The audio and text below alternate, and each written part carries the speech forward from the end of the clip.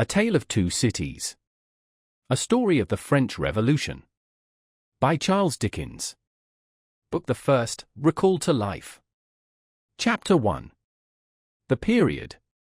It was the best of times, it was the worst of times, it was the age of wisdom, it was the age of foolishness, it was the epoch of belief, it was the epoch of incredulity, it was the season of light, it was the season of darkness, it was the spring of hope, it was the winter of despair. We had everything before us, we had nothing before us, we were all going direct to heaven, we were all going direct the other way. In short, the period was so far like the present period, that some of its noisiest authorities insisted on its being received, for good or for evil, in the superlative degree of comparison only.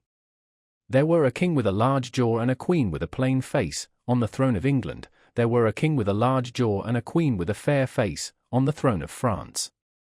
In both countries it was clearer than crystal to the lords of the state preserves of loaves and fishes, that things in general were settled forever. It was the year of our Lord 1775. Spiritual revelations were conceded to England at that favoured period, as at this. Mrs. Southcott had recently attained her 25th blessed birthday, of whom a prophetic private in the Life Guards had heralded the sublime appearance by announcing that arrangements were made for the swallowing up of London and Westminster. Even the Cock Lane ghost had been laid only a round dozen of years, after rapping out its messages, as the spirits of this very year last past, supernaturally deficient in originality, rapped out theirs. Mere messages in the earthly order of events had lately come to the English crown and people, from a congress of British subjects in America, which, strange to relate, have proved more important to the human race than any communications yet received through any of the chickens of the Cock Lane brood. France, less favoured on the whole as to matters spiritual than her sister of the Shield and Trident, rolled with exceeding smoothness downhill, making paper money and spending it. Under the guidance of her Christian pastors, she entertained herself, besides, with such humane achievements as sentencing a youth to have his hands cut off, his tongue torn out with pincers, and his body burned alive, because he had not kneeled down in the rain to do honour to a dirty procession of monks which passed within his view, at a distance of some 50 or 60 yards. It is likely enough that, rooted in the woods of France and Norway, there were growing trees, when that sufferer was put to death, already marked by the woodman, fate, to come down and be sawn into boards, to make a certain movable framework with a sack and a knife in it, terrible in history.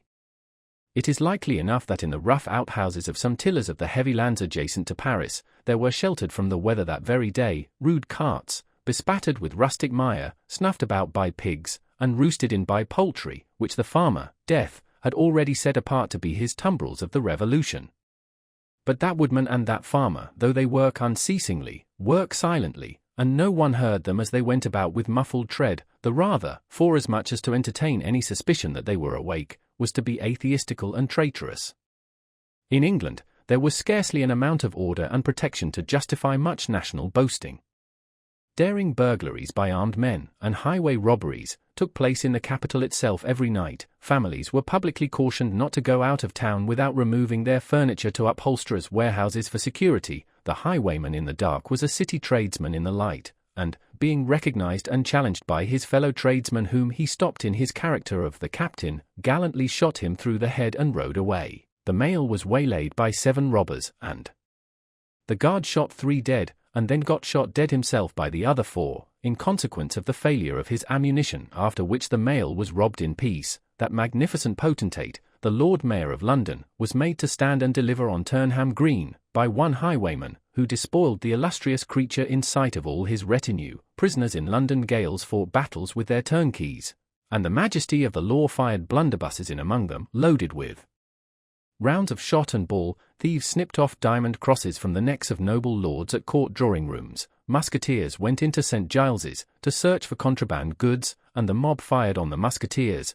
and the musketeers fired on the mob, and nobody thought any of these occurrences much out of the common way. In the midst of them, the hangman, ever busy and ever worse than useless, was in constant requisition, now stringing up long rows of miscellaneous criminals, now hanging a housebreaker on Saturday who had been taken on Tuesday, now burning people in the hand at Newgate by the dozen, and now burning pamphlets at the door of Westminster Hall, today taking the life of an atrocious murderer, and tomorrow of a wretched pilferer who had robbed a farmer's boy of 6pence. All these things, and 1,000 like them, came to pass in and close upon the dear old year 1775.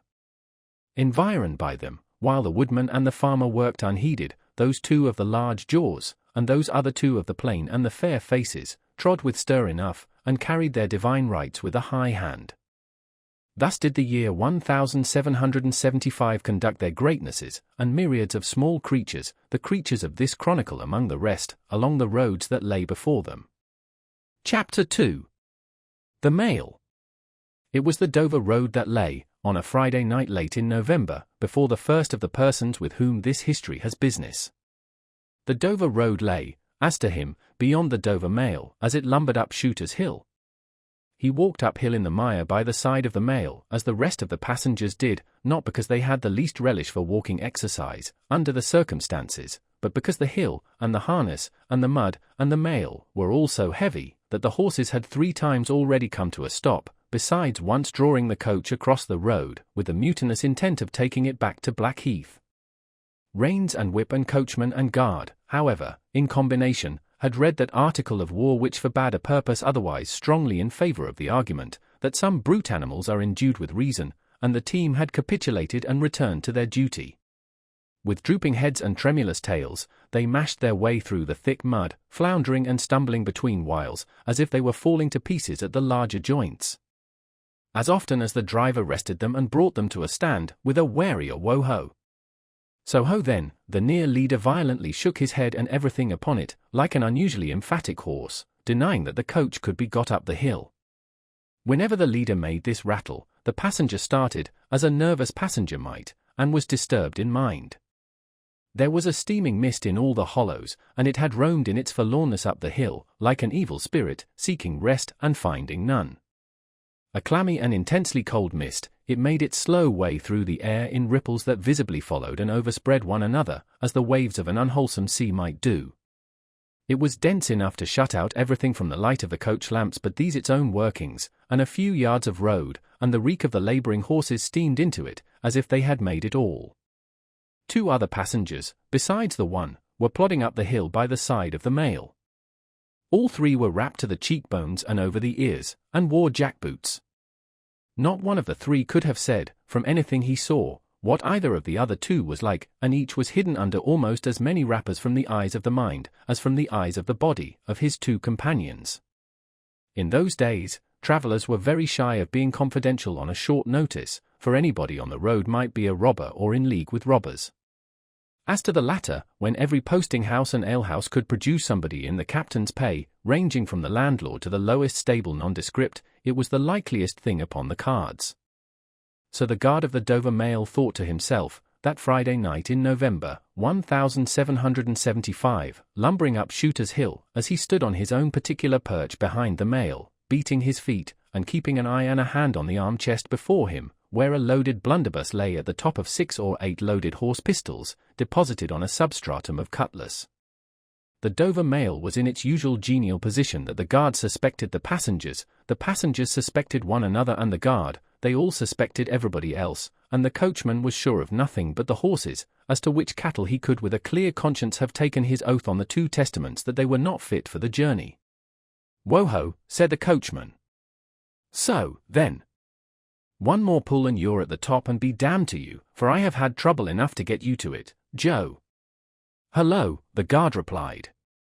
"What o'clock do you make it, Joe?" 10 minutes, good, past 11. "My blood," ejaculated the vexed coachman, "and not atop of Shooters yet." "TST. Yah. Get on with you." The emphatic horse, cut short by the whip in a most decided negative, made a decided scramble for it, and the 3 other horses followed suit. Once more, the Dover Mail struggled on, with the jackboots of its passengers squashing along by its side. They had stopped when the coach stopped, and they kept close company with it. If any one of the 3 had had the hardihood to propose to another to walk on a little ahead into the mist and darkness, he would have put himself in a fair way of getting shot instantly as a highwayman. The last burst carried the mail to the summit of the hill. The horses stopped to breathe again, and the guard got down to skid the wheel for the descent, and open the coach door to let the passengers in. "TST. Joe," cried the coachman in a warning voice, looking down from his box. What do you say, Tom? They both listened. I say a horse at a canter coming up, Joe.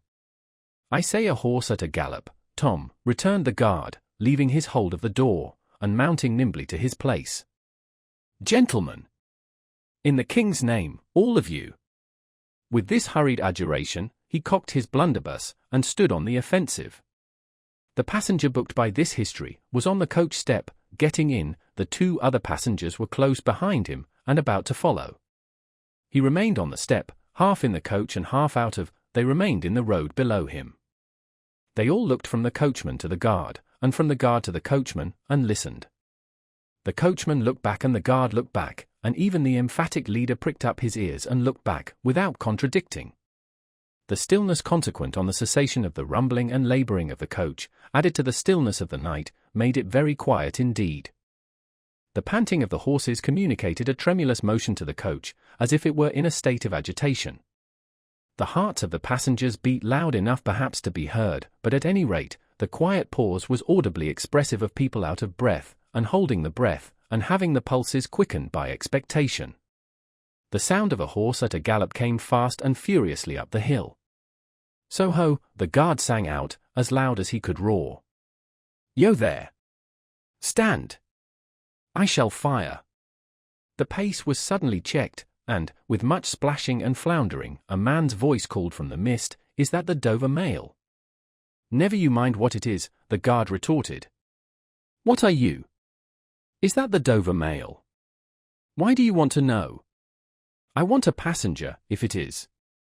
What passenger? Mr. Jarvis Lorry. Our book passenger showed in a moment that it was his name. The guard, the coachman, and the two other passengers eyed him distrustfully. Keep where you are, the guard called to the voice in the mist, because, if I should make a mistake, it could never be set right in your lifetime. Gentleman of the name of Lorry, answer straight. What is the matter? Asked the passenger, then, with mildly quavering speech. Who wants me? Is it Jerry? I don't like Jerry's voice, if it is Jerry, growled the guard to himself. His horser than suits me, is Jerry. Yes, Mr. Lorry. What is the matter? A despatch sent after you from over yonder. Tea and company. I know this messenger, guard, said Mr. Lorry, getting down into the road, assisted from behind more swiftly than politely by the other two passengers, who immediately scrambled into the coach, shut the door, and pulled up the window. He may come close, there's nothing wrong. I hope there ain't, but I can't make so a nation sure of that, said the guard, in gruff soliloquy. Hello you. Well. And hello you, said Jerry, more hoarsely than before. Come on at a foot pace. Do ye mind me? And if you've got holsters to that saddle o'er yon, don't let me see your hand go nigh em.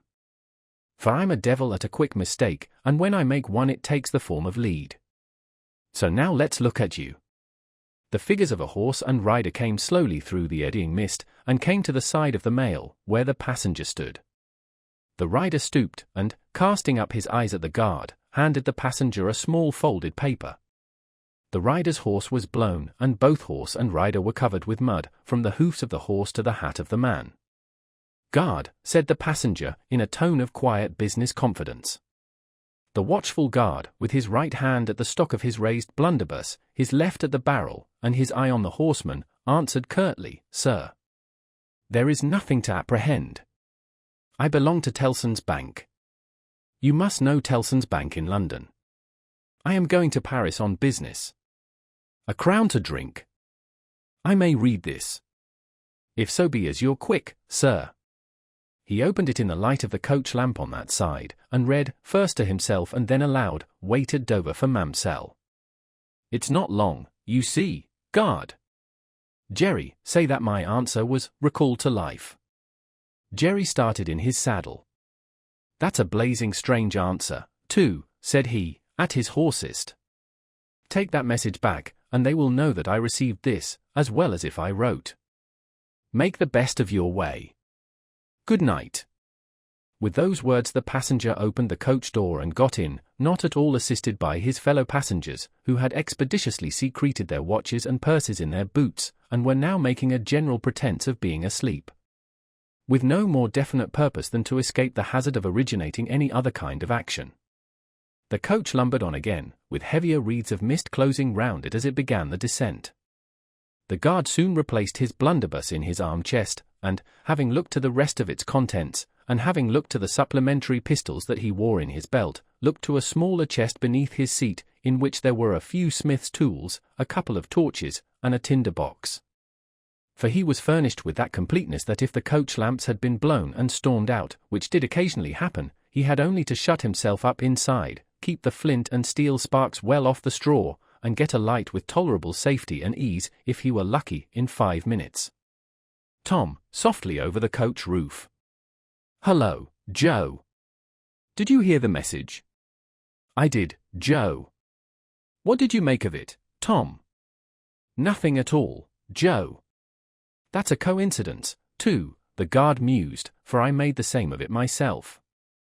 Jerry, left alone in the mist and darkness, dismounted meanwhile, not only to ease his spent horse, but to wipe the mud from his face, and shake the wet out of his hat brim, which might be capable of holding about half a gallon. After standing with the bridle over his heavily splashed arm, until the wheels of the mail were no longer within hearing and the night was quite still again, he turned to walk down the hill. After that there galloped from Temple Bar, "Old lady, I won't trust your forelegs till I get you on the level," said this horse messenger, glancing at his mare. "Recalled to life. That's a blazing strange message. Much of that wouldn't do for you, Jerry. I say, Jerry, you'd be in a blazing bad way if recalling to life was to come into fashion, Jerry." Chapter 3. The Night Shadows. A wonderful fact to reflect upon, that every human creature is constituted to be that profound secret and mystery to every other.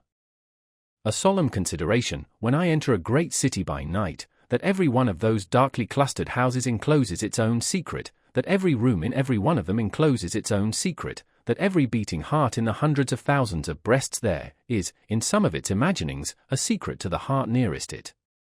Something of the awfulness, even of death itself, is referable to this. No more can I turn the leaves of this dear book that I loved, and vainly hope in time to read it all. No more can I look into the depths of this unfathomable water, wherein, as momentary lights glanced into it, I have had glimpses of buried treasure and other things submerged. It was appointed that the book should shut with a spring, forever and forever, when I had read but a page. It was appointed that the water should be locked in an eternal frost, when the light was playing on its surface, and I stood in ignorance on the shore. My friend is dead, my neighbor is dead, my love, the darling of my soul, is dead. It is the inexorable consolidation and perpetuation of the secret that was always in that individuality, and which I shall carry in mind to my life's end. In any of the burial places of this city through which I pass, is there a sleeper more inscrutable than its busy inhabitants are, in their innermost personality, to me, or than I am to them? As to this, his natural and not to be alienated inheritance, the messenger on horseback had exactly the same possessions as the king, the first minister of state, or the richest merchant in London. So with the 3 passengers shut up in the narrow compass of one lumbering old mail coach, they were mysteries to one another, as complete as if each had been in his own coach and 6, or his own coach and 60, with the breadth of a county between him and the next. The messenger rode back at an easy trot, stopping pretty often at alehouses by the way to drink, but evincing a tendency to keep his own counsel, and to keep his hat cocked over his eyes. He had eyes that assorted very well with that decoration, being of a surface black, with no depth in the colour or form, and much too near together, as if they were afraid of being found out in something, singly, if they kept too far apart. They had a sinister expression, under an old cocked hat like a 3-cornered spittoon, and over a great muffler for the chin and throat, which descended nearly to the wearer's knees. When he stopped for drink, he moved this muffler with his left hand, only while he poured his liquor in with his right. As soon as that was done, he muffled again. "No, Jerry, no," said the messenger, harping on one theme as he rode. "It wouldn't do for you, Jerry. Jerry, you honest tradesman, it wouldn't suit your line of business. Recalled. Bust me if I don't think he'd been a-drinking." His message perplexed his mind to that degree that he was fain, several times, to take off his hat to scratch his head. Except on the crown, which was raggedly bald, he had stiff, black hair, standing jaggedly all over it, and growing downhill almost to his broad, blunt nose. It was so like Smith's work, so much more like the top of a strongly spiked wall than a head of hair, that the best of players at leapfrog might have declined him as the most dangerous man in the world to go over. While he trotted back with the message he was to deliver to the night watchman in his box at the door of Tellson's Bank, by Temple Bar, who was to deliver it to greater authorities within, the shadows of the night took such shapes to him as arose out of the message, and took such shapes to the mare as arose out of her private topics of uneasiness. They seemed to be numerous, for she shied at every shadow on the road. What time, the mail coach lumbered, jolted, rattled, and bumped upon its tedious way, with its three fellow inscrutables inside. To whom, likewise, the shadows of the night revealed themselves, in the forms their dozing eyes and wandering thoughts suggested. Tellson's Bank had a run upon it in the mail.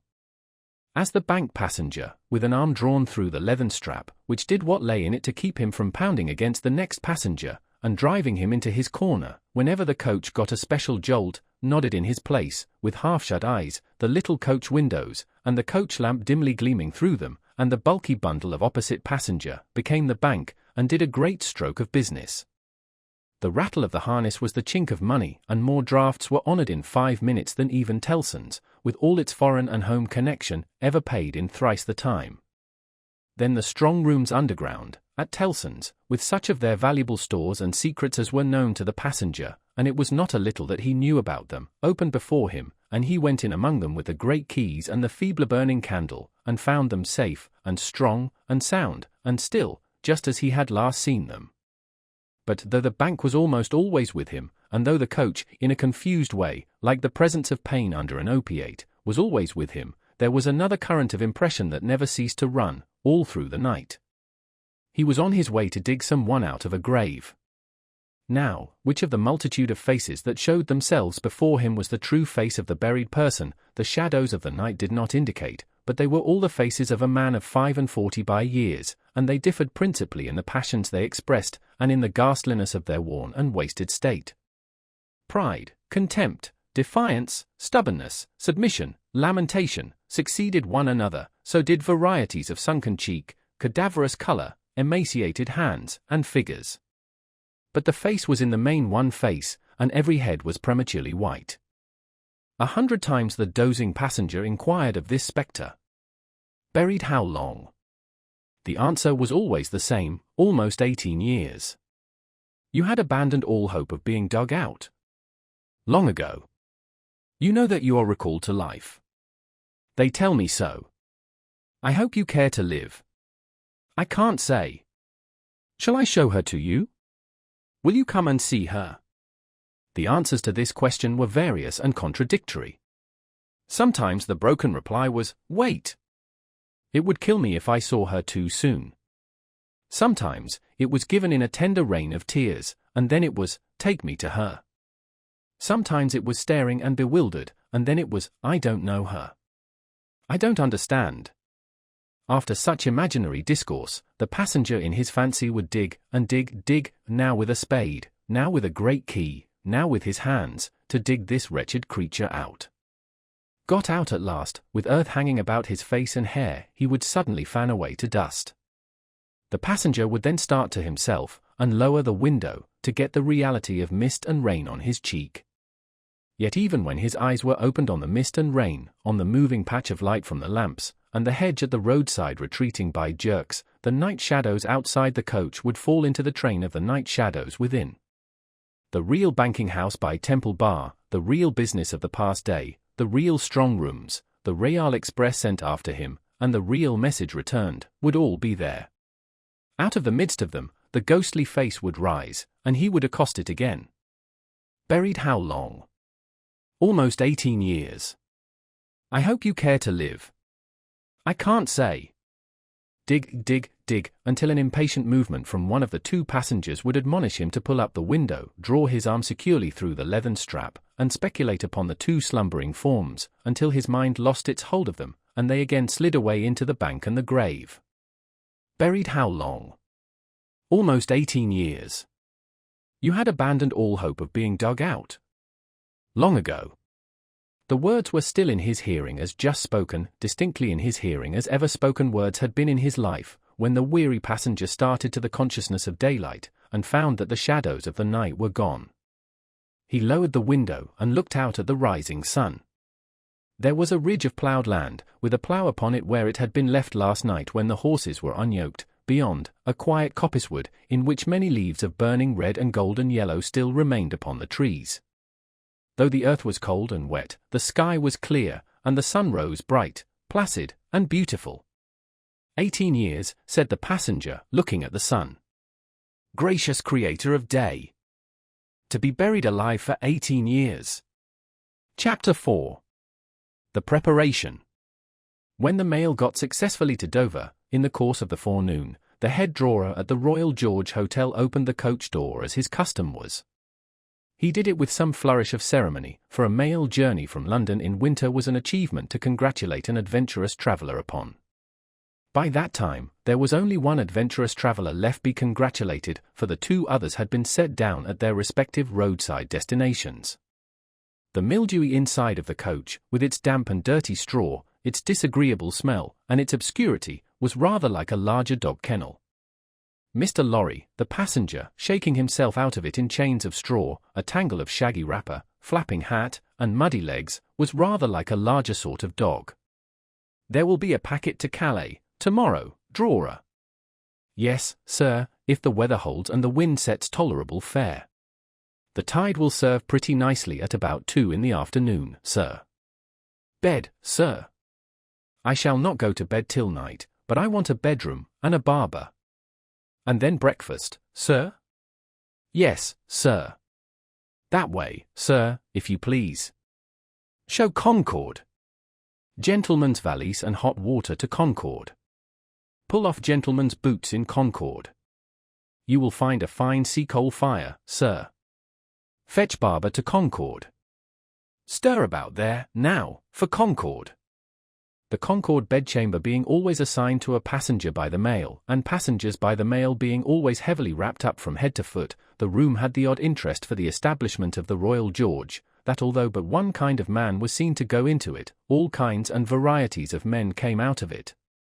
Consequently, another drawer, and 2 porters, and several maids and the landlady, were all loitering by accident at various points of the road between the Concord and the coffee-room, when a gentleman of 60, formally dressed in a brown suit of clothes, pretty well worn, but very well kept, with large square cuffs and large flaps to the pockets, passed along on his way to his breakfast. The coffee-room had no other occupant, that forenoon, than the gentleman in brown. His breakfast table was drawn before the fire, and as he sat, with its light shining on him, waiting for the meal, he sat so still, that he might have been sitting for his portrait. Very orderly and methodical he looked, with a hand on each knee, and a loud watch ticking a sonorous sermon under his flapped waistcoat, as though it pitted its gravity and longevity against the levity and evanescence of the brisk fire. He had a good leg, and was a little vain of it, for his brown stockings fitted sleek and close, and were of a fine texture. His shoes and buckles, too, though plain, were trim. He wore an odd little sleek crisp flaxen wig, setting very close to his head, which wig, it is to be presumed, was made of hair, but which looked far more as though it were spun from filaments of silk or glass. His linen, though not of a fineness in accordance with his stockings, was as white as the tops of the waves that broke upon the neighbouring beach, or the specks of sail that glinted in the sunlight far at sea. A face habitually suppressed and quieted, was still lighted up under the quaint wig by a pair of moist bright eyes that it must have cost their owner, in years gone by, some pains to drill to the composed and reserved expression of Tellson's Bank. He had a healthy colour in his cheeks, and his face, though lined, bore few traces of anxiety. But, perhaps the confidential bachelor clerks in Tellson's Bank were principally occupied with the cares of other people, and perhaps second-hand cares, like second-hand clothes, come easily off and on. Completing his resemblance to a man who was sitting for his portrait, Mr. Lorry dropped off to sleep. The arrival of his breakfast roused him, and he said to the drawer, as he moved his chair to it, "I wish accommodation prepared for a young lady who may come here at any time today. She may ask for Mr. Jarvis Lorry, or she may only ask for a gentleman from Tellson's Bank. Please to let me know." "Yes, sir." "Tellson's Bank in London, sir." "Yes." "Yes, sir. We have oftentimes the honour to entertain your gentlemen in their travelling backwards and forwards betwixt London and Paris, sir." A vast deal of travelling, sir, in Tellson and Company's house. Yes. We are quite a French house, as well as an English one. Yes, sir. Not much in the habit of such travelling yourself, I think, sir. Not of late years. It is 15 years since I came last from France. Indeed, sir? That was before my time here, sir. Before our people's time here, sir. The George was in other hands at that time, sir. I believe so. But I would hold a pretty wager, sir, that a house like Tellson and Company was flourishing, a matter of 50, not to speak of 15 years ago. You might treble that, and say 150, yet not be far from the truth. Indeed, sir. Rounding his mouth and both his eyes, as he stepped backward from the table, the waiter shifted his napkin from his right arm to his left, dropped into a comfortable attitude, and stood surveying the guest while he ate and drank, as from an observatory or watchtower. According to the immemorial usage of waiters in all ages. When Mr. Lorry had finished his breakfast, he went out for a stroll on the beach. The little narrow, crooked town of Dover hid itself away from the beach, and ran its head into the chalk cliffs, like a marine ostrich. The beach was a desert of heaps of sea and stones tumbling wildly about, and the sea did what it liked, and what it liked was destruction. It thundered at the town, and thundered at the cliffs, and brought the coast down, madly. The air among the houses was of so strong a piscatory flavour that one might have supposed sick fish went up to be dipped in it, as sick people went down to be dipped in the sea. A little fishing was done in the port, and a quantity of strolling about by night, and looking seaward, particularly at those times when the tide made, and was near flood. Small tradesmen, who did no business whatever, sometimes unaccountably realized large fortunes, and it was remarkable that nobody in the neighborhood could endure a lamplighter. As the day declined into the afternoon, and the air, which had been at intervals clear enough to allow the French coast to be seen, became again charged with mist and vapor, Mr. Lorry's thoughts seemed to cloud too.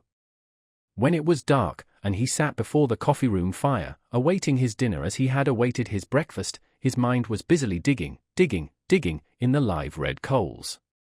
A bottle of good claret after dinner does a digger in the red coals no harm, otherwise than as it has a tendency to throw him out of work.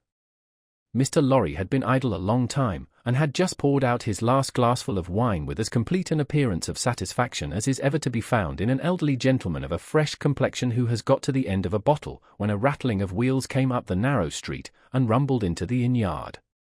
He set down his glass untouched. "This is Mamselle," said he. In a very few minutes the waiter came in to announce that Miss Manette had arrived from London, and would be happy to see the gentleman from Tellson's. So soon? Miss Manette had taken some refreshment on the road, and required none then, and was extremely anxious to see the gentleman from Tellson's immediately, if it suited his pleasure and convenience. The gentleman from Tellson's had nothing left for it but to empty his glass with an air of stolid desperation, settle his odd little flaxen wig at the ears, and follow the waiter to Miss Manette's apartment. It was a large, dark room, furnished in a funereal manner with black horsehair, and loaded with heavy dark tables. These had been oiled and oiled, until the two tall candles on the table in the middle of the room were gloomily reflected on every leaf, as if they were buried in deep graves of black mahogany, and no light to speak of could be expected from them until they were dug out.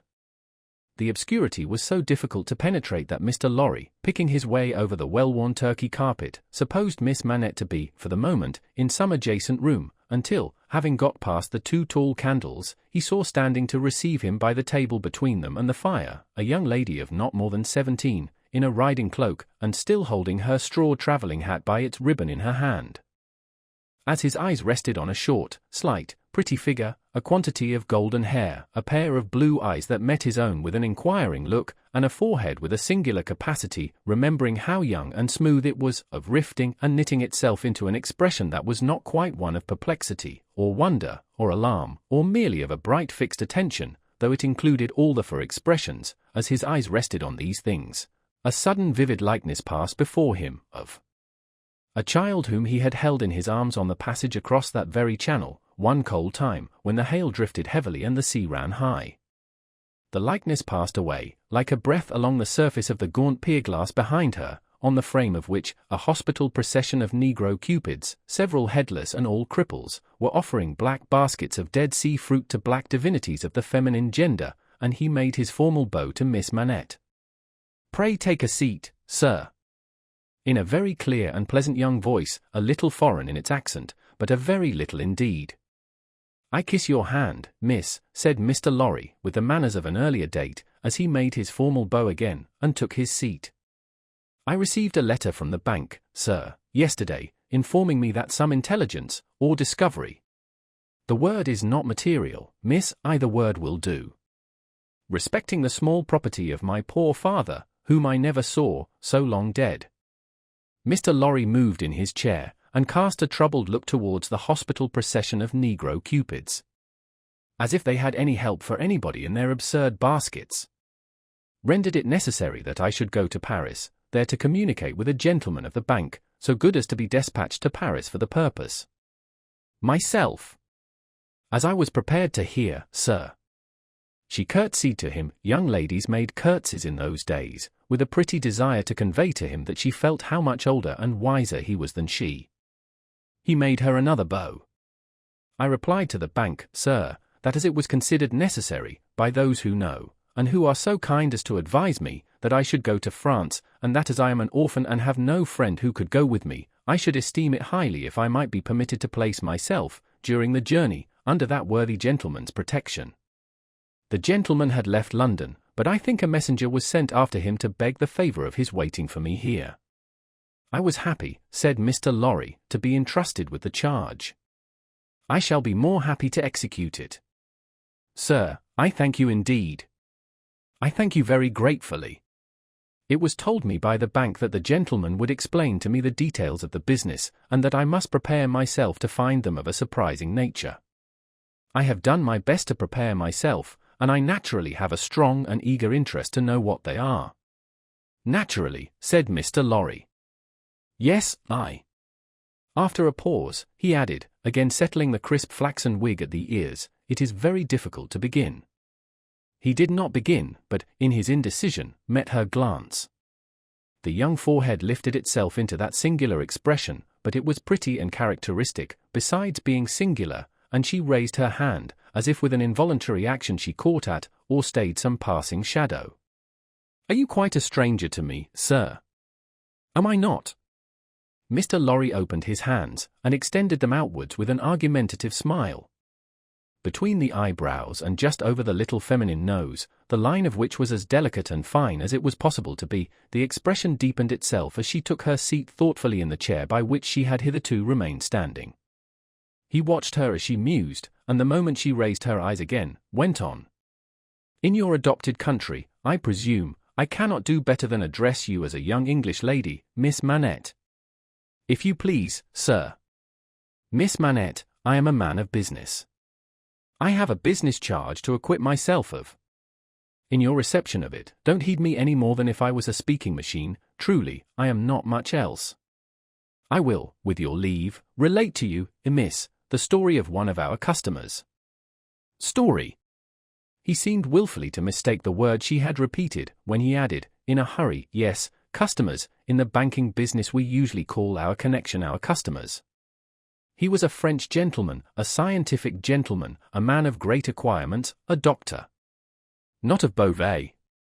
"Why, yes, of Beauvais. Like Monsieur Manette, your father, the gentleman was of Beauvais. Like Monsieur Manette, your father, the gentleman was of repute in Paris. I had the honor of knowing him there.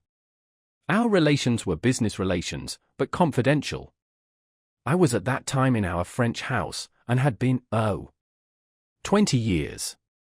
At that time, I may ask, at what time, sir? I speak, miss, of 20 years ago. He married an English lady, and I was one of the trustees. His affairs, like the affairs of many other French gentlemen and French families, were entirely in Tellson's hands.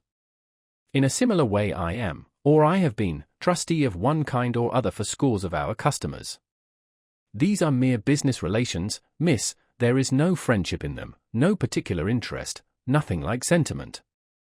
I have passed from one to another, in the course of my business life, just as I pass from one of our customers to another in the course of my business day. In short, I have no feelings, I am a mere machine. To go on. But this is my father's story, sir, and I begin to think," the curiously roughened forehead was very intent upon him, "that when I was left an orphan through my mother surviving my father only 2 years, it was you who brought me to England." "I am almost sure it was you." "Mr. Lorry took the hesitating little hand that confidingly advanced to take his, and he put it with some ceremony to his lips.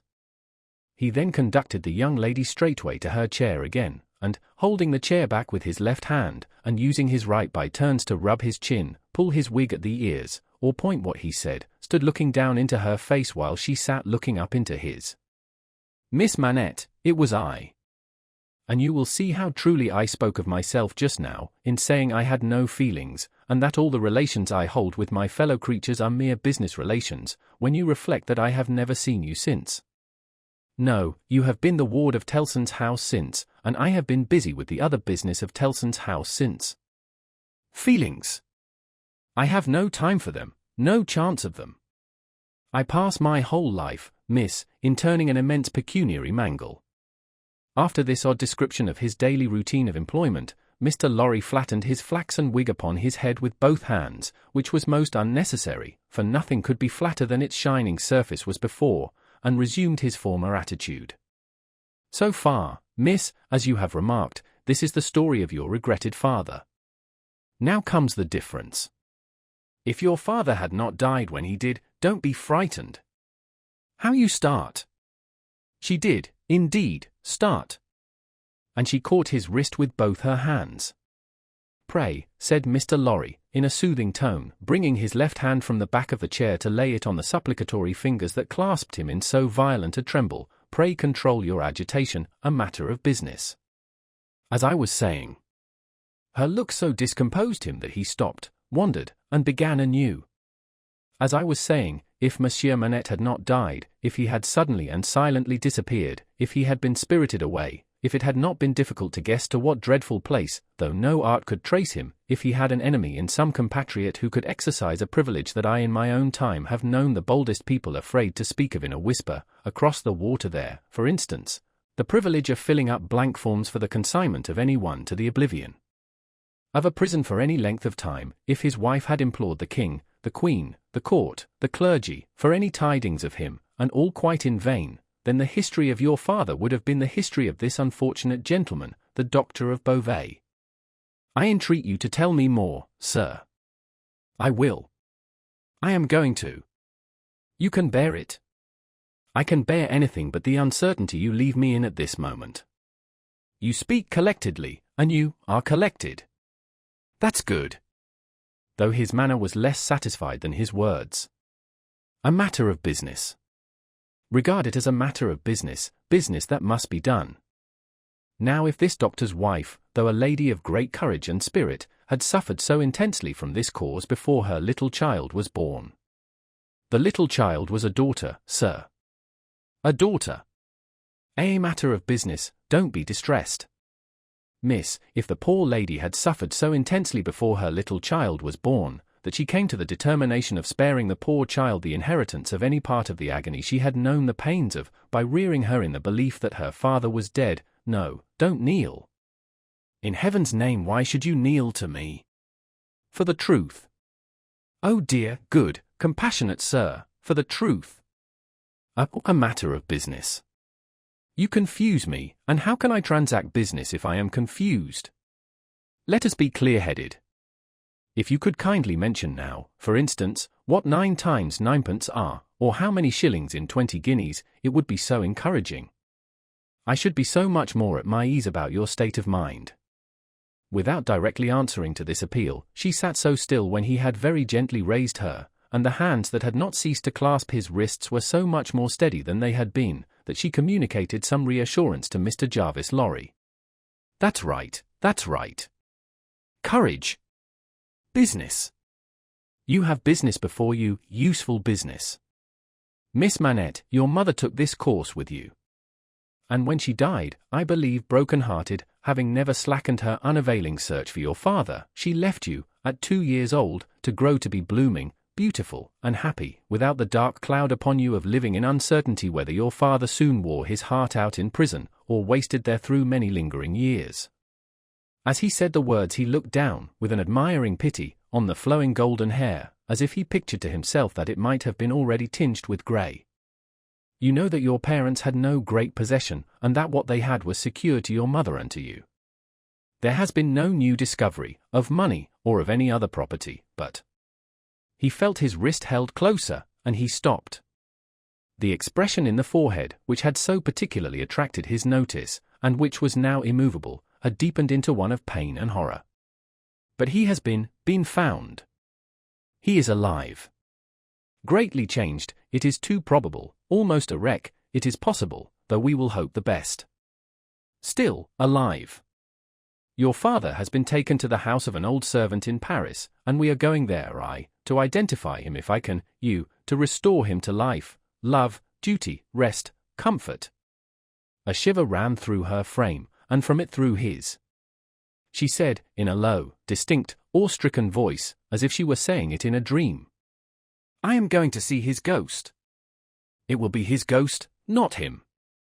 Mr. Lorry quietly chafed the hands that held his arm. There. See now.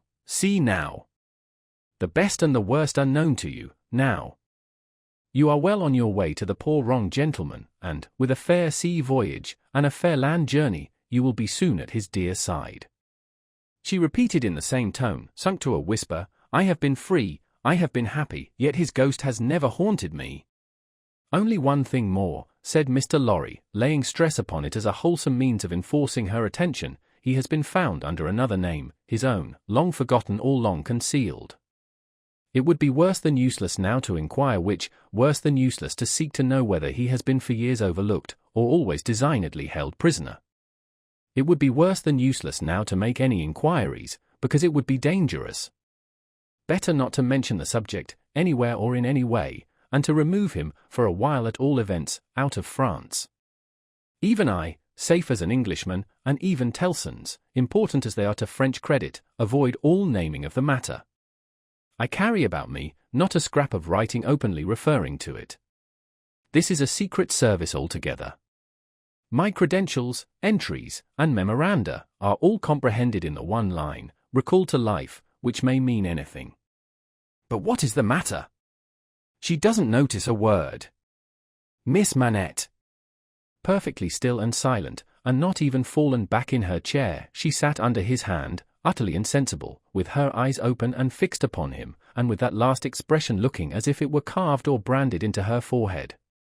So close was her hold upon his arm, that he feared to detach himself lest he should hurt her, therefore he called out loudly for assistance without moving.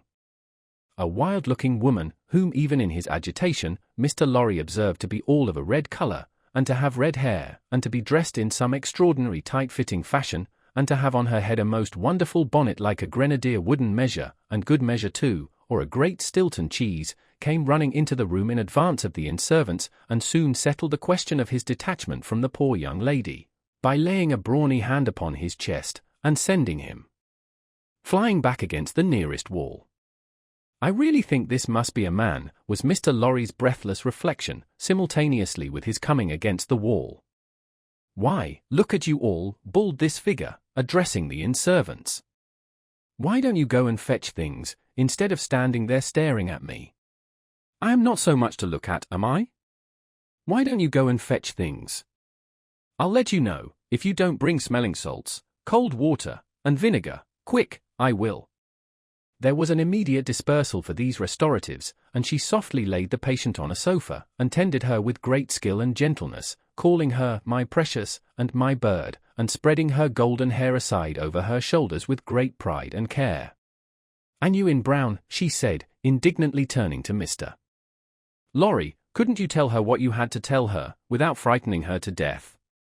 Look at her, with her pretty pale face and her cold hands. Do you call that being a banker?"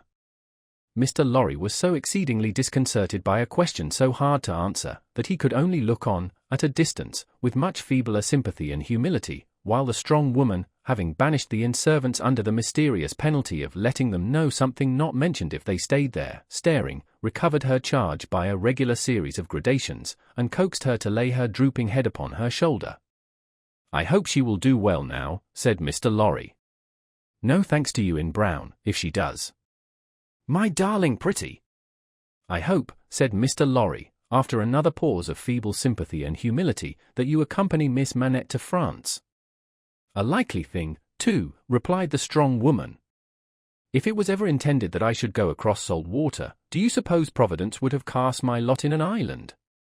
This being another question hard to answer, Mr. Jarvis Lorry withdrew to consider it. Chapter 5. The Wine Shop. A large cask of wine had been dropped and broken in the street. The accident had happened in getting it out of a cart. The cask had tumbled out with a run, the hoops had burst, and it lay on the stones just outside the door of the wine shop, shattered like a walnut shell. All the people within reach had suspended their business, or their idleness, to run to the spot and drink the wine. The rough, irregular stones of the street, pointing every way, and designed, one might have thought, expressly to lame all living creatures that approached them, had dammed it into little pools. These were surrounded, each by its own jostling group or crowd, according to its size.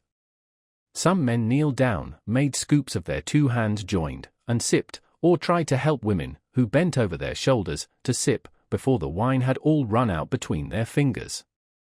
Others, men and women, dipped in the puddles with little mugs of mutilated earthenware, or even with handkerchiefs from women's heads, which were squeezed dry into infants' mouths. Others made small mud embankments, to stem the wine as it ran. Others, directed by lookers-on up at high windows, darted here and there, to cut off little streams of wine that started away in new directions. Others devoted themselves to the sodden and lead-eyed pieces of the cask, licking, and even champing the moister wine-rotted fragments with eager relish. There was no drainage to carry off the wine, and not only did it all get taken up, but so much mud got taken up along with it, that there might have been a scavenger in the street, if anybody acquainted with it could have believed in such a miraculous presence.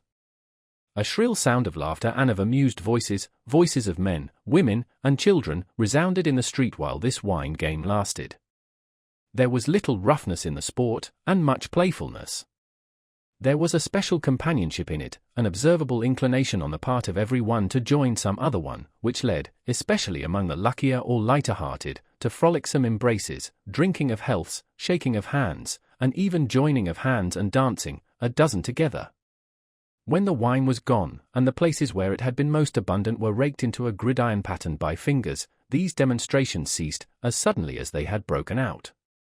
The man who had left his saw sticking in the firewood he was cutting, set it in motion again. The women who had left on a doorstep the little pot of hot ashes, at which she had been trying to soften the pain in her own starved fingers and toes, or in those of her child, returned to it. Men with bare arms, matted locks, and cadaverous faces, who had emerged into the winter light from cellars, moved away, to descend again, and a gloom gathered on the scene that appeared more natural to it than sunshine. The wine was red wine, and had stained the ground of the narrow street in the suburb of Saint Antoine, in Paris, where it was spilled. It had stained many hands, too, and many faces, and many naked feet, and many wooden shoes. The hands of the man who sawed the wood left red marks on the billets, and the forehead of the woman who nursed her baby was stained with the stain of the old rag she wound about her head again. Those who had been greedy with the staves of the cask had acquired a tigerish smear about the mouth, and one tall joker so besmirched, his head more out of a long squalid bag of a nightcap than in it, scrawled upon a wall with his finger dipped in muddy wine lees, blood. The time was to come when that wine too would be spilled on the street stones, and when the stain of it would be read upon many there. And now that the cloud settled on Saint Antoine, which a momentary gleam had driven from his sacred countenance, the darkness of it was heavy. Cold, dirt, sickness, ignorance, and want were the lords in waiting on the saintly presence, nobles of great power all of them, but most especially the last. Samples of a people that had undergone a terrible grinding and regrinding in the mill, and certainly not in the fabulous mill which ground old people young, shivered at every corner, passed in and out at every doorway, looked from every window, fluttered in every vestige of a garment that the wind shook. The mill which had worked them down was the mill that grinds young people old. The children had ancient faces and grave voices, and upon them, and upon the grown faces, and ploughed into every furrow of age and coming up afresh, was the sigh, hunger. It was prevalent everywhere. Hunger was pushed out of the tall houses, in the wretched clothing that hung upon poles and lines. Hunger was patched into them with straw and rag and wood and paper. Hunger was repeated in every fragment of the small modicum of firewood that the man sawed off. Hunger stared down from the smokeless chimneys, and started up from the filthy street that had no offal, among its refuse, of anything to eat. Hunger was the inscription on the baker's shelves, written in every small loaf of his scanty stock of bad bread, at the sausage shop, in every dead dog preparation that was offered for sale. Hunger rattled its dry bones among the roasting chestnuts in the turn cylinder. Hunger was shred into atomics in every farthing porringer of husky chips of potato, fried with some reluctant drops of oil. Its abiding place was in all things fitted to it. A narrow winding street, full of offence and stench, with other narrow winding streets diverging, all peopled by rags and nightcaps, and all smelling of rags and nightcaps, and all visible things with a brooding look upon them that looked ill. In the hunted air of the people there was yet some wild beast thought of the possibility of turning at bay. Depressed and slinking though they were, eyes of fire were not wanting among them, nor compressed lips, white with what they suppressed, nor foreheads knitted into the likeness of the gallows rope they mused about enduring, or inflicting. The trade signs, and they were almost as many as the shops, were, all, grim illustrations of want. The butcher and the porkman painted up only the leanest scrags of meat, the baker, the coarsest of meagre loaves. The people rudely pictured as drinking in the wine shops, croaked over their scanty measures of thin wine and beer, and were gloweringly confidential together. Nothing was represented in a flourishing condition, save tools and weapons, but the cutler's knives and axes were sharp and bright, the smith's hammers were heavy, and the gunmaker's stock was murderous. The crippling stones of the pavement, with their many little reservoirs of mud and water, had no footways, but broke off abruptly at the doors. The kennel, to make amends, ran down the middle of the street, when it ran at all, which was only after heavy rains, and then it ran, by many eccentric fits, into the houses. Across the streets, at wide intervals, one clumsy lamp was slung by a rope and pulley. At night, when the lamplighter had let these down, and lighted, and hoisted them again, a feeble grove of dim wicks swung in a sickly manner overhead, as if they were at sea.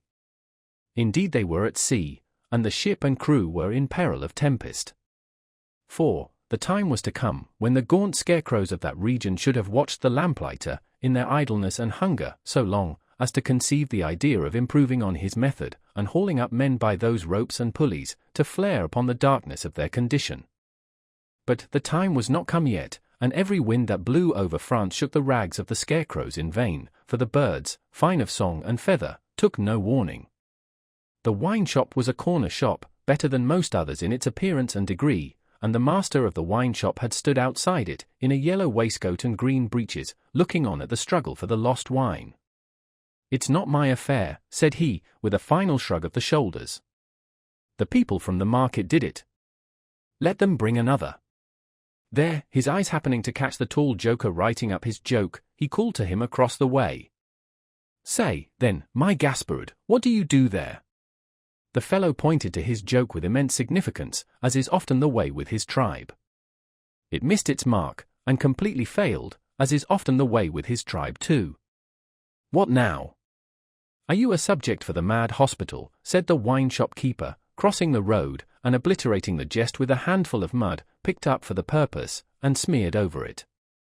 "Why do you write in the public streets? Tell me thou, is there no other place to write such words in?" In his expostulation he dropped his cleaner hand, perhaps accidentally, perhaps not, upon the joker's heart. The joker rapped it with his own, took a nimble spring upward, and came down in a fantastic dancing attitude, with one of his stained shoes jerked off his foot into his hand, and held out. A joker of an extremely, not to say wolfishly practical character, he looked, under those circumstances. Put it on," said the other. "Call wine, wine, and finish there." With that advice, he wiped his soiled hand upon the joker's dress, such as it was, quite deliberately, as having dirted the hand on his account, and then recrossed the road and entered the wine shop. This wine shop keeper was a bull-necked, martial-looking man of 30, and he should have been of a hot temperament, for, although it was a bitter day, he wore no coat, but carried one slung over his shoulder. His shirt sleeves were rolled up, too, and his brown arms were bare to the elbows. Neither did he wear anything more on his head than his own crisply curling short dark hair. He was a dark man altogether, with good eyes and a good bold breadth between them. Good-humoured looking on the whole, but implacable looking, too, evidently a man of a strong resolution and a set purpose, a man not desirable to be met, rushing down a narrow pass with a gulf on either side, for nothing would turn the man. Madame Defarge, his wife, sat in the shop behind the counter as he came in. Madame Defarge was a stout woman of about his own age, with a watchful eye that seldom seemed to look at anything, a large hand heavily ringed, a steady face, strong features, and great composure of manner. There was a character about Madame Defarge, from which one might have predicated that she did not often make mistakes against herself in any of the reckonings over which she presided. Madame Defarge, being sensitive to cold, was wrapped in fur, and had a quantity of bright shawl twined about her head, though not to the concealment of her large earrings. Her knitting was before her, but she had laid it down to pick her teeth with a toothpick. Thus engaged, with her right elbow supported by her left hand, Madame Defarge said nothing when her lord came in, but coughed just one grain of cough. This, in combination with the lifting of her darkly defined eyebrows over her toothpick by the breadth of a line, suggested to her husband that he would do well to look round the shop among the customers, for any new customer who had dropped in while he stepped over the way. The wine-shop keeper accordingly rolled his eyes about, until they rested upon an elderly gentleman and a young lady, who were seated in a corner. Other company were there, 2 playing cards, 2 playing dominoes, 3 standing by the counter lengthening out a short supply of wine. As he passed behind the counter, he took notice that the elderly gentleman said in a look to the young lady, "This is our man." "What the devil do you do in that galley there?" said Monsieur Defarge to himself. "I don't know you." But he feigned not to notice the 2 strangers, and fell into discourse with the triumvirate of customers who were drinking at the counter. "How goes it, Jack?" said one of these 3 to Monsieur Defarge. "Is all the spilt wine swallowed?" "Every drop, Jack," answered Monsieur Defarge. When this interchange of Christian name was effected, Madame Defarge, picking her teeth with her toothpick, coughed another grain of cough, and raised her eyebrows by the breadth of another line. "It is not often," said the second of the 3, addressing Monsieur Defarge, "that many of these miserable beasts know the taste of wine, or of anything but black bread and death. Is it not so, Jack?" "It is so, Zac," Monsieur Defarge returned. At this second interchange of the Christian name, Madame Defarge, still using her toothpick with profound composure, coughed another grain of cough, and raised her eyebrows by the breadth of another line. The last of the 3 now said his say, as he put down his empty drinking vessel and smacked his lips. "Ah! So much the worse. A bitter taste it is that such poor cattle always have in their mouths, and hard lives they live, Jack. Am I right, Jack?" "You are right, Jack," was the response of Monsieur Defarge. This third interchange of the Christian name was completed at the moment when Madame Defarge put her toothpick by, kept her eyebrows up, and slightly rustled in her seat. "Hold then." "True," muttered her husband. "Gentlemen, my wife." The 3 customers pulled off their hats to Madame Defarge, with 3 flourishes. She acknowledged their homage by bending her head, and giving them a quick look. Then she glanced in a casual manner round the wine-shop, took up her knitting with great apparent calmness and repose of spirit, and became absorbed in it. "Gentlemen," said her husband, who had kept his bright eye observantly upon her, "good day. The chamber, furnished bachelor fashion, that you wished to see, and were inquiring for when I stepped out, is on the 5th floor. The doorway of the staircase gives on the little courtyard close to the left here," pointing with his hand, "near to the window of my establishment. But, now that I remember, one of you has already been there, and can show the way. Gentlemen, adieu." They paid for their wine, and left the place. The eyes of Monsieur Defarge were studying his wife at her knitting when the elderly gentleman advanced from his corner, and begged the favour of a word. "Willingly, sir," said Monsieur Defarge, and quietly stepped with him to the door. Their conference was very short, but very decided. Almost at the first word, Monsieur Defarge started and became deeply attentive. It had not lasted a minute, when he nodded and went out. The gentleman then beckoned to the young lady, and they, too, went out. Madame Defarge knitted with nimble fingers and steady eyebrows, and saw nothing. Mr. Jarvis Lorry and Miss Manette, emerging from the wine shop thus, joined Monsieur Defarge in the doorway to which he had directed his own company just before. It opened from a stinking little black courtyard, and was the general public entrance to a great pile of houses, inhabited by a great number of people. In the gloomy tile-paved entry to the gloomy tile-paved staircase, Monsieur Defarge bent down on one knee to the child of his old master, and put her hand to his lips. It was a gentle action, but not at all gently done. A very remarkable transformation had come over him in a few seconds. He had no good humour in his face, nor any openness of aspect left, but had become a secret, angry, dangerous man. It is very high, it is a little difficult. Better to begin slowly. Thus, Monsieur Defarge, in a stern voice, to Mr. Lorry, as they began ascending the stairs. "Is he alone?" the latter whispered. "Alone? God help him, who should be with him," said the other, in the same low voice. "Is he always alone, then?" "Yes." "Of his own desire?" "Of his own necessity." "As he was, when I first saw him after they found me and demanded to know if I would take him, and, at my peril be discreet, as he was then, so he is now." "He is greatly changed." "Changed?" The keeper of the wine shop stopped to strike the wall with his hand, and mutter a tremendous curse. No direct answer could have been half so forcible. Mr. Lorry's spirits grew heavier and heavier, as he and his two companions ascended higher and higher.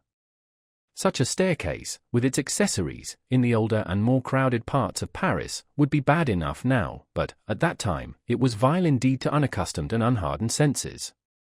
Every little habitation within the great foul nest of one high building, that is to say, the room or rooms within every door that opened on the general staircase, left its own heap of refuse on its own landing, besides flinging other refuse from its own windows.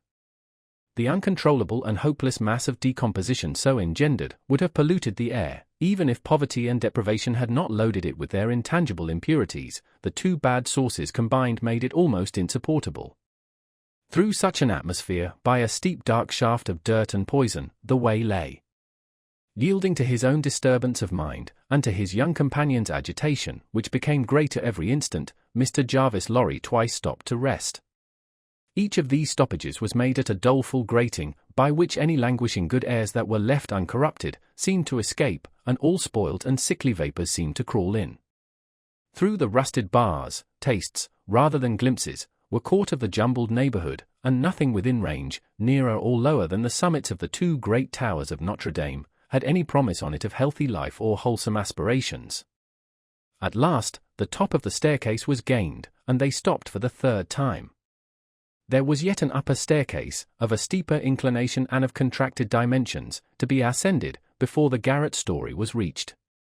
The keeper of the wine shop, always going a little in advance, and always going on the side which Mr. Lorry took, as though he dreaded to be asked any question by the young lady, turned himself about here, and, carefully feeling in the pockets of the coat he carried over his shoulder, took out a key. "The door is locked then, my friend," said Mr. Lorry, surprised. "Yes," was the grim reply of Monsieur Defarge. "You think it necessary to keep the unfortunate gentleman so retired?" "I think it necessary to turn the key." Monsieur Defarge whispered it closer in his ear, and frowned heavily. "Why?" "Why?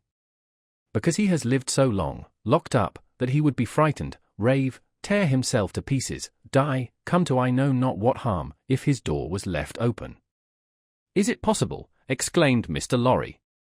"Is it possible?" repeated Defarge, bitterly. "Yes. And a beautiful world we live in, when it is possible, and when many other such things are possible, and not only possible, but done, see you, under that sky there, every day. Long live the devil. Let us go on." This dialogue had been held in so very low a whisper, that not a word of it had reached the young lady's ears. But by this time she trembled under such strong emotion, and her face expressed such deep anxiety, and, above all, such dread and terror, that Mr. Lorry felt it incumbent on him to speak a word or two of reassurance. "Courage, dear miss. Courage. Business. The worst will be over in a moment, it is but passing the room door, and the worst is over. Then, all the good you bring to him, all the relief, all the happiness you bring to him, begin. Let our good friend here assist you on that side. That's well, friend Defarge. Come, now. Business, business. They went up slowly and softly. The staircase was short, and they were soon at the top. There, as it had an abrupt turn in it, they came all at once in sight of three men, whose heads were bent down close together at the side of a door, and who were intently looking into the room to which the door belonged, through some chinks or holes in the wall.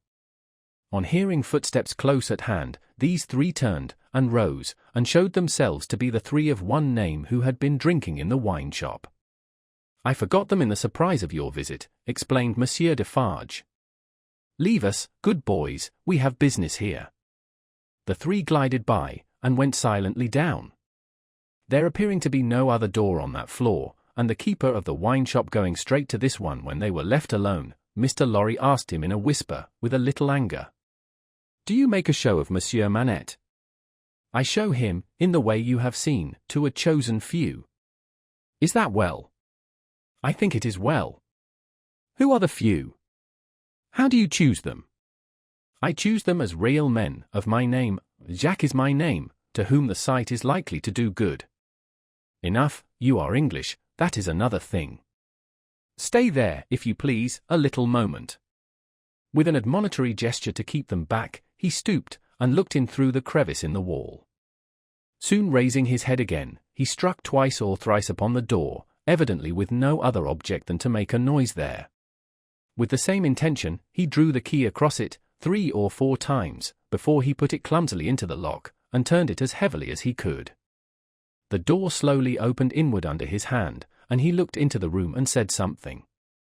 A faint voice answered something. Little more than a single syllable could have been spoken on either side. He looked back over his shoulder, and beckoned them to enter. Mr. Lorry got his arm securely round the daughter's waist, and held her, for he felt that she was sinking. Business, business, he urged, with a moisture that was not of business shining on his cheek. Come in, come in. I am afraid of it, she answered, shuddering. Of it? What? I mean of him. Of my father.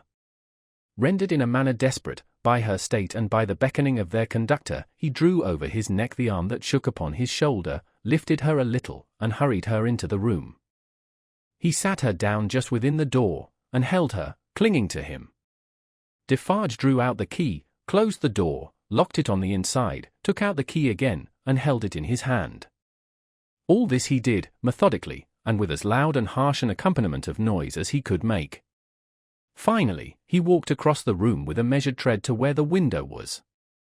He stopped there, and faced round.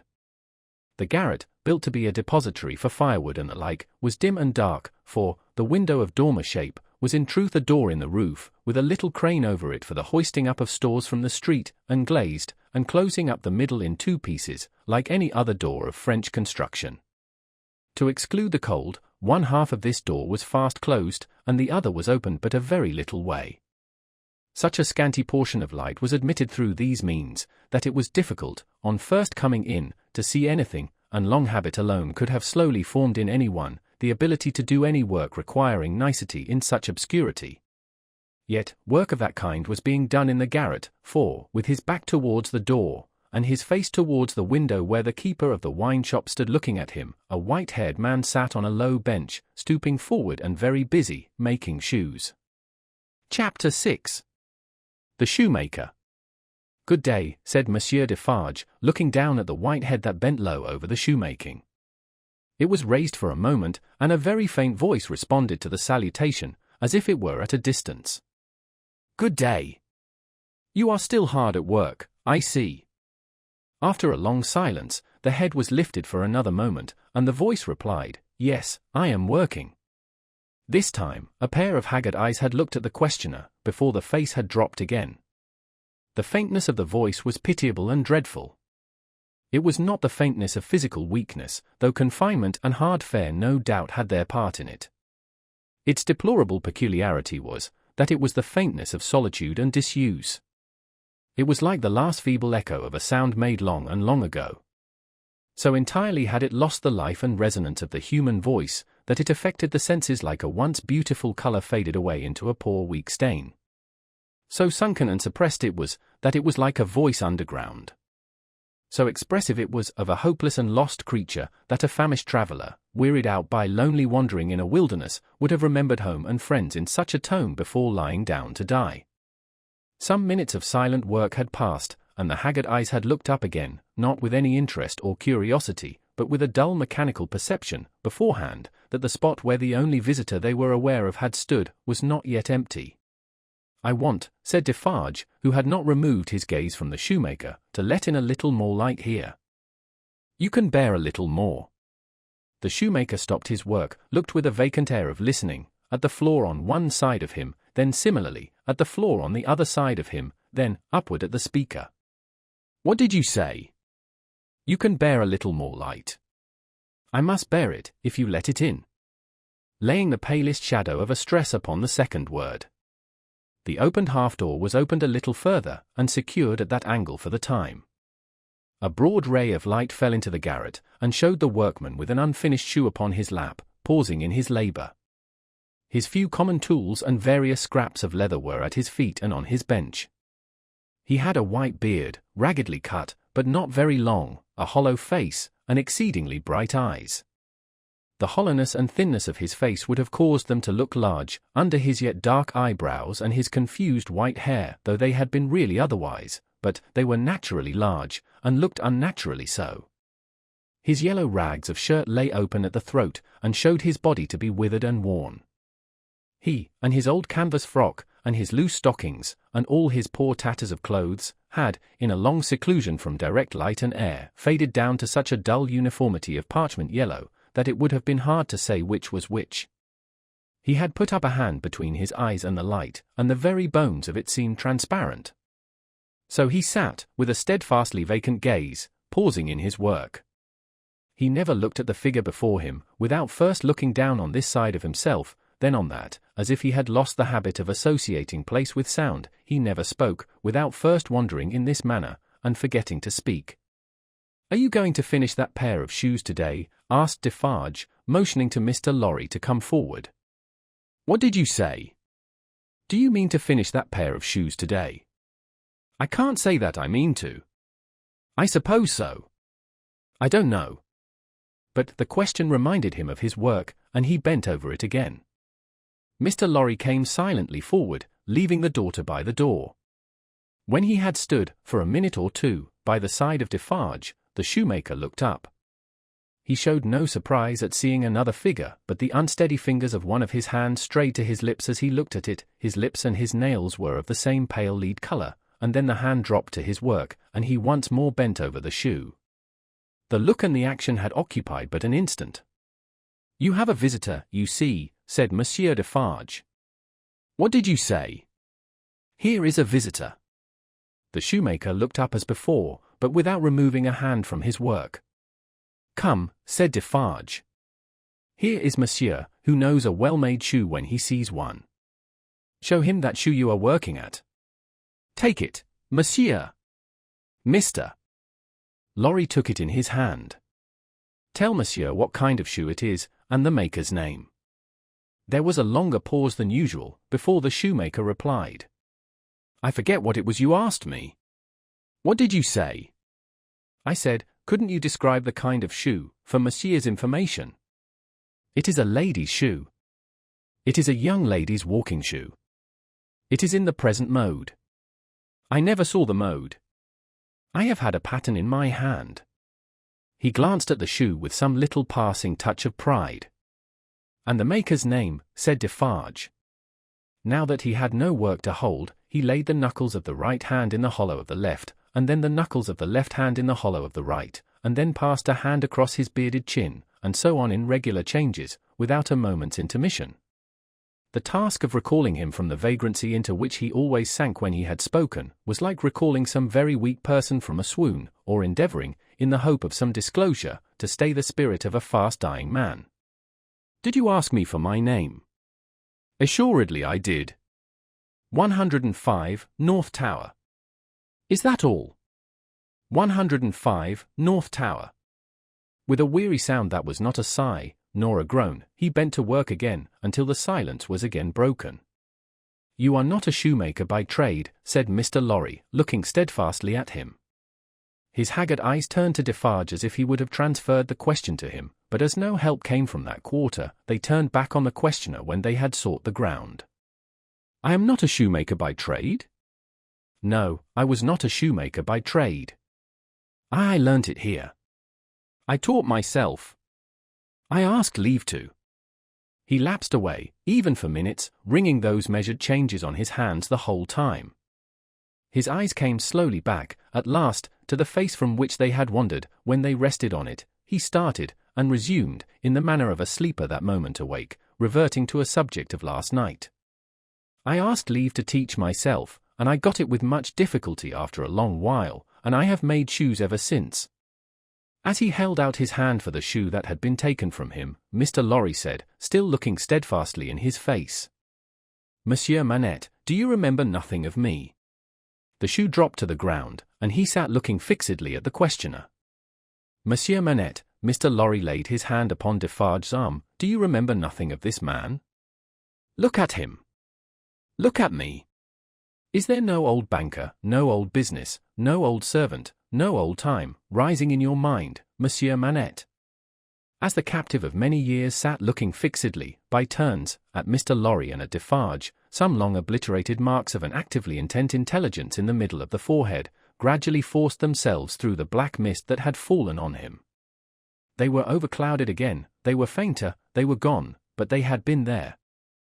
And so exactly was the expression repeated on the fair young face of her who had crept along the wall to a point where she could see him, and where she now stood looking at him, with hands which at first had been only raised in frightened compassion, if not even to keep him off and shut out the sight of him, but which were now extending towards him, trembling with eagerness to lay the spectral face upon her warm young breast, and love it back to life and hope. So exactly was the expression repeated, though in stronger characters, on her fair young face, that it looked as though it had passed like a moving light, from him to her. Darkness had fallen on him in its place.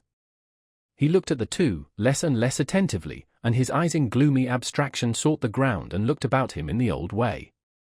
Finally, with a deep long sigh, he took the shoe up, and resumed his work. "Have you recognized him, monsieur?" asked Defarge in a whisper. "Yes, for a moment. At first I thought it quite hopeless, but I have unquestionably seen, for a single moment, the face that I once knew so well." "Hush! Let us draw further back." "Hush!" She had moved from the wall of the garret, very near to the bench on which he sat today. There was something awful in his unconsciousness of the figure that could have put out its hand and touched him as he stooped over his labor. Not a word was spoken, not a sound was made. She stood, like a spirit, beside him, and he bent over his work. It happened, at length, that he had occasion to change the instrument in his hand for his shoemaker's knife.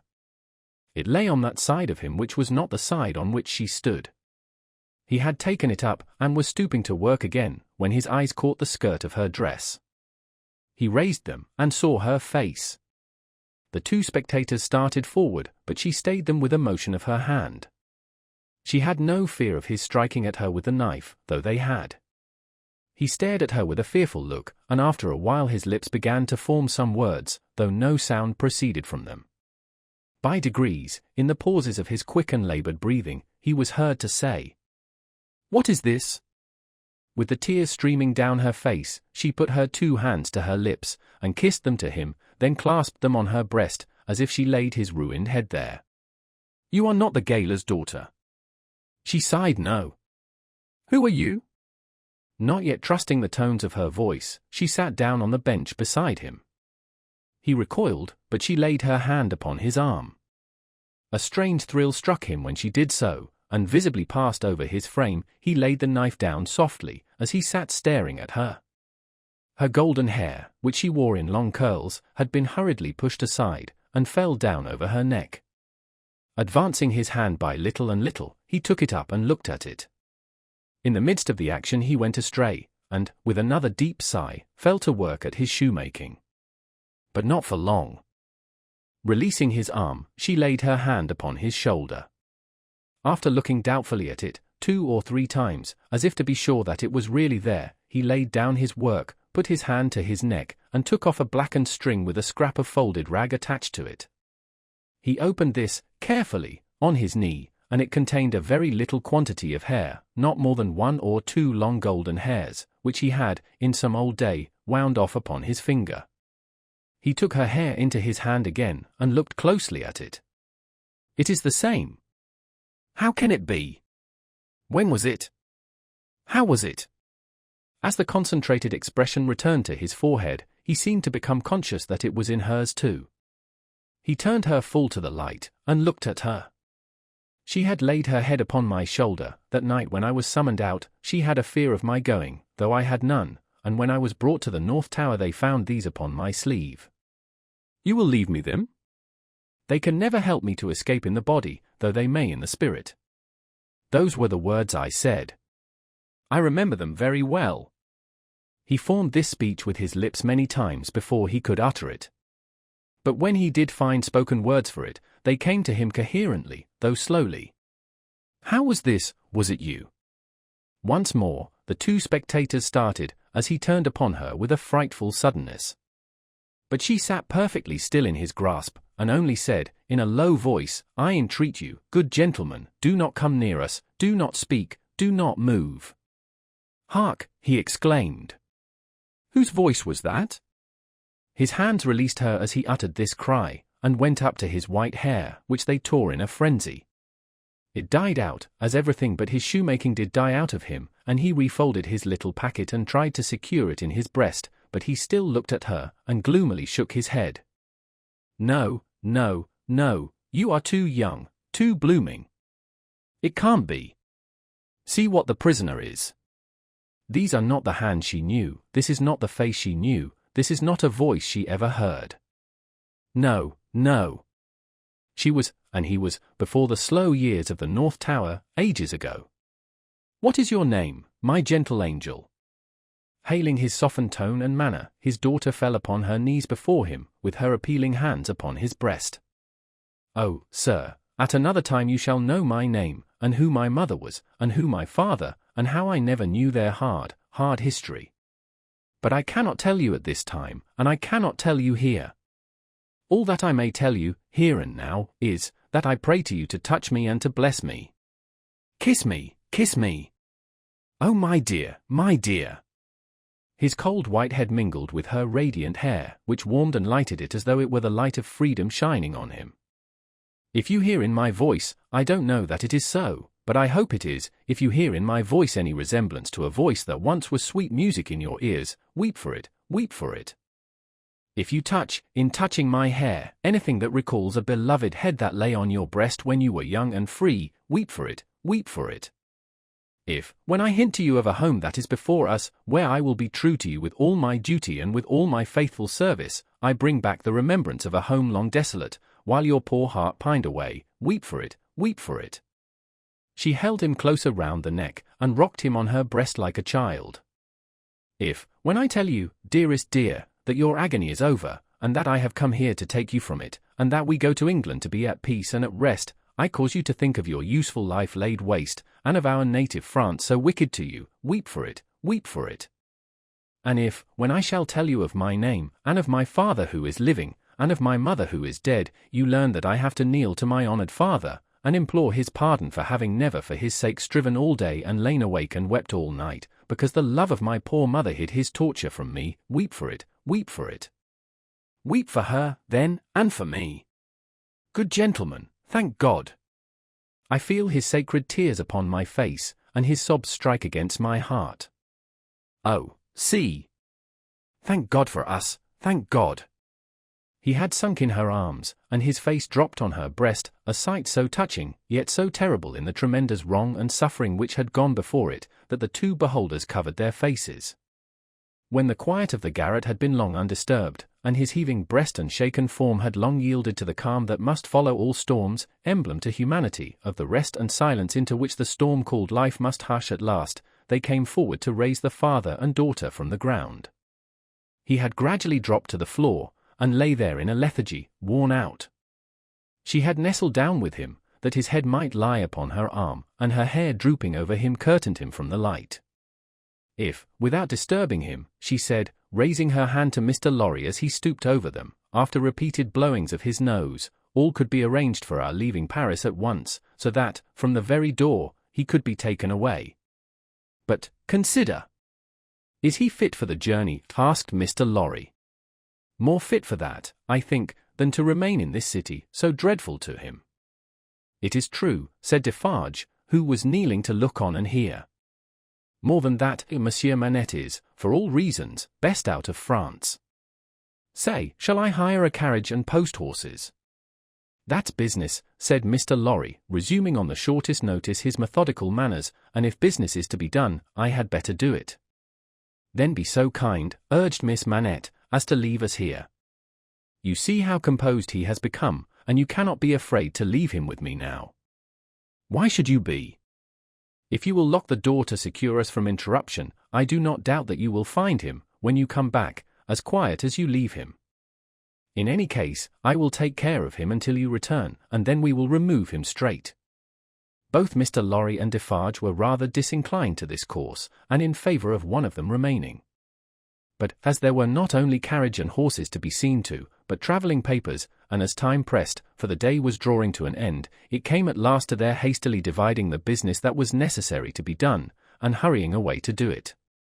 Then, as the darkness closed in, the daughter laid her head down on the hard ground close at the father's side, and watched him.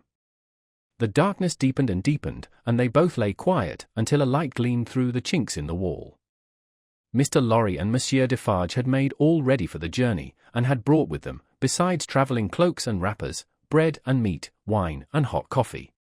Monsieur Defarge put this provender, and the lamp he carried, on the shoemaker's bench. There was nothing else in the garret but a pallet bed, and he and Mr. Lorry roused the captive, and assisted him to his feet. No human intelligence could have read the mysteries of his mind, in the scared blank wonder of his face.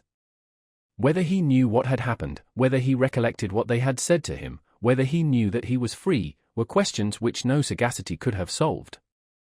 They tried speaking to him, but he was so confused, and so very slow to answer, that they took fright at his bewilderment, and agreed for the time to tamper with him no more.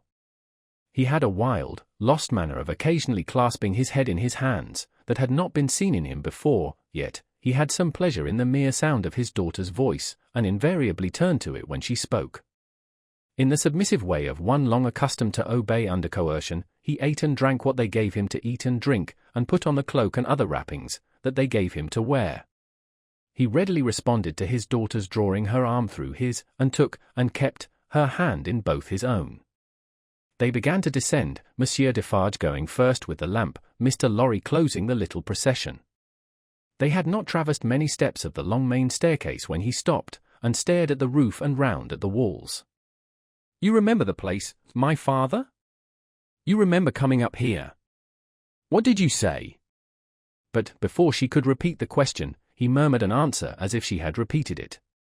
Remember? No, I don't remember. It was so very long ago. That he had no recollection whatever of his having been brought from his prison to that house, was apparent to them. They heard him mutter, 105, North Tower, and when he looked about him, it evidently was for the strong fortress walls which had long encompassed him. On their reaching the courtyard he instinctively altered his tread, as being in expectation of a drawbridge, and when there was no drawbridge, and he saw the carriage waiting in the open street, he dropped his daughter's hand and clasped his head again. No crowd was about the door, no people were discernible at any of the many windows, not even a chance passerby was in the street.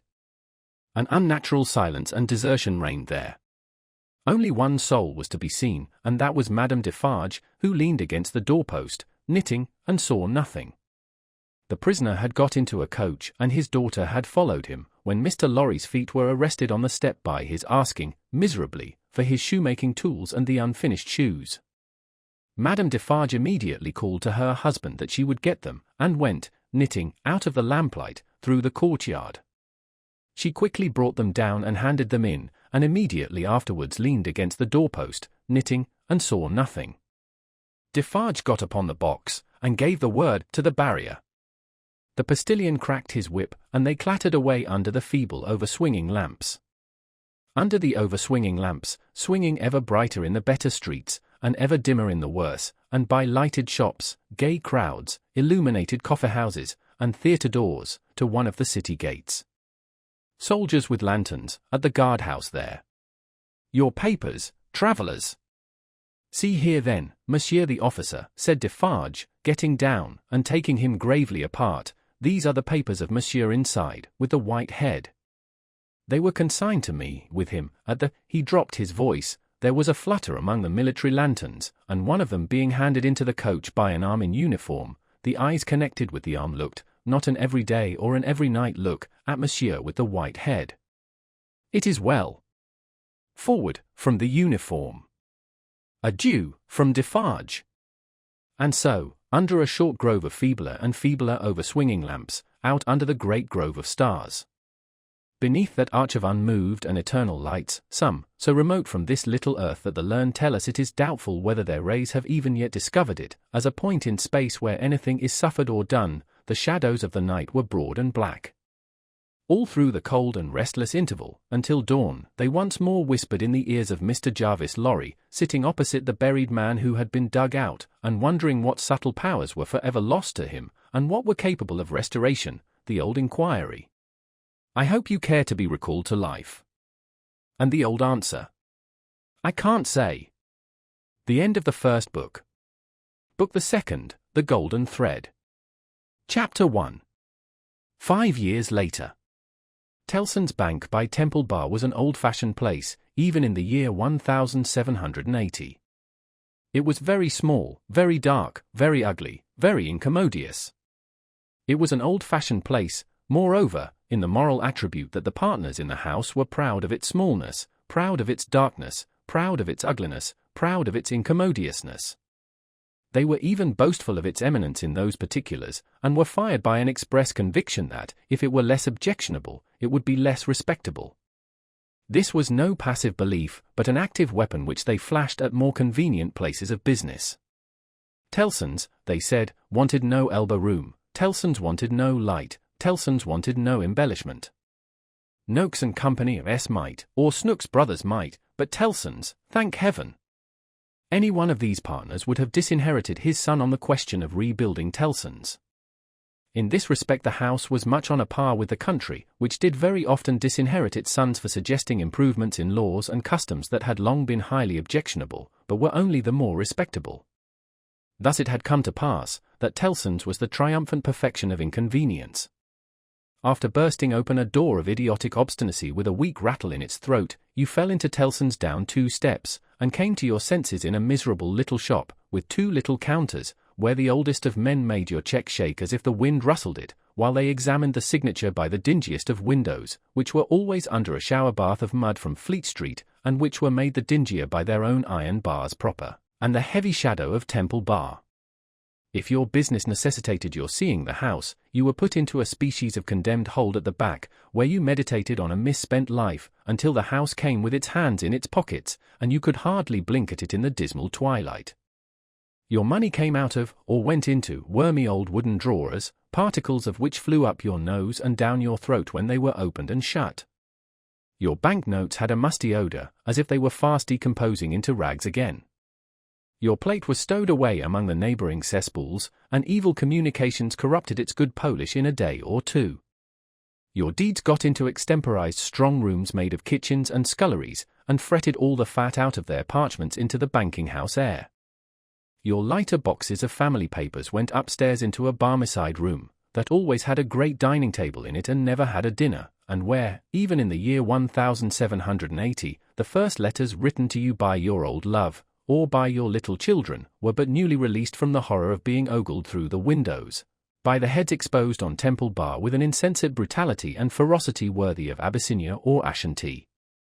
But indeed, at that time, putting to death was a recipe much in vogue with all trades and professions, and not least of all with Tellson's. Death is nature's remedy for all things, and why not legislation's? Accordingly, the forger was put to death, the utterer of a bad note was put to death, the unlawful opener of a letter was put to death, the purloiner of 40 shillings and 6pence was put to death, the holder of a horse at Tellson's door, who made off with it, was put to death, the coiner of a bad shilling was put to death, the sounders of 3/4 of the notes in the whole gamut of crime were put to death. Not that it did the least good in the way of prevention, it might almost have been worth remarking that the fact was exactly the reverse, but it cleared off, as to this world, the trouble of each particular case, and left nothing else connected with it to be looked after. Thus, Tellson's, in its day, like greater places of business, its contemporaries, had taken so many lives, that, if the heads laid low before it had been ranged on Temple Bar instead of being privately disposed of, they would probably have excluded what little light the ground floor had, in a rather significant manner. Cramped in all kinds of dim cupboards and hutches at Tellson's, the oldest of men carried on the business gravely. When they took a young man into Tellson's London house, they hid him somewhere till he was old. They kept him in a dark place, like a cheese, until he had the full Tellson flavour and blue mould upon him. Then only was he permitted to be seen, spectacularly poring over large books, and casting his breeches and gaiters into the general weight of the establishment. Outside Tellson's, never by any means in it, unless called in, was an odd job man, an occasional porter and messenger, who served as the live sign of the house. He was never absent during business hours, unless upon an errand, and then he was represented by his son, a grisly urchin of 12, who was his express image. People understood that Tellson's, in a stately way, tolerated the odd job man. The house had always tolerated some person in that capacity, and time and tide had drifted this person to the post. His surname was Cruncher, and on the youthful occasion of his renouncing by proxy the works of darkness in the easterly parish church of Houndsditch, he had received the added appellation of Jerry. The scene was Mr. Cruncher's private lodging in Hanging Sword Alley, Whitefriars, the time, 7:30 of the clock on a windy March morning, Anno Domini 1780. Mr. Cruncher himself always spoke of the year of our Lord as Anno Dominos, apparently under the impression that the Christian era dated from the invention of a popular game, by a lady who had bestowed her name upon it.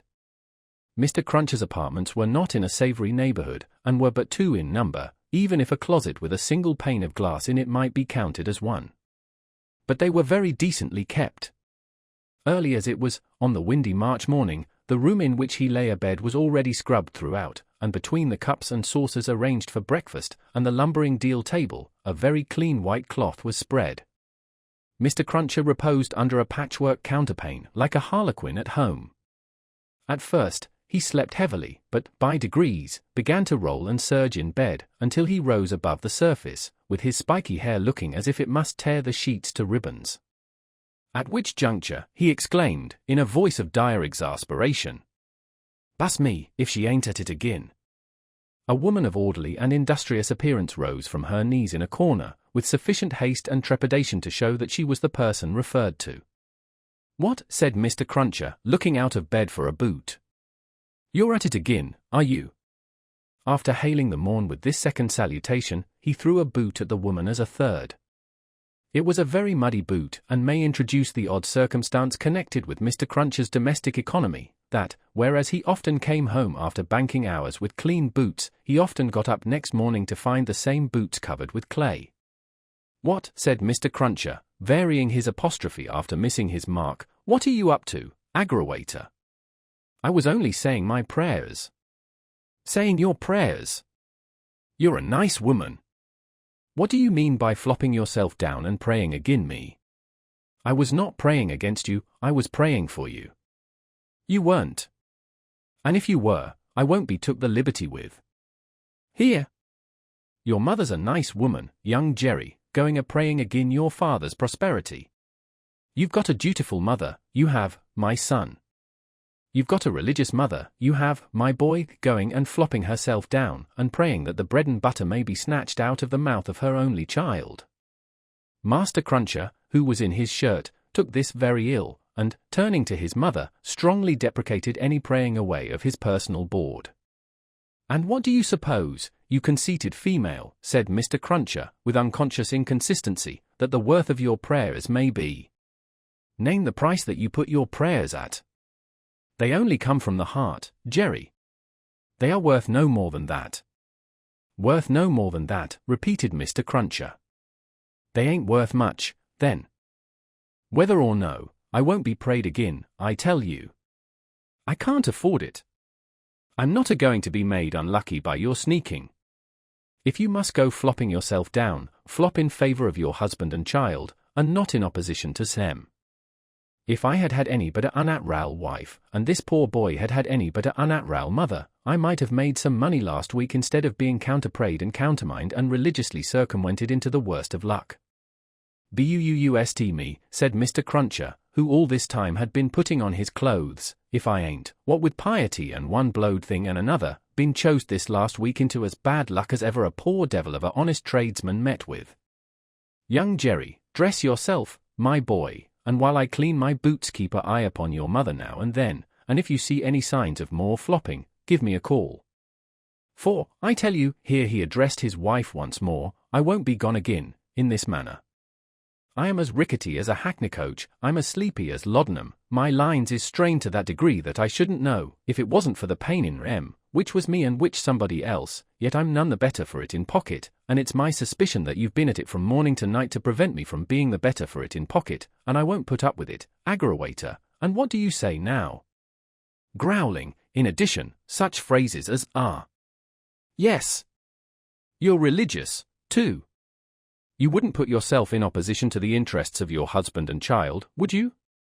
Not you, and throwing off other sarcastic sparks from the whirling grindstone of his indignation, Mr. Cruncher betook himself to his boot cleaning and his general preparation for business. In the meantime, his son, whose head was garnished with tenderer spikes, and whose young eyes stood close by one another, as his father's did, kept the required watch upon his mother. He greatly disturbed that poor woman at intervals, by darting out of his sleeping closet, where he made his toilet, with a suppressed cry of "You are going to flop, mother." "Hello, father," and, after raising this fictitious alarm, darting in again with an undutiful grin. Mr. Cruncher's temper was not at all improved when he came to his breakfast. He resented Mrs. Cruncher's saying grace with particular animosity. "Now, aggrawator, what are you up to? At it again?" His wife explained that she had merely asked a blessing. "Don't do it," said Mr. Crunches, looking about, as if he rather expected to see the loaf disappear under the efficacy of his wife's petitions. "I ain't a-going to be blessed out of house and home. I won't have my wittles blessed off my table. Keep still." Exceedingly red-eyed and grim, as if he had been up all night at a party which had taken anything but a convivial turn, Jerry Cruncher worried his breakfast rather than ate it, growling over it like any four-footed inmate of a menagerie. Towards 9 o'clock he smoothed his ruffled aspect, and, presenting as respectable and businesslike an exterior as he could overlay his natural self with, issued forth to the occupation of the day. It could scarcely be called a trade, in spite of his favourite description of himself as "for honest tradesman."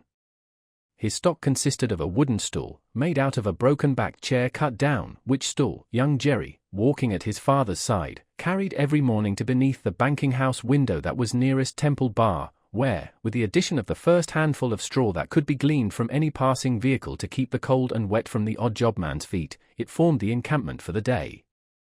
On this post of his, Mr. Cruncher was as well known to Fleet Street and the Temple as the bar itself, and was almost as in-looking. Encamped at 9:15, in good time to touch his three-cornered hat to the oldest of men as they passed into Tellson's, Jerry took up his station on this windy March morning, with young Jerry standing by him, when not engaged in making forays through the bar, to inflict bodily and mental injuries of an acute description on passing boys who were small enough for his amiable purpose.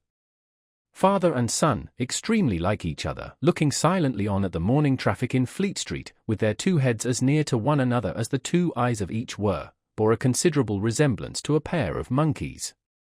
The resemblance was not lessened by the accidental circumstance that the mature Jerry bit and spat out straw, while the twinkling eyes of the youthful Jerry were as restlessly watchful of him as of everything else in Fleet Street. The head of one of the regular indoor messengers attached to Tellson's establishment was put through the door, and the word was given. "Porter wanted." "Hooray, father! Here's an early job to begin with." Having thus given his parent Godspeed, young Jerry seated himself on the stool, entered on his reversionary interest in the straw his father had been chewing, and cogitated. "Always rusty. His fingers is always rusty," muttered young Jerry. "Where does my father get all that iron rust from? He don't get no iron rust here." Chapter 2. A sight. You know the Old Bailey well, no doubt, said one of the oldest of clerks to Jerry the messenger. Yes, sir, returned Jerry, in something of a dogged manner. I do know the Bailey. Just so. And you know Mr. Lorry. I know Mr. Lorry, sir, much better than I know the Bailey. Much better, said Jerry, not unlike a reluctant witness at the establishment in question, than I, as an honest tradesman, wish to know the Bailey. Very well. Find the door where the witnesses go in, and show the doorkeeper this note for Mr. Lorry. He will then let you in. Into the court, sir. Into the court. Mr. Cruncher's I seem to get a little closer to one another, and to interchange the inquiry, what do you think of this? Am I to wait in the court, sir, he asked, as the result of that conference? I am going to tell you. The doorkeeper will pass the note to Mr. Lorry, and do you make any gesture that will attract Mr. Lorry's attention, and show him where you stand. Then what you have to do is to remain there until he wants you. Is that all, sir? That's all. He wishes to have a messenger at hand. This is to tell him you are there. As the ancient clerk deliberately folded and superscribed the note, Mr. Cruncher, after surveying him in silence until he came to the blotting paper stage, remarked, I suppose they'll be trying forgeries this morning. Treason. That's quartering, said Jerry. Barbarous. It is the law, remarked the ancient clerk, turning his surprised spectacles upon him. It is the law. It's hard in the law to spile a man, I think. It's hard enough to kill him, but it's very hard to spile him, sir. Not at all, retained the ancient clerk. Speak well of the law. Take care of your chest and voice, my good friend, and leave the law to take care of itself. I give you that advice. It's the damp, sir, what settles on my chest and voice, said Jerry. I leave you to judge what a damp way of earning a living mine is. Well, well, said the old clerk, we all have our various ways of gaining a livelihood. Some of us have damp ways, and some of us have dry ways. Here is the letter. Go along. Jerry took the letter, and, remarking to himself with less internal deference than he made an outward show of, you are a lean old one, too, made his bow, informed his son, in passing, of his destination, and went his way. They hanged at Tyburn, in those days, so the street outside Newgate had not obtained one infamous notoriety that has since attached to it. But the gaol was a vile place, in which most kinds of debauchery and villainy were practised, and where dire diseases were bred, that came into court with the prisoners, and sometimes rushed straight from the dock at my Lord Chief Justice himself, and pulled him off the bench. It had more than once happened, that the judge in the black cap pronounced his own doom as certainly as the prisoner's, and even died before him. For the rest, the Old Bailey was famous as a kind of deadly inn-yard, from which pale travellers set out continually, in carts and coaches, on a violent passage into the other world, traversing some 2.5 miles of public street and road, and shaming few good citizens, if any. So powerful is use, and so desirable to be good use in the beginning. It was famous, too, for the pillory, a wise old institution, that inflicted a punishment of which no one could foresee the extent, also, for the whipping post, another dear old institution, very humanizing and softening to behold in action, also, for extensive transactions in blood money, another fragment of ancestral wisdom, systematically leading to the most frightful mercenary crimes that could be committed under heaven. Altogether, the Old Bailey, at that date, was a choice illustration of the precept, that whatever is right, an aphorism that would be as final as it is lazy, did it not include the troublesome consequence, that nothing that ever was wrong. Making his way through the tainted crowd, dispersed up and down this hideous scene of action, with the skill of a man accustomed to make his way quietly, the messenger found out the door he sought, and handed in his letter through a trap in it. 4. People then paid to see the play at the Old Bailey, just as they paid to see the play in Bedlam, only the former entertainment was much the dearer. Therefore, all the Old Bailey doors were well guarded, except, indeed, the social doors by which the criminals got there, and those were always left wide open. After some delay and demur, the door grudgingly turned on its hinges a very little way, and allowed Mr. Jerry Cruncher to squeeze himself into court. "What's on?" he asked, in a whisper, of the man he found himself next to. "Nothing yet." "What's coming on?" The treason case. The quartering one, eh? Ah, returned the man, with a relish. He'll be drawn on a hurdle to be half-hanged, and then he'll be taken down and sliced before his own face, and then his inside will be taken out and burnt while he looks on, and then his head will be chopped off, and he'll be cut into quarters. That's the sentence. If he's found guilty, you mean to say? Jerry added, by way of proviso. Oh. They'll find him guilty, said the other. Don't you be afraid of that. Mr. Cruncher's attention was here diverted to the doorkeeper, whom he saw making his way to Mr. Lorry, with the note in his hand. Mr. Lorry sat at a table, among the gentlemen in wigs, not far from a wigged gentleman, the prisoner's counsel, who had a great bundle of papers before him, and nearly opposite another wigged gentleman with his hands in his pockets, whose whole attention, when Mr. Cruncher looked at him then or afterwards, seemed to be concentrated on the ceiling of the court. After some gruff coughing and rubbing of his chin and signing with his hand, Jerry attracted the notice of Mr. Lorry, who had stood up to look for him, and who quietly nodded and sat down again. What's he got to do with the case? Asked the man he had spoken with. Blessed if I know, said Jerry. What have you got to do with it, then, if a person may inquire? Blessed if I know that either, said Jerry. The entrance of the judge, and a consequent great stir and settling down in the court, stopped the dialogue. Presently, the dock became the central point of interest.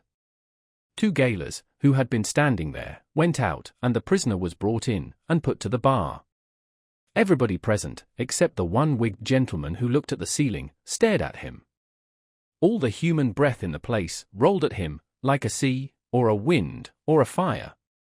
Eager faces strained round pillars and corners, to get a sight of him. Spectators in back rows stood up, not to miss a hair of him. People on the floor of the court laid their hands on the shoulders of the people before them, to help themselves, at anybody's cost, to a view of him, stood a tiptoe, got upon ledges, stood upon next to nothing, to see every inch of him.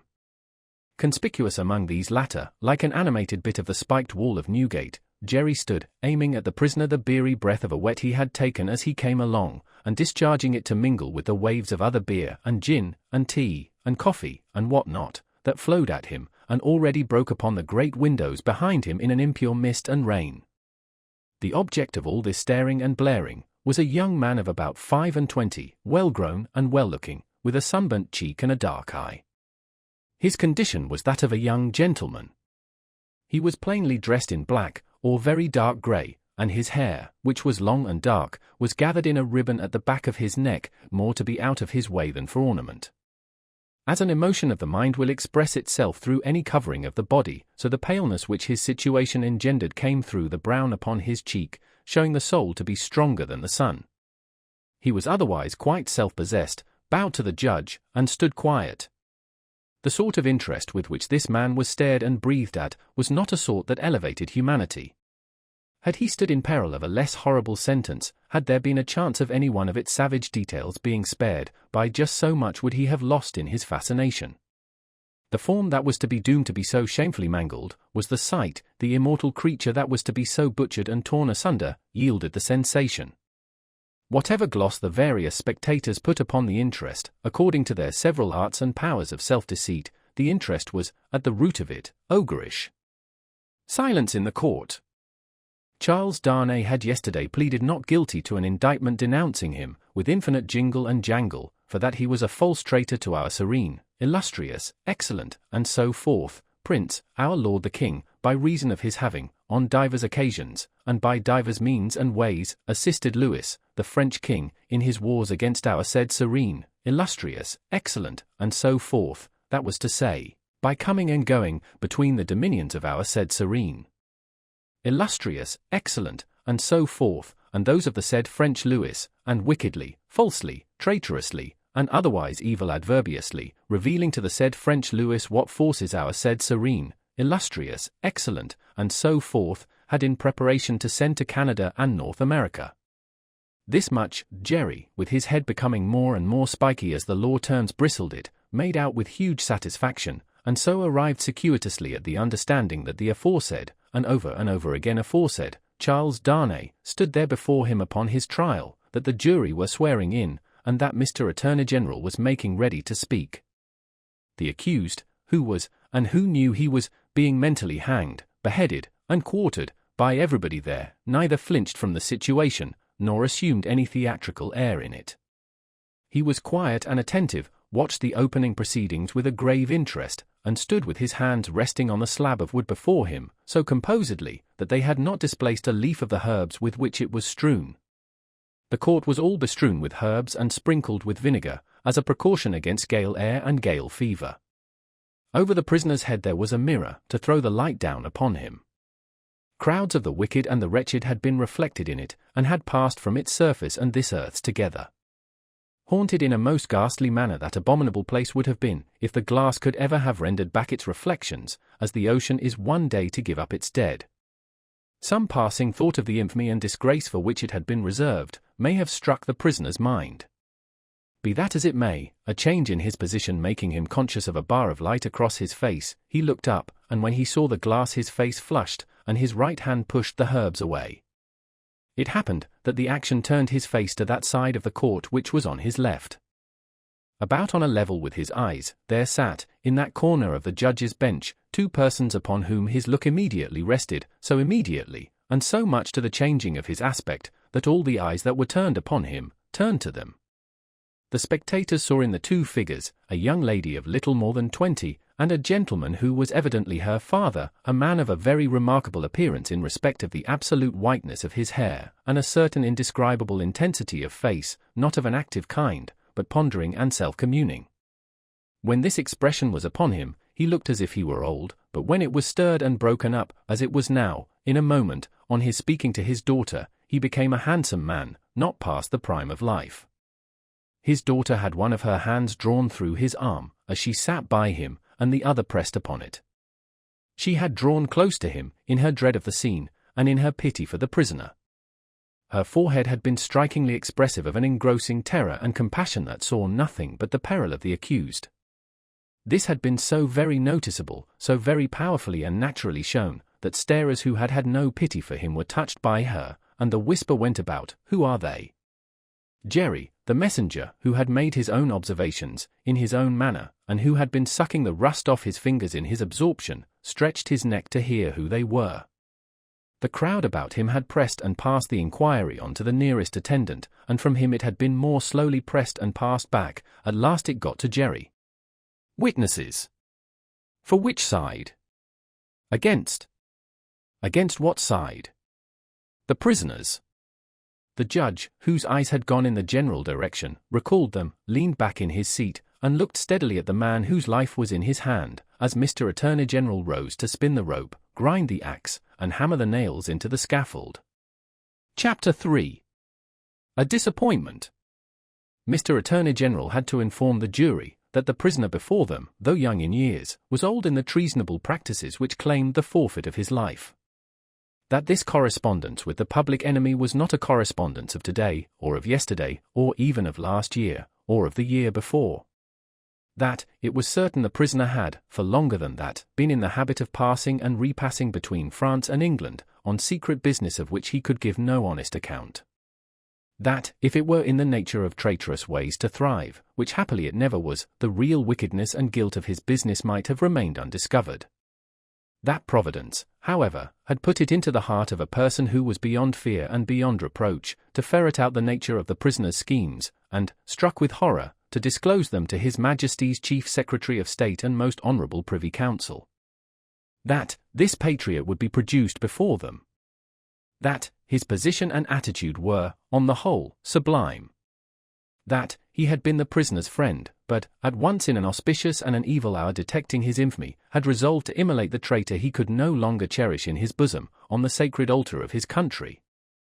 That, if statues were decreed in Britain, as in ancient Greece and Rome, to public benefactors, this shining citizen would assuredly have had one.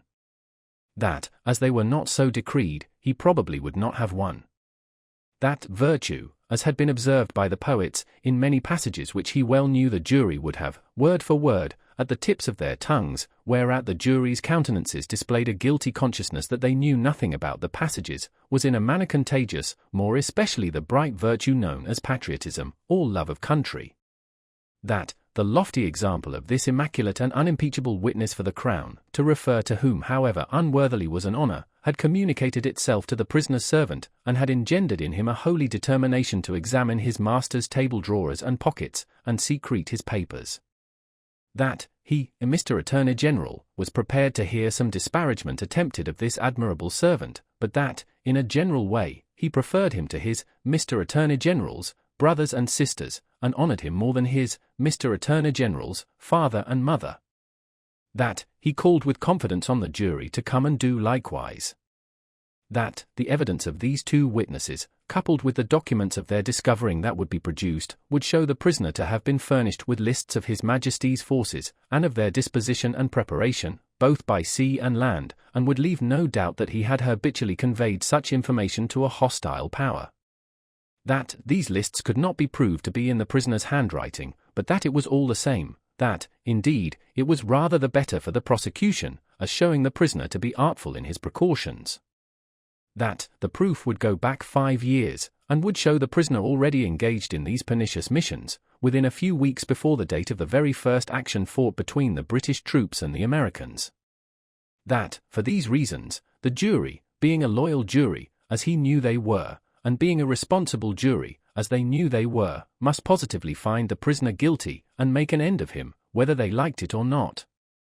That they never could lay their heads upon their pillows, that they never could tolerate the idea of their wives laying their heads upon their pillows, that they never could endure the notion of their children laying their heads upon their pillows, in short, that there never more could be, for them or theirs, any laying of heads upon pillows at all, unless the prisoner's head was taken off. That head Mr. Attorney General concluded by demanding of them, in the name of everything he could think of with a round turn in it, and on the faith of his solemn asseveration that he already considered the prisoner as good as dead and gone. When the Attorney General ceased, a buzz arose in the court as if a cloud of great blue flies were swarming about the prisoner, in anticipation of what he was soon to become. When toned down again, the unimpeachable patriot appeared in the witness box. Mr. Solicitor General then, following his leader's lead, examined the patriot, John Barsad, gentleman, by name. The story of his pure soul was exactly what Mr. Attorney General had described it to be, perhaps, if it had a fault, a little too exactly. Having released his noble bosom of its burden, he would have modestly withdrawn himself, but that the wigged gentleman with the papers before him, sitting not far from Mr. Lorry, begged to ask him a few questions. The wigged gentleman sitting opposite, still looking at the ceiling of the court. Had he ever been a spy himself? No, he scorned the base insinuation. What did he live upon? His property. Where was his property? He didn't precisely remember where it was. What was it? No business of anybody's. Had he inherited it? Yes, he had. From whom? Distant relation. Very distant? Rather. Ever been in prison? Certainly not. Never in a debtor's prison? Didn't see what that had to do with it. Never in a debtor's prison, come, once again. Never? Yes. How many times? 2 or 3 times. Not 5 or 6. Perhaps. Of what profession? Gentleman. Ever been kicked? Might have been. Frequently? No. Ever kicked downstairs? Decidedly not. Once received a kick on the top of a staircase, and fell downstairs of his own accord. Kicked on that occasion for cheating at dice? Something to that effect was said by the intoxicated liar who committed the assault, but it was not true. Swear it was not true? Positively. Ever live by cheating at play? Never. Ever live by play? Not more than other gentlemen do. Ever borrow money of the prisoner? Yes. Ever pay him? No. Was not this intimacy with the prisoner, in reality a very slight one, forced upon the prisoner in coaches, inns, and packets? No. Sure he saw the prisoner with these lists? Certain. Knew no more about the lists? No. Had not procured them himself, for instance? No. Expect to get anything by this evidence? No. Not in regular government pay and employment, to lay traps? Oh dear no. Or to do anything?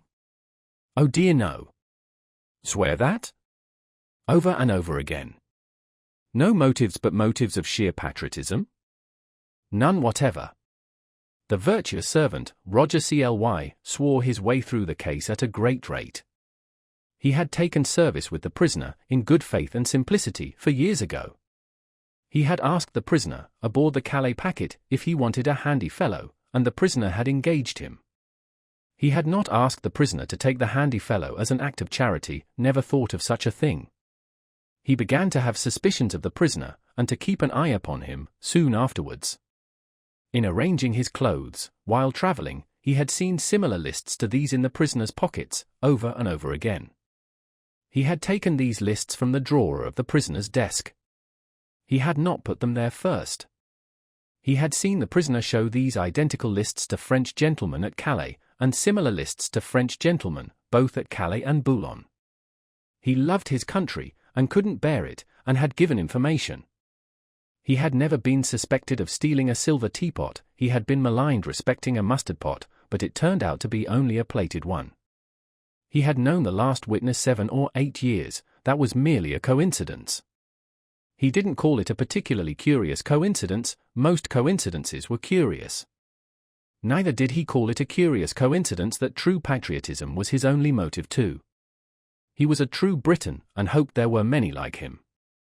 The blue flies buzzed again, and Mr. Attorney General called Mr. Jarvis Lorry. Mr. Jarvis Lorry, are you a clerk in Tellson's Bank? I am. On a certain Friday night in November 1775, did business occasion you to travel between London and Dover by the mail? It did. Were there any other passengers in the mail? 2. Did they alight on the road in the course of the night? They did. Mr. Lorry, look upon the prisoner. Was he one of those 2 passengers? I cannot undertake to say that he was. Does he resemble either of these 2 passengers? Both were so wrapped up, and the night was so dark, and we were all so reserved, that I cannot undertake to say even that. Mr. Lorry, look again upon the prisoner. Supposing him wrapped up as those 2 passengers were, is there anything in his bulk and stature to render it unlikely that he was one of them? No. You will not swear, Mr. Lorry, that he was not one of them? No. So at least you say he may have been one of them? Yes. Except that I remember them both to have been, like myself, timorous of highwaymen, and the prisoner has not a timorous air. Did you ever see a counterfeit of timidity, Mr. Lorry? I certainly have seen that. Mr. Lorry, look once more upon the prisoner. Have you seen him, to your certain knowledge, before? I have. When? I was returning from France a few days afterwards, and, at Calais, the prisoner came on board the packet ship in which I returned, and made the voyage with me. At what hour did he come on board? At a little after midnight. In the dead of the night. Was he the only passenger who came on board at that untimely hour? He happened to be the only one. Never mind about happening, Mr. Lorry. He was the only passenger who came on board in the dead of the night. He was. Were you travelling alone, Mr. Lorry, or with any companion? With 2 companions. A gentleman and lady. They are here. They are here. Had you any conversation with the prisoner? Hardly any. The weather was stormy, and the passage long and rough, and I lay on a sofa, almost from shore to shore. Miss Manette. The young lady, to whom all eyes had been turned before, and were now turned again, stood up where she had Saturday.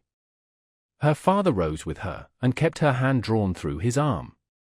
Miss Manette, look upon the prisoner. To be confronted with such pity, and such earnest youth and beauty, was far more trying to the accused than to be confronted with all the crowd. Standing, as it were, apart with her on the edge of his grave, not all the staring curiosity that looked on, could, for the moment, nerve him to remain quite still. His hurried right hand parcelled out the herbs before him into imaginary beds of flowers in a garden, and his efforts to control and steady his breathing shook the lips from which the colour rushed to his heart. The buzz of the great flies was loud again. Miss Manette, Have you seen the prisoner before? Yes, sir. Where? On board of the packet ship just now referred to, sir, and on the same occasion. You are the young lady just now referred to. Oh. Most unhappily, I am. The plaintive tone of her compassion merged into the less musical voice of the judge, as he said something fiercely, answer the questions put to you, and make no remark upon them. Miss Manette, had you any conversation with the prisoner on that passage across the channel?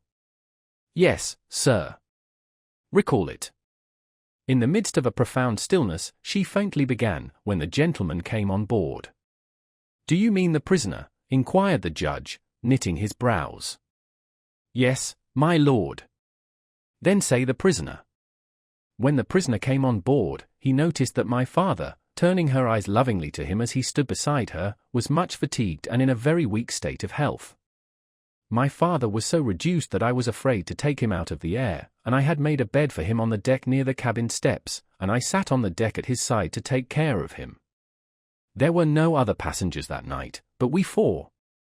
The prisoner was so good as to beg permission to advise me how I could shelter my father from the wind and weather, better than I had done.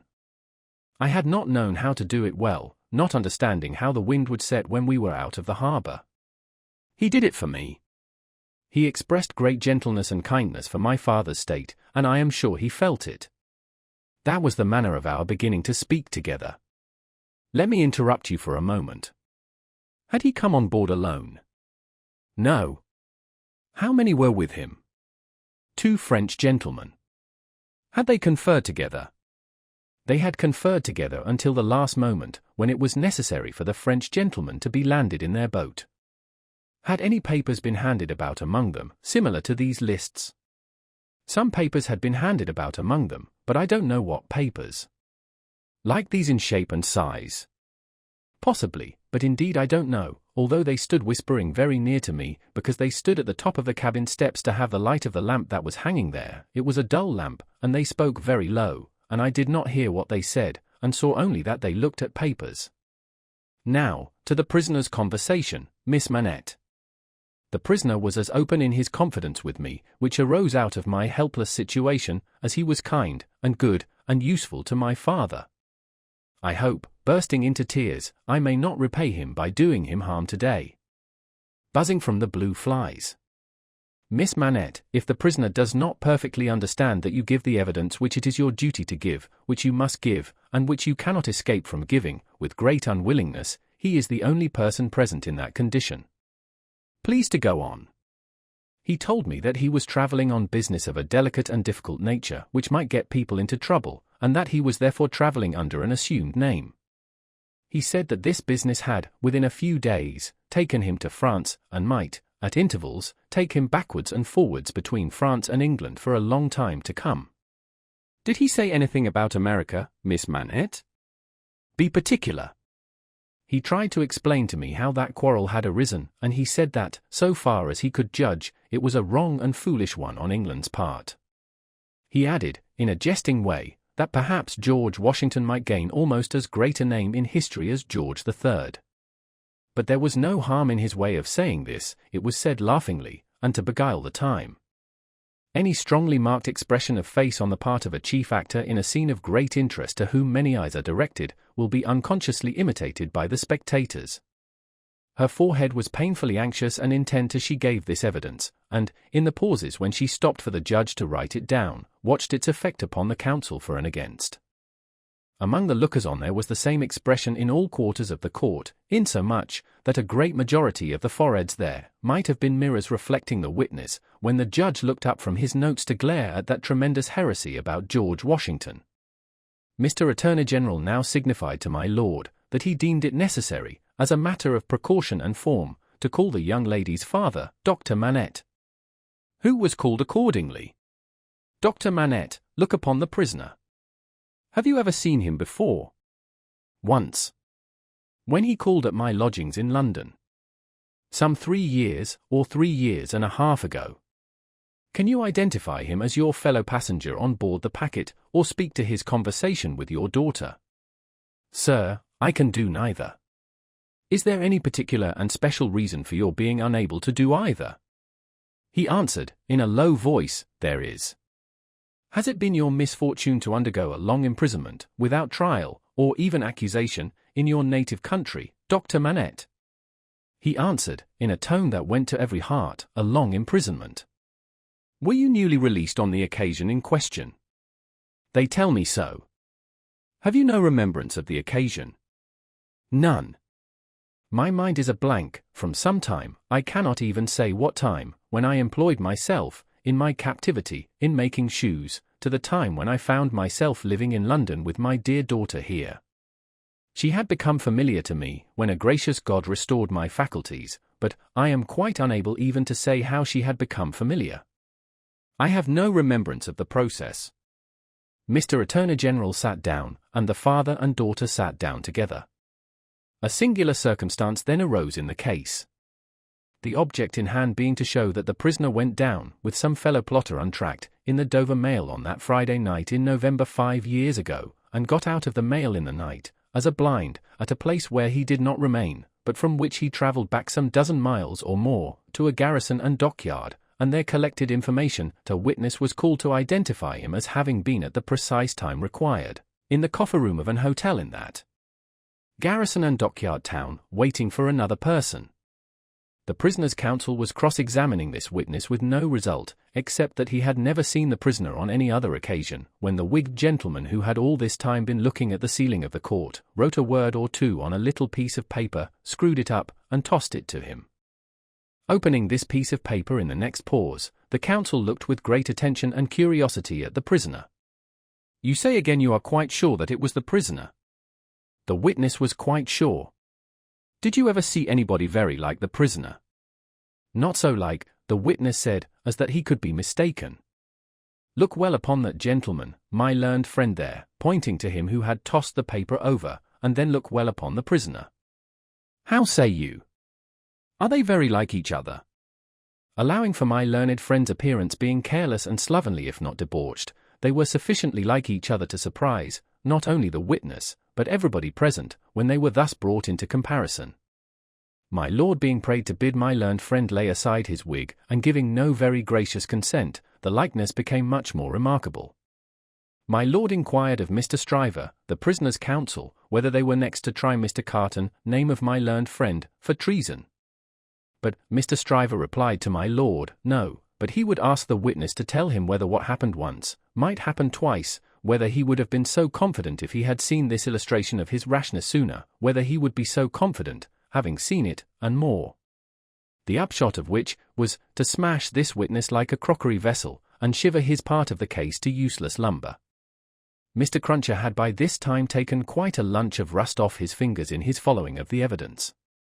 He had now to attend while Mr. Stryver fitted the prisoner's case on the jury, like a compact suit of clothes, showing them how the patriot, Barsad, was a hired spy and traitor, an unblushing trafficker in blood, and one of the greatest scoundrels upon earth since accursed Judas, which he certainly did look rather like.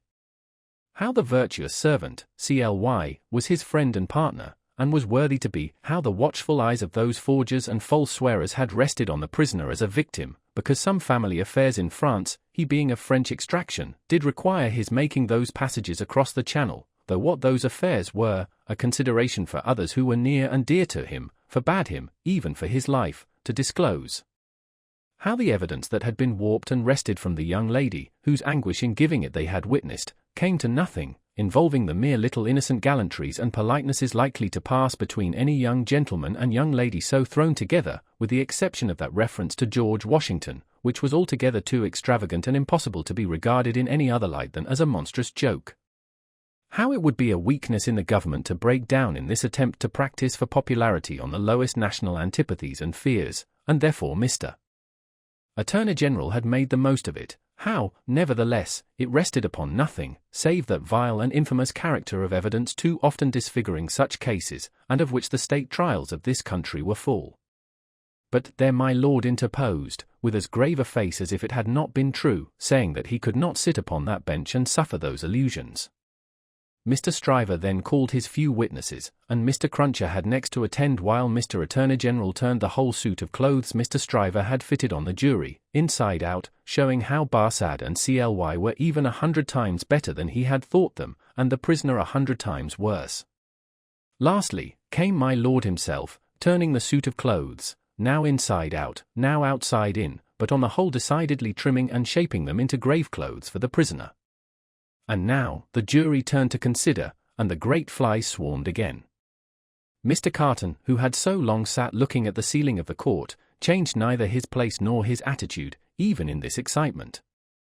While his learned friend, Mr. Stryver, massing his papers before him, whispered with those who sat near, and from time to time glanced anxiously at the jury, while all the spectators moved more or less, and grouped themselves anew, while even my lord himself arose from his seat, and slowly paced up and down his platform, not unattended by a suspicion in the minds of the audience that his state was feverish. This one man sat leaning back, with his torn gown half off him, his untidy wig put on, just as it had happened to light on his head after its removal, his hands in his pockets, and his eyes on the ceiling as they had been all day. Something especially reckless in his demeanour not only gave him a disreputable look, but so diminished the strong resemblance he undoubtedly bore to the prisoner, which his momentary earnestness, when they were compared together, had strengthened, that many of the lookers-on, taking note of him now, said to one another they would hardly have thought the two were so alike. Mr. Cruncher made the observation to his next neighbour, and added, "I'd hold half a guinea that he don't get no law work to do. Don't look like the sort of one to get any, do he?" Yet, this Mr. Carton took in more of the details of the scene than he appeared to take in, for now, when Miss Manette's head dropped upon her father's breast, he was the first to see it, and to say audibly, "Officer, look to that young lady. Help the gentleman to take her out. Don't you see she will fall?" There was much commiseration for her as she was removed, and much sympathy with her father. It had evidently been a great distress to him, to have the days of his imprisonment recalled. He had shown strong internal agitation when he was questioned, and that pondering or brooding look which made him old, had been upon him, like a heavy cloud, ever since. As he passed out, the jury, who had turned back and paused a moment, spoke, through their foreman. They were not agreed, and wished to retire. My lord, perhaps with George Washington on his mind, showed some surprise that they were not agreed, but signified his pleasure that they should retire under watch and ward, and retired himself. The trial had lasted all day, and the lamps in the court were now being lighted. It began to be rumoured that the jury would be out a long while. The spectators dropped off to get refreshment, and the prisoner withdrew to the back of the dock, and sat down.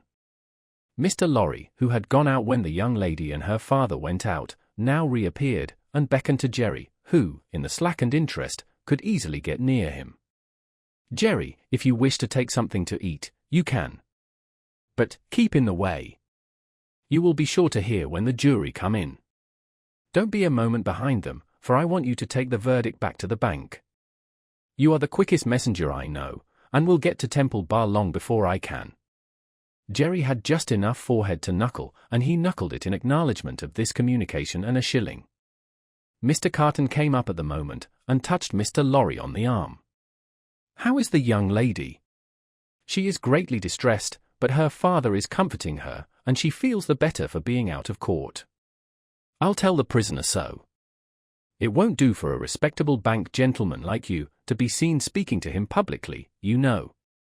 Mr. Lorry reddened as if he were conscious of having debated the point in his mind, and Mr. Carton made his way to the outside of the bar. The way out of court lay in that direction, and Jerry followed him, all eyes, ears, and spikes. "Mr. Darnay." The prisoner came forward directly. "You will naturally be anxious to hear of the witness, Miss Manette.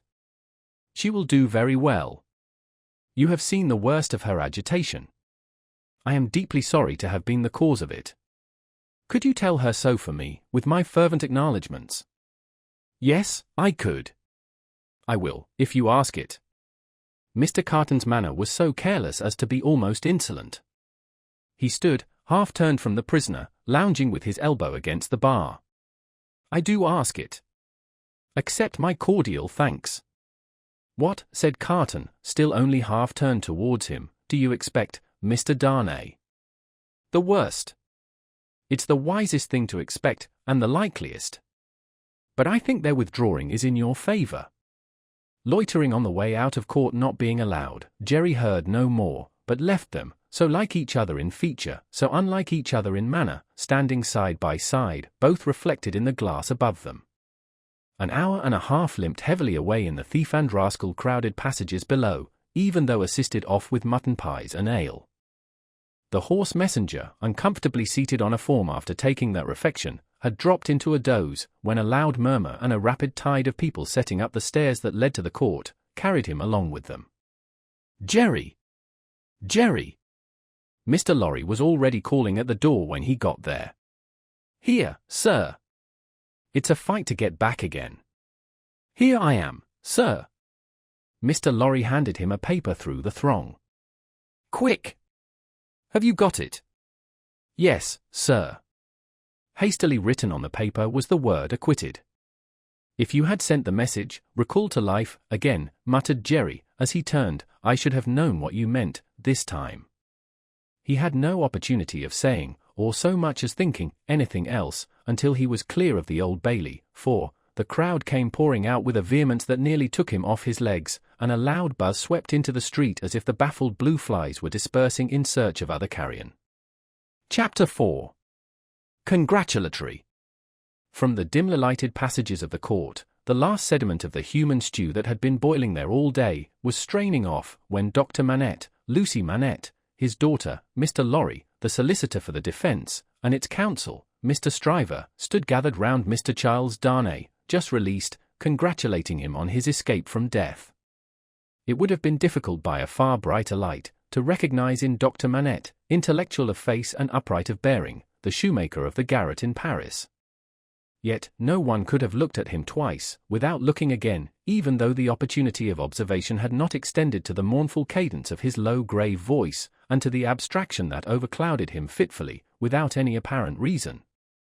While one external cause, and that a reference to his long-lingering agony, would always, as on the trial, evoke this condition from the depths of his soul, it was also in its nature to arise of itself, and to draw a gloom over him, as incomprehensible to those unacquainted with his story as if they had seen the shadow of the actual Bastille thrown upon him by a summer sun, when the substance was 300 miles away. Only his daughter had the power of charming this black brooding from his mind. She was the golden thread that united him to a past beyond his misery, and to a present beyond his misery, and the sound of her voice, the light of her face, the touch of her hand, had a strong beneficial influence with him almost always. Not absolutely always, for she could recall some occasions on which her power had failed, but they were few and slight, and she believed them over. Mr. Darnay had kissed her hand fervently and gratefully, and had turned to Mr. Stryver, whom he warmly thanked. Mr. Stryver, a man of little more than 30, but looking 20 years older than he was, stout, loud, red, bluff, and free from any drawback of delicacy, had a pushing way of shouldering himself, morally and physically, into companies and conversations, that argued well for his shouldering his way up in life. He still had his wig and gown on, and he said, squaring himself at his late client to that degree that he squeezed the innocent Mr. Lorry clean out of the group, "I am glad to have brought you off with honor, Mr. Darnay. It was an infamous prosecution, grossly infamous, but not the less likely to succeed on that account. You have laid me under an obligation to you for life, in two senses," said his late client, taking his hand. "I have done my best for you, Mr. Darnay, and my best is as good as another man's, I believe."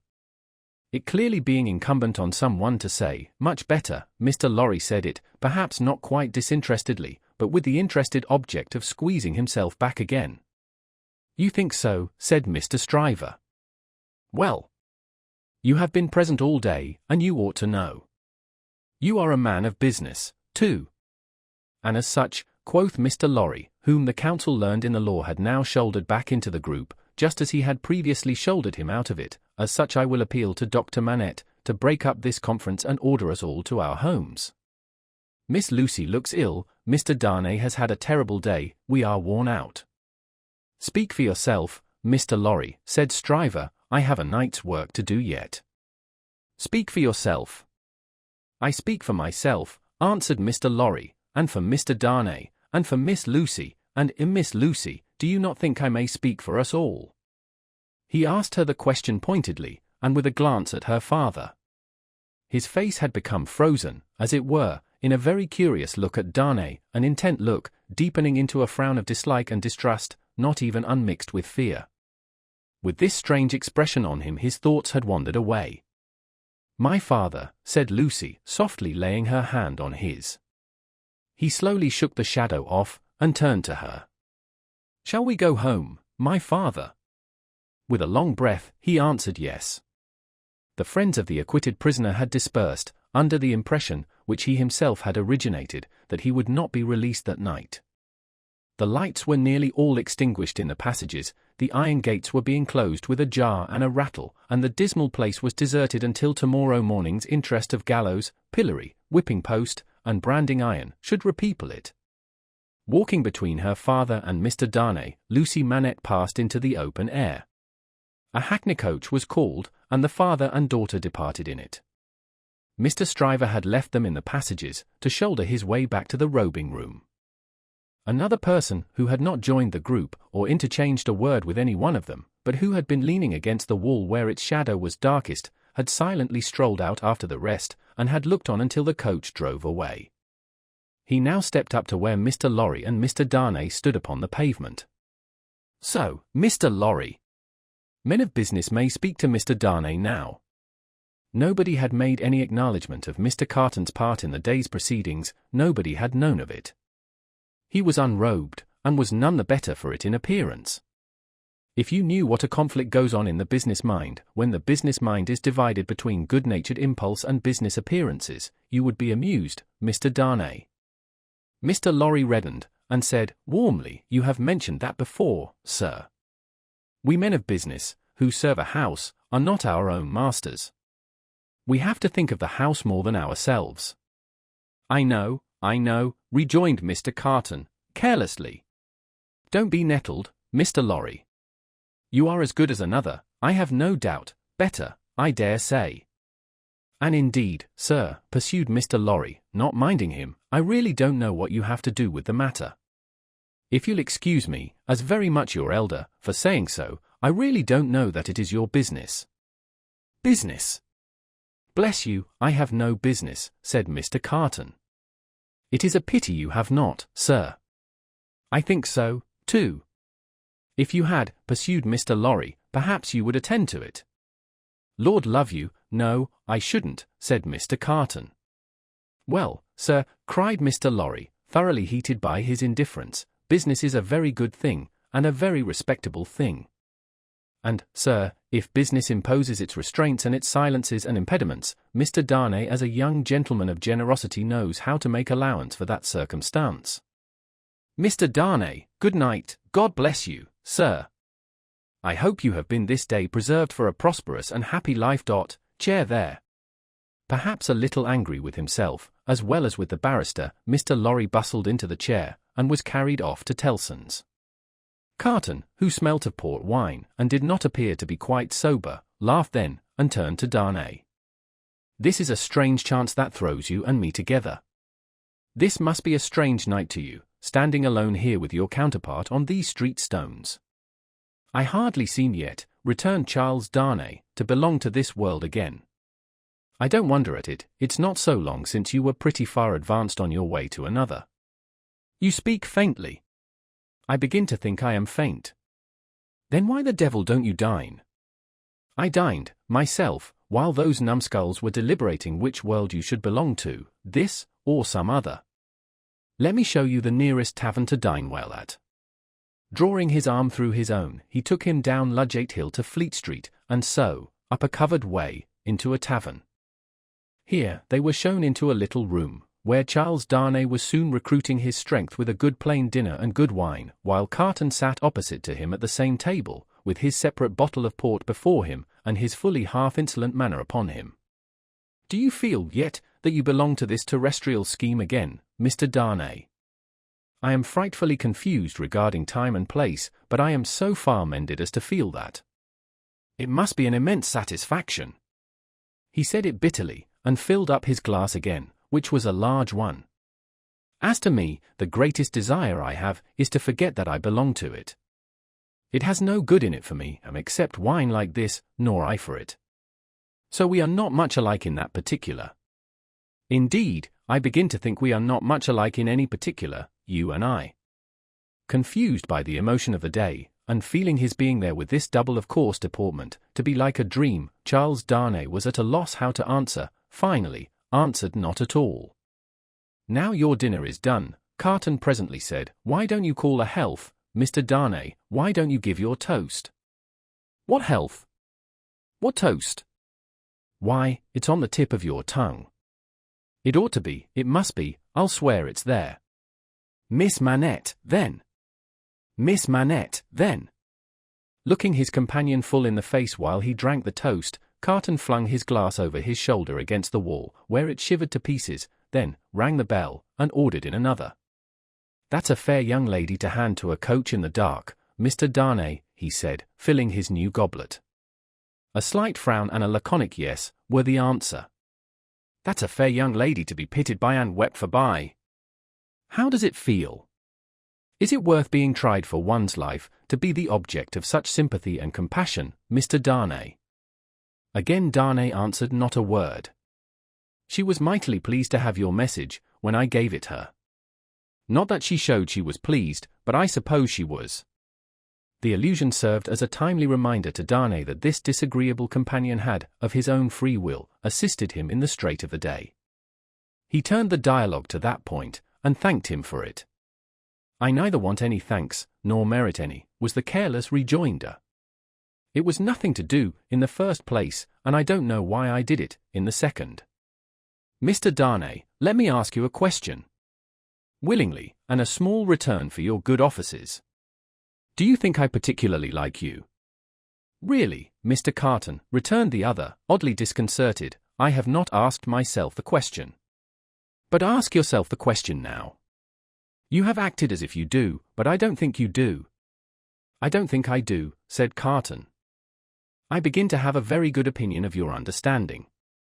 Nevertheless, pursued Darnay, rising to ring the bell, there is nothing in that, I hope, to prevent my calling the reckoning, and our parting without ill blood on either side. Carton rejoining, nothing in life. Darnay rang. Do you call the whole reckoning? Said Carton. On his answering in the affirmative, then bring me another pint of this same wine, drawer, and come and wake me at 10. The bill being paid, Charles Darnay rose and wished him good night. Without returning the wish, Carton rose too, with something of a threat of defiance in his manner, and said, a last word, Mr. Darnay, you think I am drunk. I think you have been drinking, Mr. Carton. Think? You know I have been drinking. Since I must say so, I know it. Then you shall likewise know why. I am a disappointed drudge, sir. I care for no man on earth, and no man on earth cares for me. Much to be regretted. You might have used your talents better. Maybe so, Mr. Darnay, maybe not. Don't let your sober face elate you, however, you don't know what it may come to. Good night. When he was left alone, this strange being took up a candle, went to a glass that hung against the wall, and surveyed himself minutely in it. Do you particularly like the man? He muttered, at his own image. Why should you particularly like a man who resembles you? There is nothing in you to like, you know that. Ah, confound you! What a change you have made in yourself! A good reason for taking to a man, that he shows you what you have fallen away from, and what you might have been. Change places with him, and would you have been looked at by those blue eyes as he was, and commiserated by that agitated face as he was? Come on, and have it out in plain words. You hate the fellow.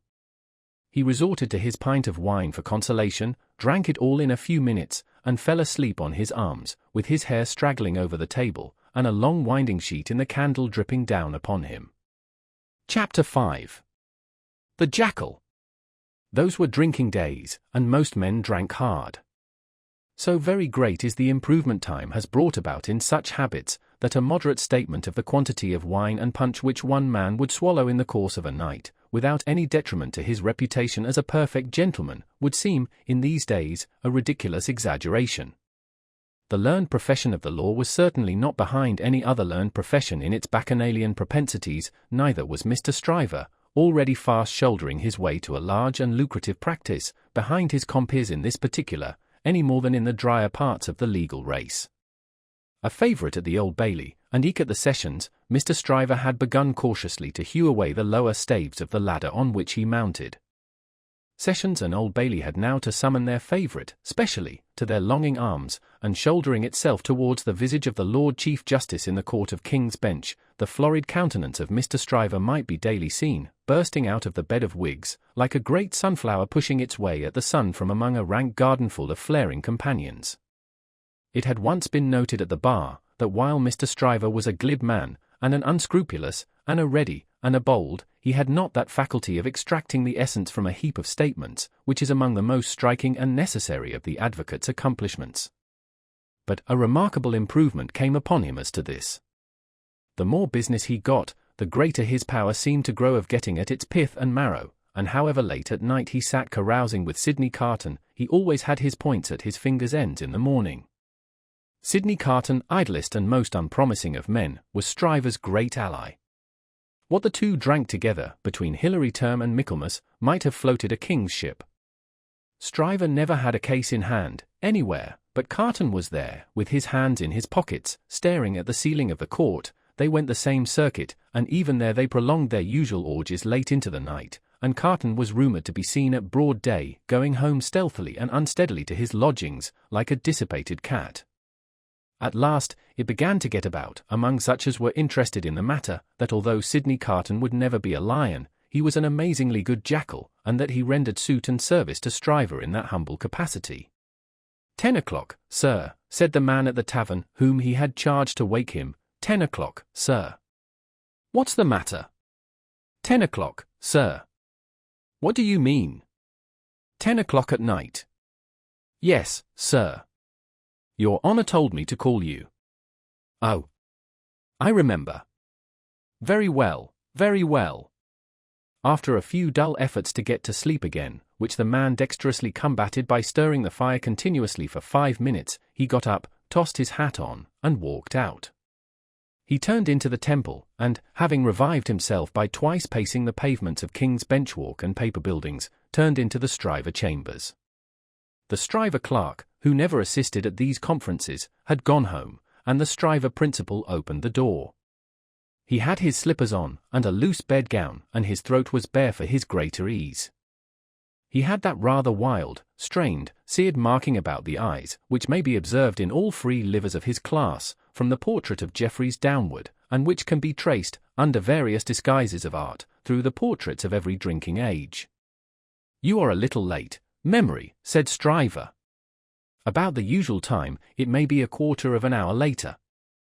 They went into a dingy room lined with books and littered with papers, where there was a blazing fire. A kettle steamed upon the hob, and in the midst of the wreck of papers a table shone, with plenty of wine upon it, and brandy, and rum, and sugar, and lemons. You have had your bottle, I perceive, Sidney. 2 tonight, I think. I have been dining with the day's client, or seeing him dine, it's all one. That was a rare point, Sidney, that you brought to bear upon the identification. How did you come by it? When did it strike you? I thought he was rather a handsome fellow, and I thought I should have been much the same sort of fellow, if I had had any luck. Mr. Stryver laughed till he shook his precocious paunch. You and your luck, Sidney.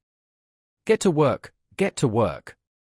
Sullenly enough, the jackal loosened his dress, went into an adjoining room, and came back with a large jug of cold water, a basin, and a towel or two.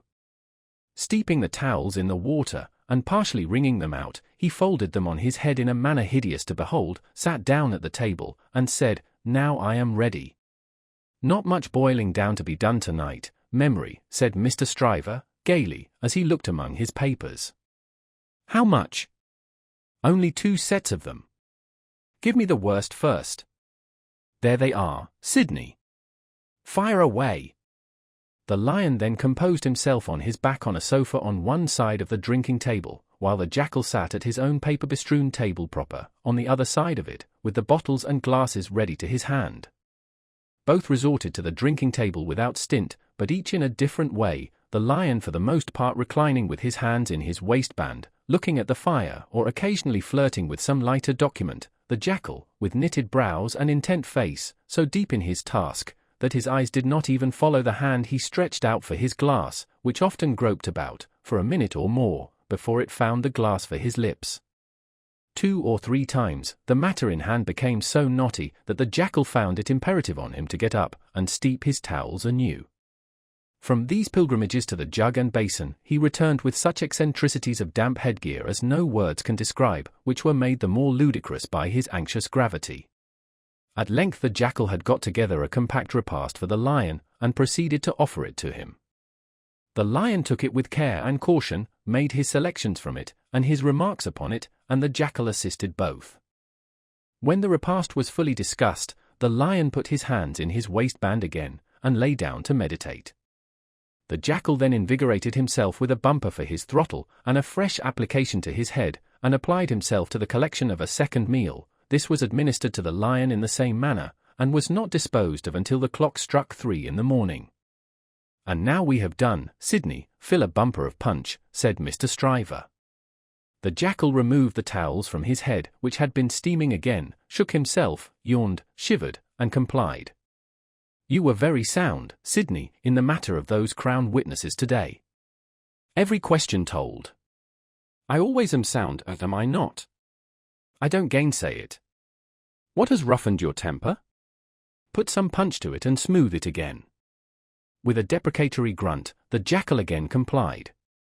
"The old Sidney Carton of old Shrewsbury School," said Stryver, nodding his head over him as he reviewed him in the present and the past, "the old seesaw Sidney. Up 1 minute and down the next, now in spirits and now in despondency." "Ah," returned the other, sighing, "yes. The same Sidney, with the same luck. Even then, I did exercises for other boys, and seldom did my own." "And why not?" "God knows. It was my way, I suppose." He sat, with his hands in his pockets and his legs stretched out before him, looking at the fire.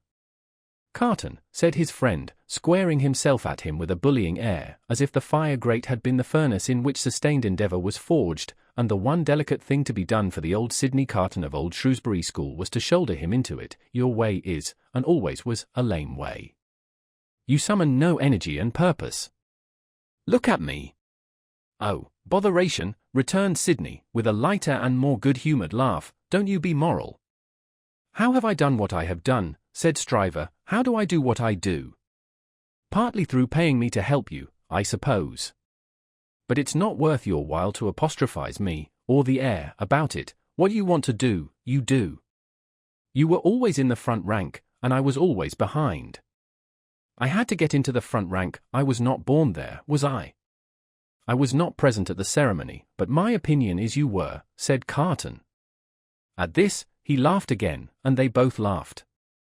"Before Shrewsbury, and at Shrewsbury, and ever since Shrewsbury," pursued Carton, "you have fallen into your rank, and I have fallen into mine. Even when we were fellow students in the student quarter of Paris, picking up French, and French law, and other French crumbs that we didn't get much good of, you were always somewhere, and I was always nowhere. And whose fault was that? Upon my soul, I am not sure that it was not yours. You were always driving and riving and shouldering and passing, to that restless degree that I had no chance for my life but in rust and repose. It's a gloomy thing, however, to talk about one's own past, with the day breaking. Turn me in some other direction before I go." "Well then." "Pledge me to the pretty witness," said Stryver, holding up his glass. "Are you turned in a pleasant direction?" Apparently not, for he became gloomy again. "Pretty witness," he muttered, looking down into his glass. "I have had enough of witnesses today and tonight. Who's your pretty witness?" "The picturesque doctor's daughter, Miss Manette." "She pretty?" "Is she not?" "No." "Why, man alive, she was the admiration of the whole court." "Rot the admiration of the whole court. Who made the Old Bailey a judge of beauty? She was a golden-haired doll." "Do you know, Sidney," said Mr. Stryver, looking at him with sharp eyes, and slowly drawing a hand across his florid face, "do you know, I rather thought, at the time, that you sympathized with the golden-haired doll and were quick to see what happened to the golden-haired doll. Quick to see what happened. If a girl, doll or no doll, swoons within a yard or two of a man's nose, he can see it without a perspective glass. I pledge you, but I deny the beauty.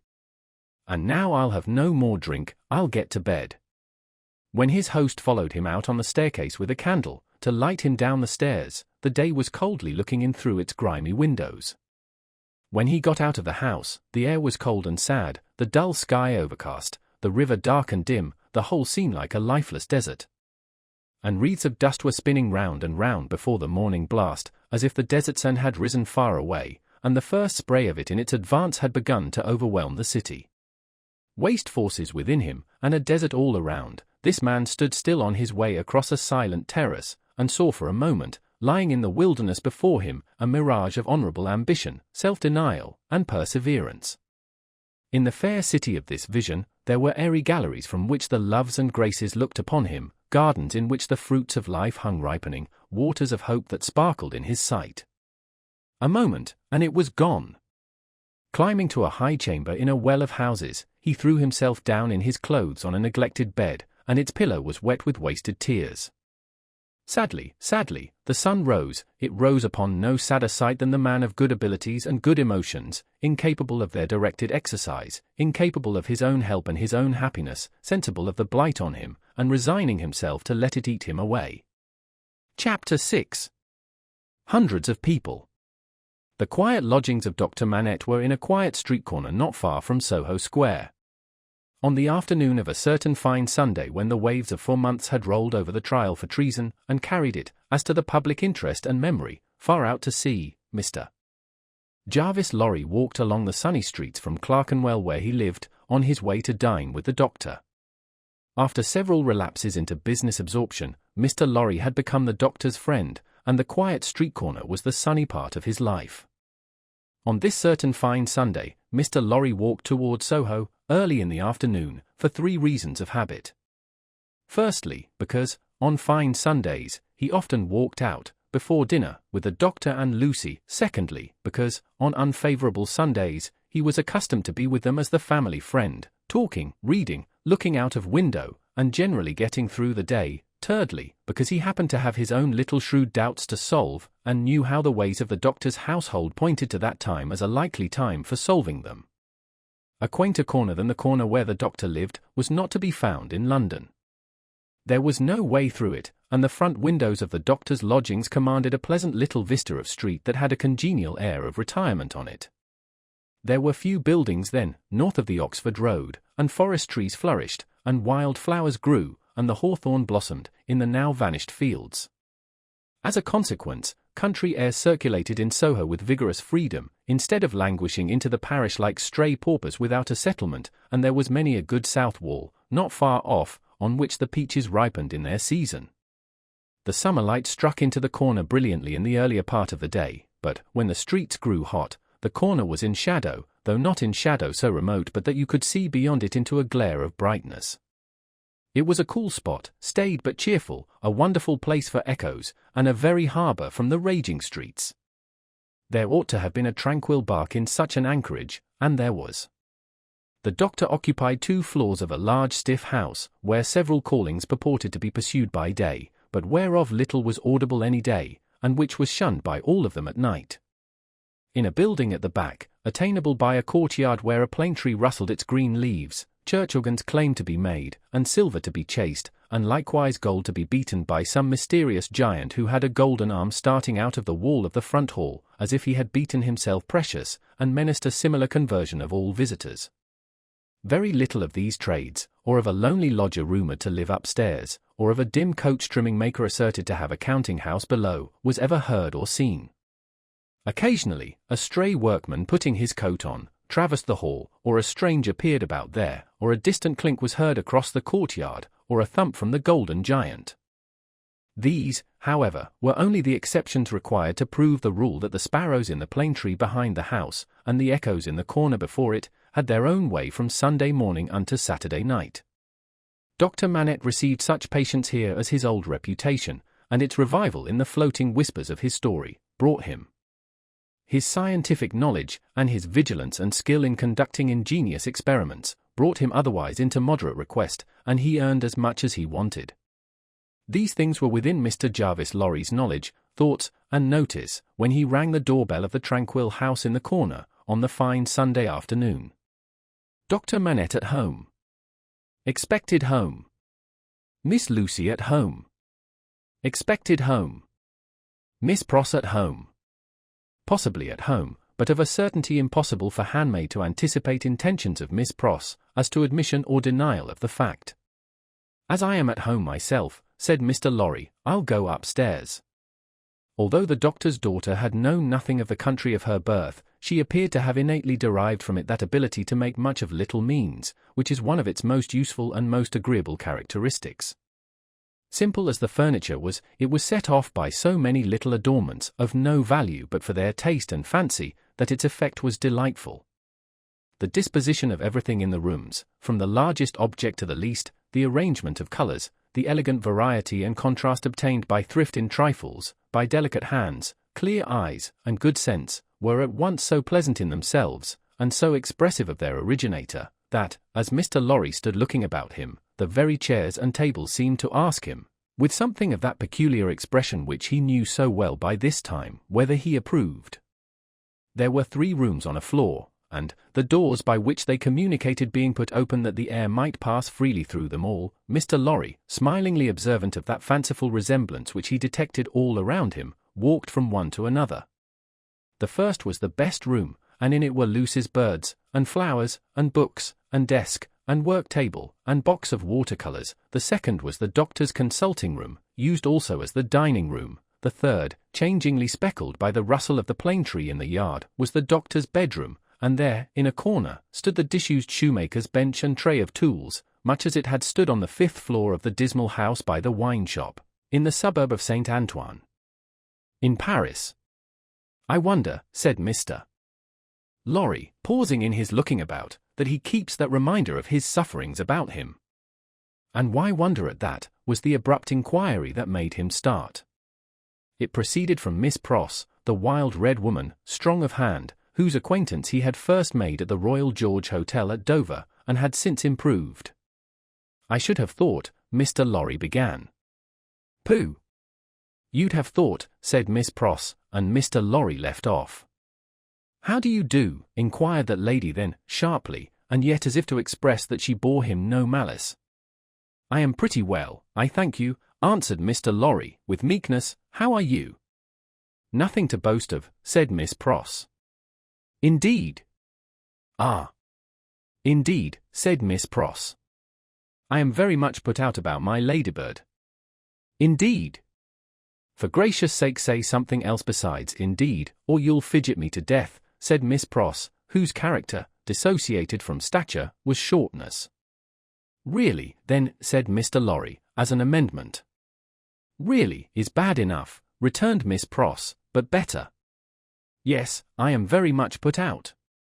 May I ask the cause? I don't want dozens of people who are not at all worthy of Ladybird, to come here looking after her, said Miss Pross. Do dozens come for that purpose? Hundreds, said Miss Pross. It was characteristic of this lady, as of some other people before her time and since, that whenever her original proposition was questioned, she exaggerated it. Dear me, said Mr. Lorry, as the safest remark he could think of.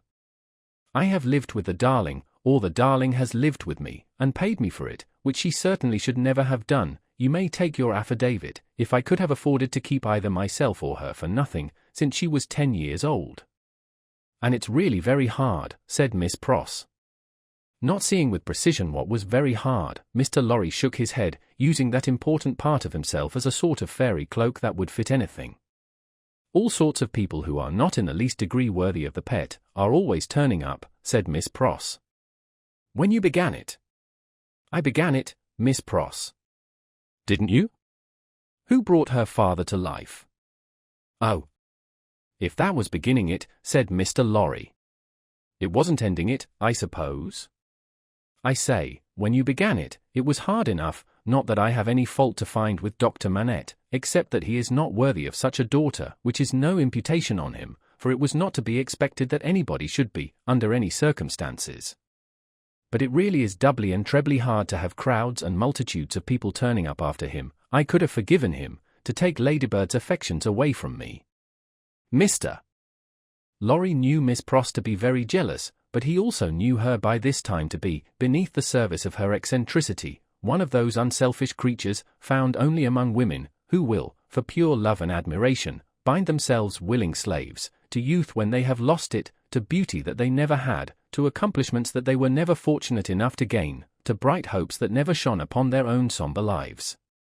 He knew enough of the world to know that there is nothing in it better than the faithful service of the heart, so rendered and so free from any mercenary taint. He had such an exalted respect for it, that in the retributive arrangements made by his own mind, we all make such arrangements, more or less, he stationed Miss Pross much nearer to the lower angels than many ladies immeasurably better got up both by nature and art, who had balances at Tellson's.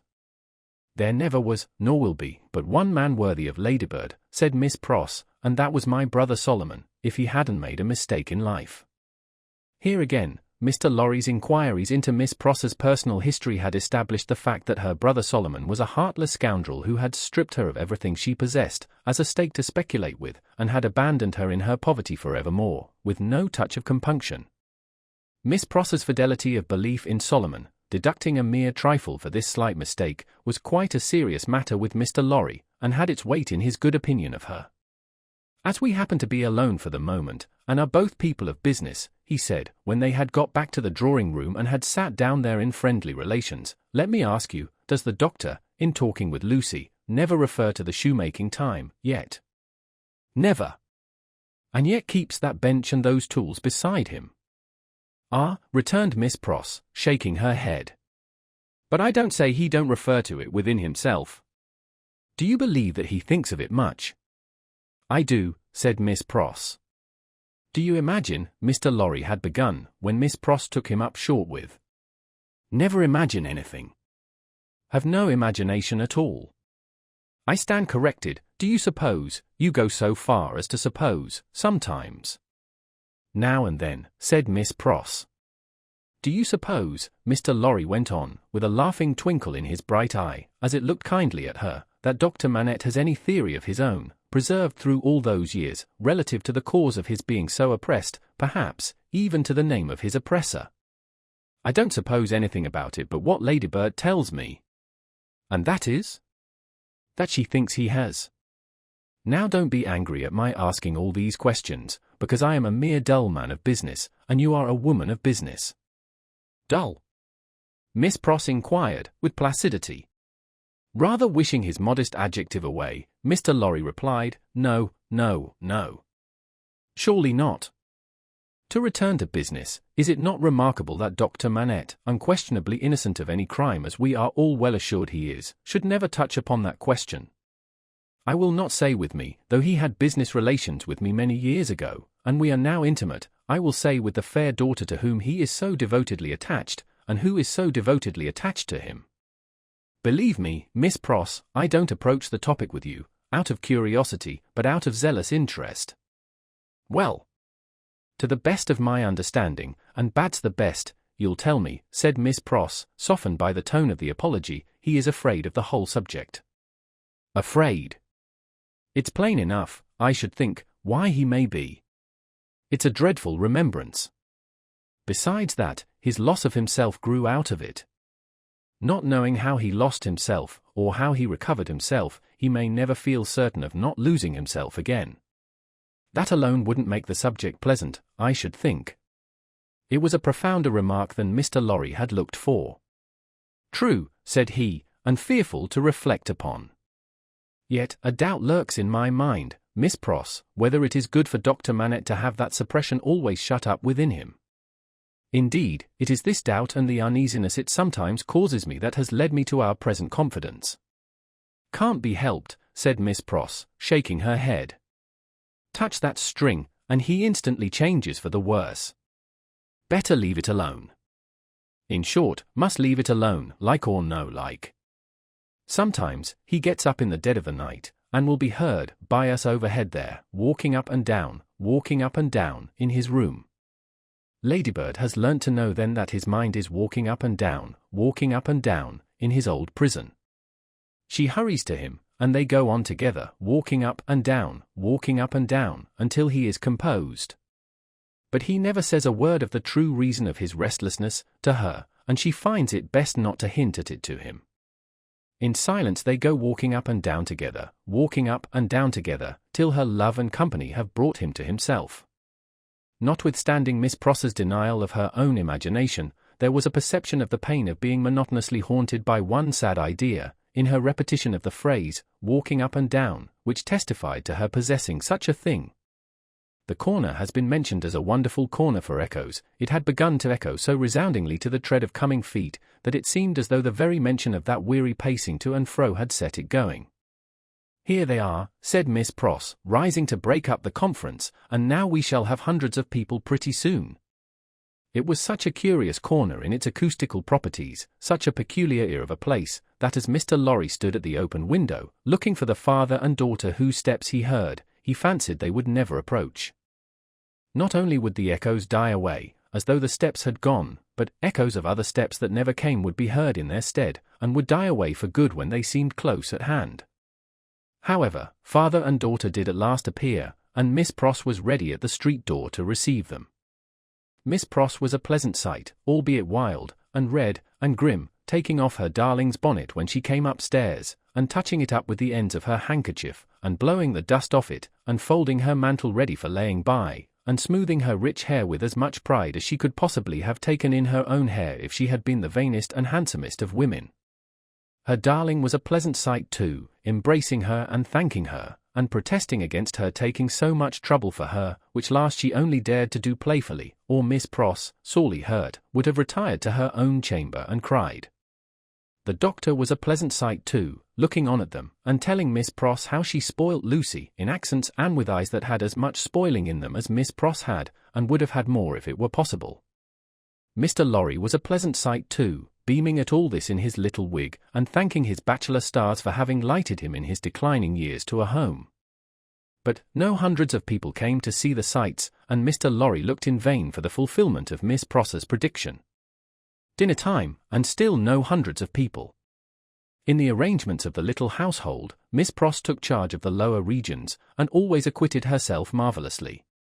Her dinners, of a very modest quality, were so well cooked and so well served, and so neat in their contrivances, half English and half French, that nothing could be better. Miss Pross's friendship being of the thoroughly practical kind, she had ravaged Soho and the adjacent provinces, in search of impoverished French, who, tempted by shillings and half-crowns, would impart culinary mysteries to her. From these decayed sons and daughters of Gaul, she had acquired such wonderful arts, that the woman and girl who formed the staff of domestics regarded her as quite a sorceress, or Cinderella's godmother, who would send out for a fowl, a rabbit, a vegetable or two from the garden, and change them into anything she pleased. On Sundays, Miss Pross dined at the doctor's table, but on other days persisted in taking her meals at unknown periods, either in the lower regions, or in her own room on the second floor, a blue chamber, to which no one but her Ladybird ever gained admittance. On this occasion, Miss Pross, responding to Ladybird's pleasant face and pleasant efforts to please her, unbent exceedingly, so the dinner was very pleasant, too. It was an oppressive day, and, after dinner, Lucy proposed that the wine should be carried out under the plane tree, and they should sit there in the air. As everything turned upon her, and revolved about her, they went out under the plane tree, and she carried the wine down for the special benefit of Mr. Lorry. She had installed herself, some time before, as Mr. Lorry's cup-bearer, and while they sat under the plane tree, talking, she kept his glass replenished. Mysterious backs and ends of houses peeped at them as they talked, and the plane tree whispered to them in its own way above their heads. Still, the hundreds of people did not present themselves. Mr. Darnay presented himself while they were sitting under the plane tree, but he was only one. Dr. Manette received him kindly, and so did Lucy. But Miss Pross suddenly became afflicted with a twitching in the head and body, and retired into the house. She was not unfrequently the victim of this disorder, and she called it, in familiar conversation, a fit of the jerks. The doctor was in his best condition, and looked specially young. The resemblance between him and Lucy was very strong at such times, and as they sat side by side, she leaning on his shoulder, and he resting his arm on the back of her chair, it was very agreeable to trace the likeness. He had been talking all day, on many subjects, and with unusual vivacity. "Pray, Dr. Manette," said Mr. Darnay, as they sat under the plane tree, and he said it in the natural pursuit of the topic in hand, which happened to be the old buildings of London, "have you seen much of the Tower?" "Lucy and I have been there, but only casually. We have seen enough of it to know that it teems with interest, little more." "I have been there, as you remember," said Darnay, with a smile, though reddening a little angrily, in another character, and not in a character that gives facilities for seeing much of it. "They told me a curious thing when I was there." "What was that?" Lucy asked. In making some alterations, the workmen came upon an old dungeon, which had been, for many years, built up and forgotten. Every stone of its inner wall was covered by inscriptions which had been carved by prisoners, dates, names, complaints, and prayers. Upon a cornerstone in an angle of the wall, one prisoner, who seemed to have gone to execution, had cut as his last work 3 letters. They were done with some very poor instrument, and hurriedly, with an unsteady hand. At first, they were read as D-I-C, but, on being more carefully examined, the last letter was found to be G. There was no record or legend of any prisoner with those initials, and many fruitless guesses were made what the name could have been. At length, it was suggested that the letters were not initials, but the complete word dig. The floor was examined very carefully under the inscription, and, in the earth beneath a stone, or tile, or some fragment of paving, were found the ashes of a paper, mingled with the ashes of a small leathern case or bag. What the unknown prisoner had written will never be read, but he had written something, and hidden it away to keep it from the gaoler. "My father," exclaimed Lucy, "you are ill." He had suddenly started up, with his hand to his head. His manner and his look quite terrified them all. "No, my dear, not ill. There are large drops of rain falling, and they made me start. We had better go in." He recovered himself almost instantly. Rain was really falling in large drops, and he showed the back of his hand with raindrops on it. But he said not a single word in reference to the discovery that had been told of, and, as they went into the house, the business eye of Mr. Lorry either detected, or fancied it detected, on his face, as it turned towards Charles Darnay, the same singular look that had been upon it when it turned towards him in the passages of the court-house. He recovered himself so quickly, however, that Mr. Lorry had doubts of his business eye. The arm of the golden giant in the hall was not more steady than he was, when he stopped under it to remark to them that he was not yet proof against slight surprises, if he ever would be, and that the rain had startled him. Tea time, and Miss Pross making tea, with another fit of the jerks upon her, and yet no hundreds of people. Mr. Carton had lounged in, but he made only 2. The night was so very sultry, that although they sat with doors and windows open, they were overpowered by heat. When the tea-table was done with, they all moved to one of the windows, and looked out into the heavy twilight. Lucy sat by her father, Darnay sat beside her, Carton leaned against a window. The curtains were long and white, and some of the thundergusts that whirled into the corner, caught them up to the ceiling, and waved them like spectral wings. "The raindrops are still falling, large, heavy, and few," said Dr. Manette. "It comes slowly." "It comes surely," said Carton. They spoke low, as people watching and waiting mostly do, as people in a dark room, watching and waiting for lightning, always do. There was a great hurry in the streets of people speeding away to get shelter before the storm broke. The wonderful corner for echoes resounded with the echoes of footsteps coming and going, yet not a footstep was there. "A multitude of people, and yet a solitude," said Darnay, when they had listened for a while. "Is it not impressive, Mr. Darnay?" asked Lucy. "Sometimes, I have sat here of an evening, until I have fancied, but even the shade of a foolish fancy makes me shudder tonight, when all is so black and solemn. Let us shudder too. We may know what it is. It will seem nothing to you. Such whims are only impressive as we originate them. I think they are not to be communicated.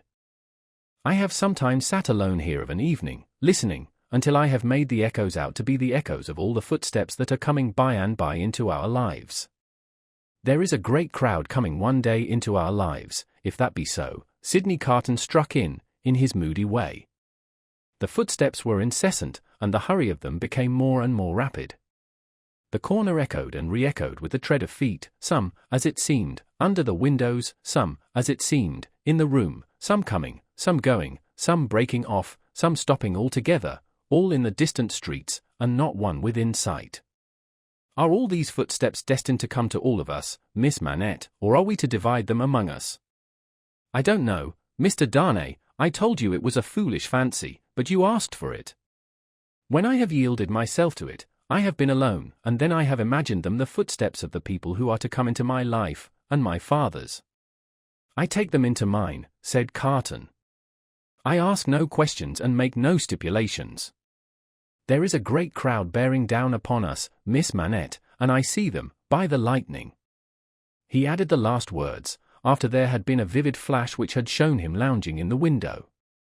And I hear them, he added again, after a peal of thunder. Here they come, fast, fierce, and furious. It was the rush and roar of rain that he typified, and it stopped him, for no voice could be heard in it. A memorable storm of thunder and lightning broke with that sweep of water, and there was not a moment's interval in crash, and fire, and rain, until after the moon rose at midnight. The great bell of St. Paul's was striking one in the cleared air, when Mr. Lorry, escorted by Jerry, high-booted and bearing a lantern, set forth on his return passage to Clerkenwell. There were solitary patches of road on the way between Soho and Clerkenwell, and Mr. Lorry, mindful of footpads, always retained Jerry for this service, though it was usually performed a good 2 hours earlier. What a night it has been! Almost a night, Jerry, said Mr. Lorry, to bring the dead out of their graves. I never see the night myself, master, nor yet I don't expect to. What would do that? Answered Jerry. Good night, Mr. Carton, said the man of business. Good night, Mr. Darnay. Shall we ever see such a night again, together? Perhaps. Perhaps, see the great crowd of people with its rush and roar, bearing down upon them, too. Chapter 7. Monseigneur in town. Monseigneur, one of the great lords in power at the court, held his fortnightly reception in his grand hotel in Paris. Monseigneur was in his inner room, his sanctuary of sanctuaries, the holiest of holiests to the crowd of worshippers in the suite of rooms without. Monseigneur was about to take his chocolate. Monseigneur could swallow a great many things with ease, and was by some few sullen minds supposed to be rather rapidly swallowing France, but his morning's chocolate could not so much as get into the throat of Monseigneur, without the aid of 4 strong men besides the cook. Yes. It took 4 men, all for ablaze with gorgeous decoration, and the chief of them unable to exist with fewer than 2 gold watches in his pocket, emulative of the noble and chaste fashion set by Monseigneur, to conduct the happy chocolate to Monseigneur's lips.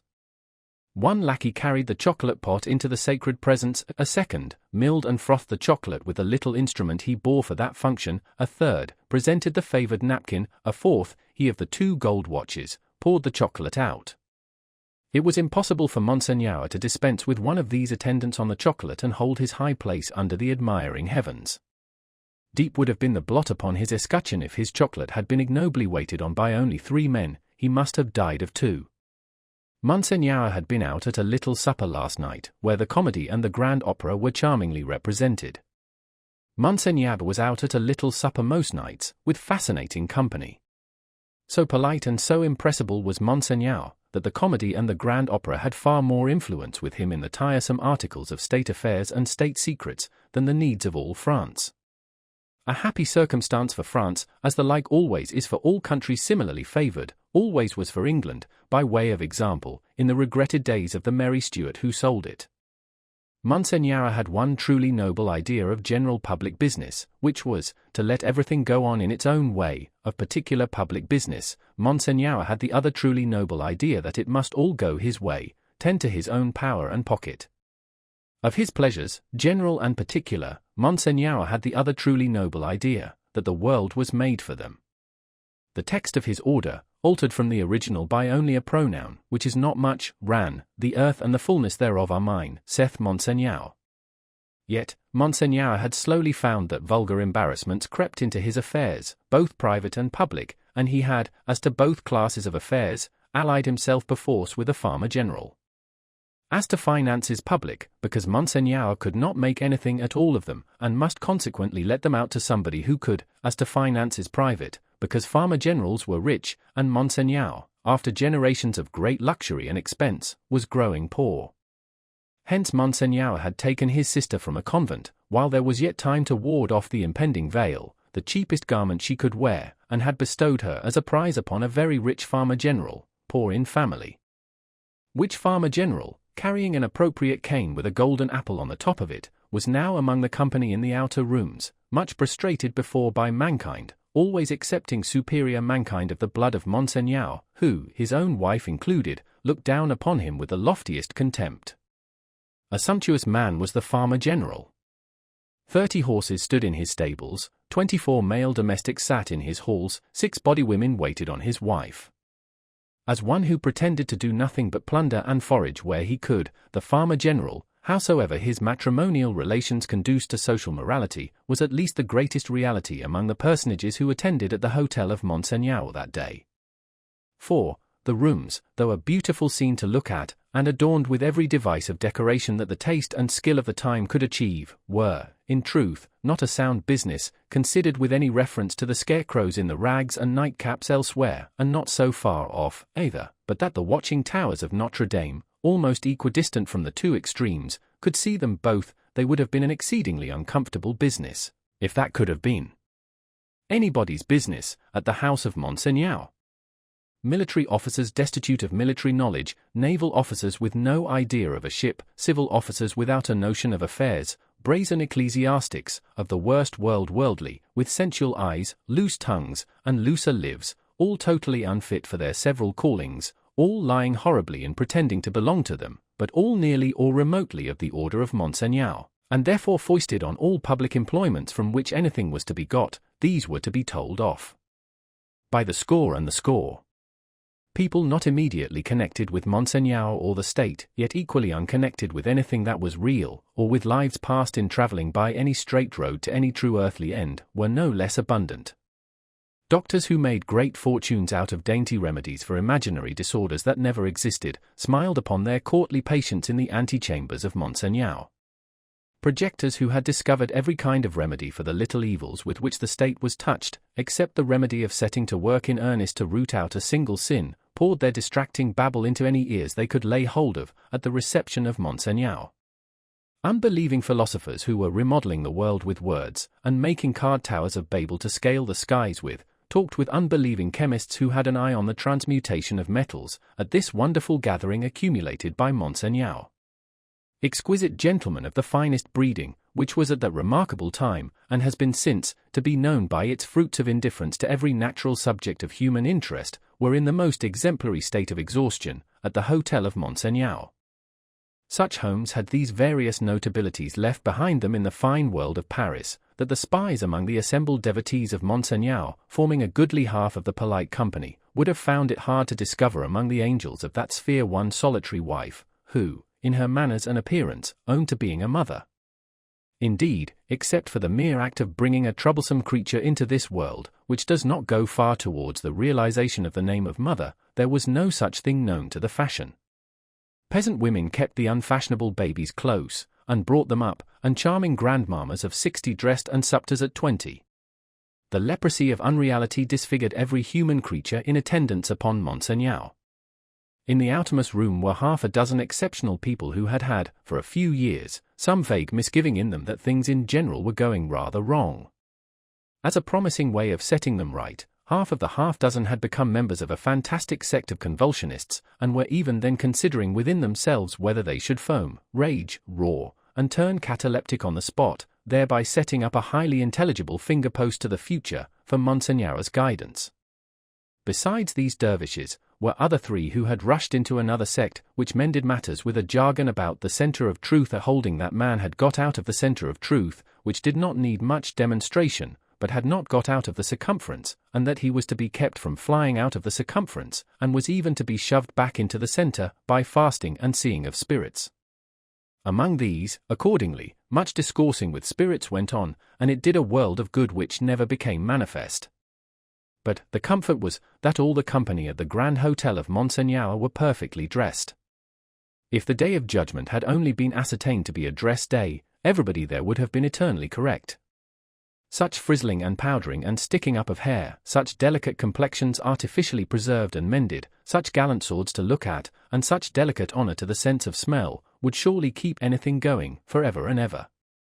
The exquisite gentlemen of the finest breeding wore little pendant trinkets that chinked as they languidly moved. These golden fetters rang like precious little bells, and what with that ringing, and with the rustle of silk and brocade and fine linen, there was a flutter in the air that fanned Saint Antoine and his devouring hunger far away. Dress was the one unfailing talisman and charm used for keeping all things in their places. Everybody was dressed for a fancy ball that was never to leave off.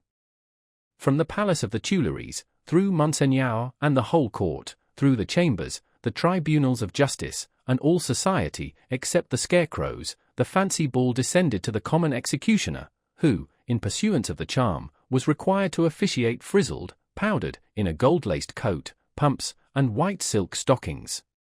At the gallows and the wheel, the axe was a rarity, Monsieur Paris, as it was the episcopal mode among his brother professors of the provinces, Monsieur Orleans, and the rest, to call him, presided in this dainty dress. And who among the company at Monseigneur's reception in that 1780th year of our Lord, could possibly doubt, that a system rooted in a frizzled hangman, powdered, gold-laced, pumped, and white silk stockinged, would see the very stars out? Monseigneur, having eased his foemen of their burdens and taken his chocolate, caused the doors of the holiest of holiest to be thrown open, and issued forth. Then, what submission, what cringing and fawning, what servility, what abject humiliation! As to bowing down in body and spirit, nothing in that way was left for heaven, which may have been one among other reasons why the worshippers of Monseigneur never troubled it. Bestowing a word of promise here and a smile there, a whisper on one happy slave and a wave of the hand on another, Monseigneur affably passed through his rooms to the remote region of the circumference of truth. There, Monseigneur turned, and came back again, and so in due course of time got himself shut up in his sanctuary by the chocolate sprites, and was seen no more. The show being over, the flutter in the air became quite a little storm, and the precious little bells went ringing downstairs. There was soon but one person left of all the crowd, and he, with his hat under his arm and his snuff-box in his hand, slowly passed among the mirrors on his way out. "I devote you," said this person, stopping at the last door on his way, and turning in the direction of the sanctuary, "to the devil." With that, he shook the snuff from his fingers as if he had shaken the dust from his feet, and quietly walked downstairs. He was a man of about 60, handsomely dressed, haughty in manner, and with a face like a fine mask. A face of a transparent paleness, every feature in it clearly defined, one set expression on it. The nose, beautifully formed otherwise, was very slightly pinched at the top of each nostril. In those two compressions, or dints, the only little change that the face ever showed, resided. They persisted in changing color sometimes, and they would be occasionally dilated and contracted by something like a faint pulsation, then they gave a look of treachery and cruelty to the whole countenance. Examined with attention, its capacity of helping such a look was to be found in the line of the mouth and the lines of the orbits of the eyes, being much too horizontal and thin. Still, in the effect of the face made, it was a handsome face, and a remarkable one. Its owner went downstairs into the courtyard, got into his carriage, and drove away. Not many people had talked with him at the reception. He had stood in a little space apart, and Monseigneur might have been warmer in his manner.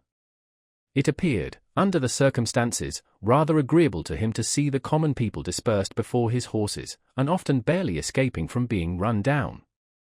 His man drove as if he were charging an enemy, and the furious recklessness of the man brought no check into the face, or to the lips, of the master. The complaint had sometimes made itself audible, even in that deaf city and dumb age, that, in the narrow streets without footways, the fierce patrician custom of hard driving endangered and maimed the mere vulgar in a barbarous manner. But few cared enough for that to think of it a second time, and, in this matter, as in all others, the common wretches were left to get out of their difficulties as they could. With a wild rattle and clatter, and an inhuman abandonment of consideration not easy to be understood in these days, the carriage dashed through streets and swept round corners, with women screaming before it, and men clutching each other and clutching children out of its way. At last, swooping at a street corner by a fountain, one of its wheels came to a sickening little jolt, and there was a loud cry from a number of voices, and the horses reared and plunged. But for the latter inconvenience, the carriage probably would not have stopped. Carriages were often known to drive on, and leave their wounded behind, and why not? But the frightened valet had got down in a hurry, and there were 20 hands at the horses' bridles. "What has gone wrong?" said Monsieur, calmly looking out. A tall man in a nightcap had caught up a bundle from among the feet of the horses, and had laid it on the basement of the fountain, and was down in the mud and wet, howling over it like a wild animal. "Pardon, Monsieur the Marquis," said a ragged and submissive man, "it is a child." "Why does he make that abominable noise?" "Is it his child?" "Excuse me, Monsieur the Marquis, it is a pity, yes." The fountain was a little removed, for the street opened, where it was, into a space some 10 or 12 yards square. As the tall man suddenly got up from the ground, and came running at the carriage, Monsieur the Marquis clapped his hand for an instant on his sword hilt. "Killed!" shrieked the man, in wild desperation, extending both arms at their length above his head, and staring at him. "Dead!" The people closed round, and looked at Monsieur the Marquis. There was nothing revealed by the many eyes that looked at him but watchfulness and eagerness. There was no visible menacing or anger. Neither did the people say anything. After the first cry, they had been silent, and they remained so. The voice of the submissive man who had spoken was flat and tame in its extreme submission. Monsieur the Marquis ran his eyes over them all, as if they had been mere rats come out of their holes. He took out his purse. "It is extraordinary to me," said he, "that you people cannot take care of yourselves and your children. One or the other of you is forever in the way. How do I know what injury you have done my horses? See! Give him that." He threw out a gold coin for the valet to pick up, and all the heads craned forward that all the eyes might look down at it as it fell. The tall man called out again with a most unearthly cry, "Dead!" He was arrested by the quick arrival of another man, for whom the rest made way. On seeing him, the miserable creature fell upon his shoulder, sobbing and crying, and pointing to the fountain, where some women were stooping over the motionless bundle, and moving gently about it. They were as silent, however, as the men. I know all," said the last comer. "Be a brave man, my Gaspard. It is better for the poor little plaything to die so, than to live. It has died in a moment without pain. Could it have lived an hour as happily?" "You are a philosopher, you there," said the Marquis, smiling. "How do they call you?" "They call me Defarge." "Of what trade?" "Monsieur the Marquis, vendor of wine." "Pick up that, philosopher and vendor of wine," said the Marquis, throwing him another gold coin, "and spend it as you will.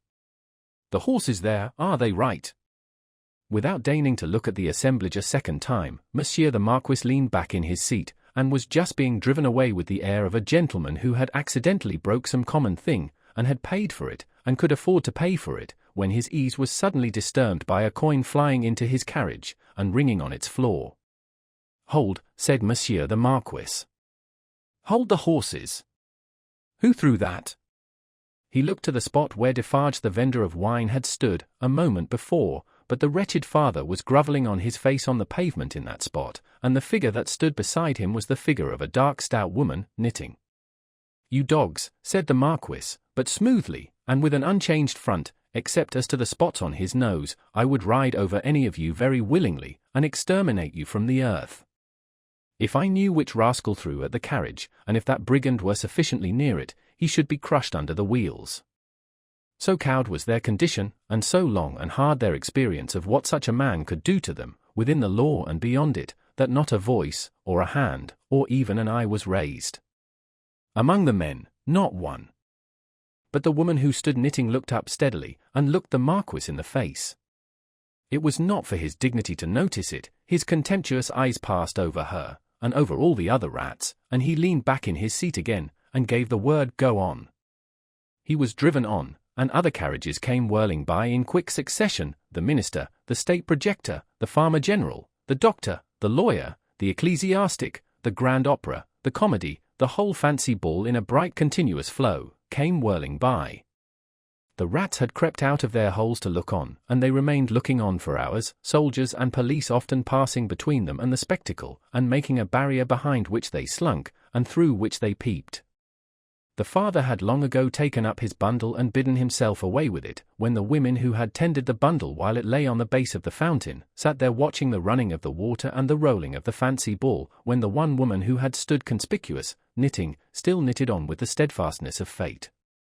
The water of the fountain ran, the swift river ran, the day ran into evening, so much life in the city ran into death according to rule. Time and tide waited for no man, the rats were sleeping close together in their dark holes again, the fancy ball was lighted up at supper, all things ran their course.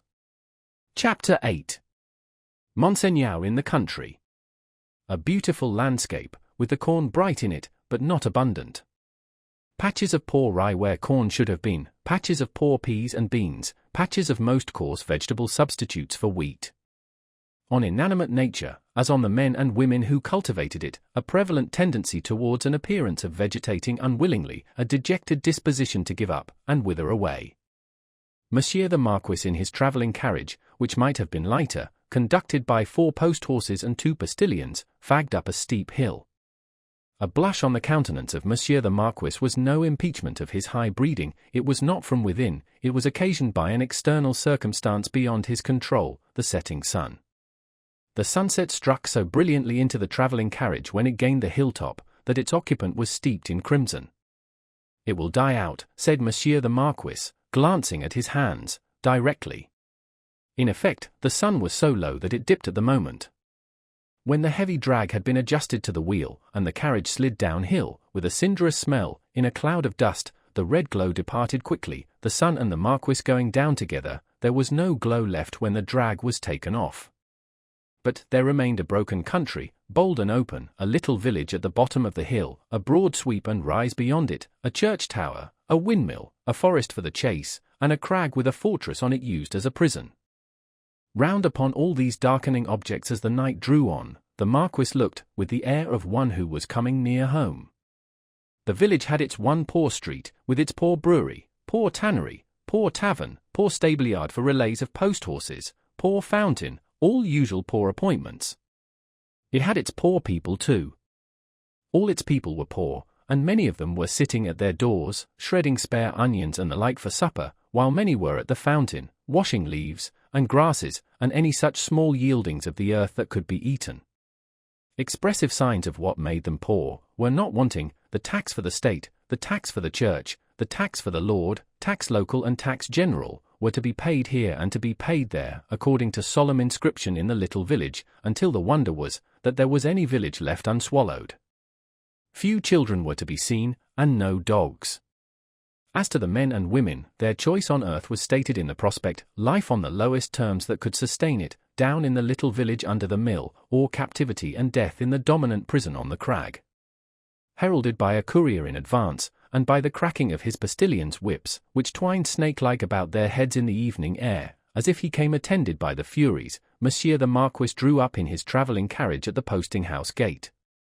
It was hard by the fountain, and the peasants suspended their operations to look at him.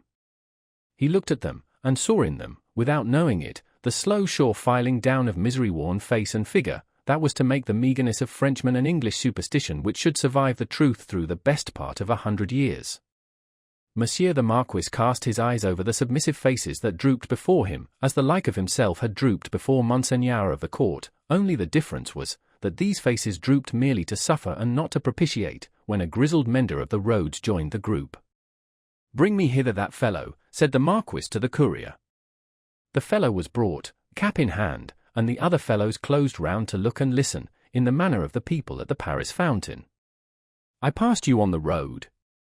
"Monseigneur, it is true. I had the honour of being passed on the road. Coming up the hill, and at the top of the hill, both." "Monseigneur, it is true. What did you look at, so fixedly?"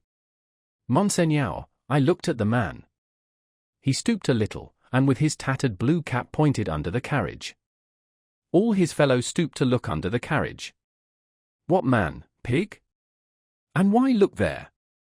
"Pardon, Monseigneur," he swung by the chain of the shoe, the drag. "Who?" demanded the traveller. Monseigneur, the man. May the devil carry away these idiots. How do you call the man? You know all the men of this part of the country. Who was he? Your clemency, Monseigneur. He was not of this part of the country. Of all the days of my life, I never saw him. Swinging by the chain? To be suffocated. With your gracious permission, that was the wonder of it, Monseigneur. His head hanging over, like this. He turned himself sideways to the carriage, and leaned back, with his face thrown up to the sky, and his head hanging down, then recovered himself, fumbled with his cap, and made a bow.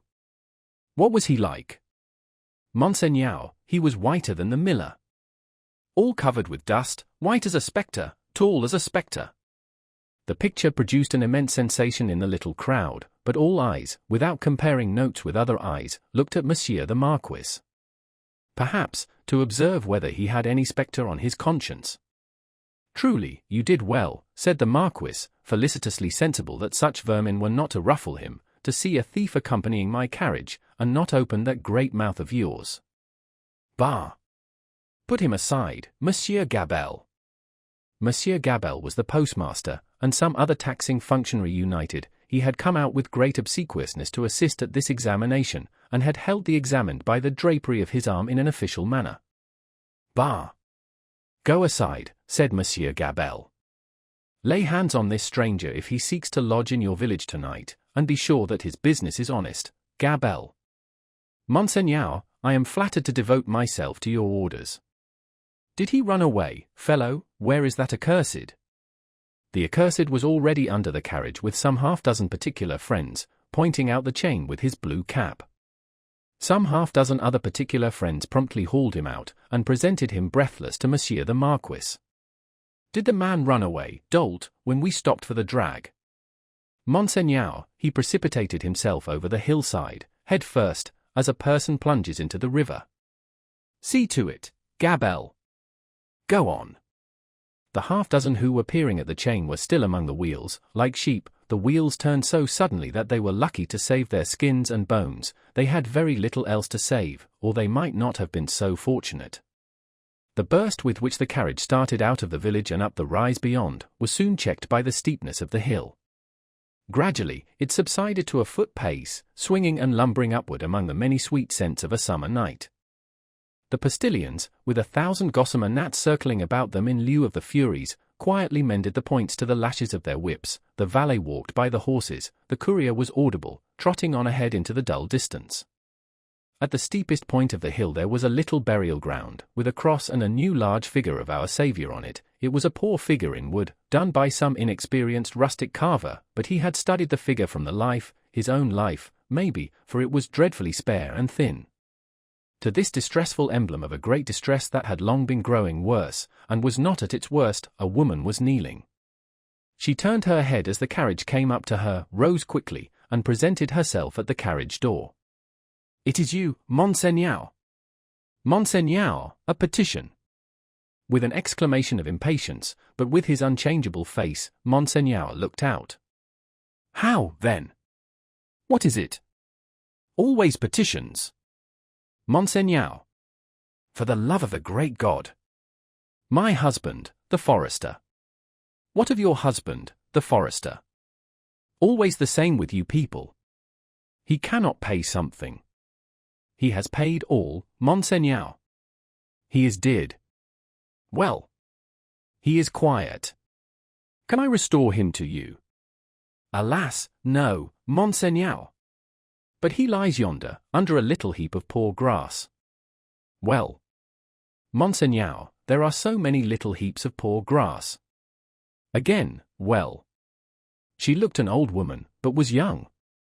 Her manner was one of passionate grief. By turns she clasped her veinous and knotted hands together with wild energy, and laid one of them on the carriage door, tenderly, caressingly, as if it had been a human breast, and could be expected to feel the appealing touch. Monseigneur, hear me. Monseigneur, hear my petition. My husband died of want, so many die of want, so many more will die of want. Again, well? Can I feed them? Monseigneur, the good God knows, but I don't ask it. My petition is, that a morsel of stone or wood, with my husband's name, may be placed over him to show where he lies. Otherwise, the place will be quickly forgotten, it will never be found. When I am dead of the same malady, I shall be laid under some other heap of poor grass. Monseigneur, they are so many, they increase so fast, there is so much want. Monseigneur! Monseigneur! The valet had put her away from the door, the carriage had broken into a brisk trot, the postilions had quickened the pace, she was left far behind, and Monseigneur, again escorted by the Furies, was rapidly diminishing the league or two of distance that remained between him and his chateau. The sweet scents of the summer night rose all around him, and rose, as the rain falls, impartially, on the dusty, ragged, and toil-worn group at the fountain not far away, to whom the mender of roads, with the aid of the blue cap without which he was nothing, still enlarged upon his man like a spectre, as long as they could bear it. By degrees, as they could bear no more, they dropped off one by one, and lights twinkled in little casements, which lights, as the casements darkened, and more stars came out, seemed to have shot up into the sky instead of having been extinguished.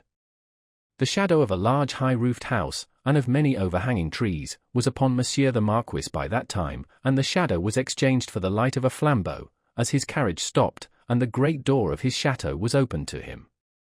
Monsieur Charles, whom I expect, is he arrived from England? Monseigneur, not yet. Chapter 9. The Gorgon's Head.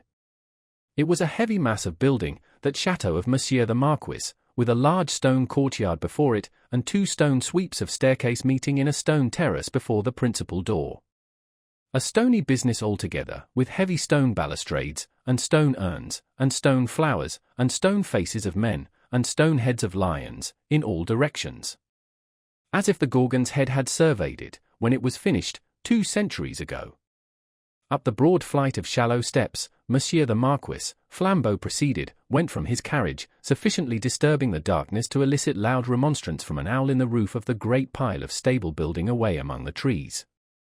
All else was so quiet, that the flambeau carried up the steps, and the other flambeau held at the great door, burnt as if they were in a close room of state, instead of being in the open night air. Other sound than the owl's voice there was none, save the falling of a fountain into its stone basin, for it was one of those dark nights that hold their breath by the hour together, and then heave a long low sigh, and hold their breath again. The great door clanged behind him, and Monsieur the Marquis crossed a hall grim with certain old boar spears, swords, and knives of the chase, grimmer with certain heavy riding rods and riding whips, of which many a peasant, gone to his benefactor death, had felt the weight when his lord was angry. Avoiding the larger rooms, which were dark and made fast for the night, Monsieur the Marquis, with his flambeau-bearer going on before, went up the staircase to a door in a corridor. This thrown open, admitted him to his own private apartment of 3 rooms, his bedchamber and 2 others. High-vaulted rooms with cool uncarpeted floors, great dogs upon the hearths for the burning of wood in winter time, and all luxuries befitting the state of a marquis in a luxurious age and country. The fashion of the last Louis but one of the line that was never to break, the 14th Louis, was conspicuous in their rich furniture, but it was diversified by many objects that were illustrations of old pages in the history of France. A supper table was laid for 2, in the third of the rooms, a round room, in one of the chateaux for extinguisher-top towers. A small lofty room, with its window wide open, and the wooden jalousie blinds closed, so that the dark night only showed in slight horizontal lines of black, alternating with their broad lines of stone color. "My nephew," said the Marquis, glancing at the supper preparation, "they said he was not arrived." Nor was he, but he had been expected with Monseigneur. "Ah! It is not probable he will arrive tonight, nevertheless, leave the table as it is. I shall be ready in a quarter of an hour."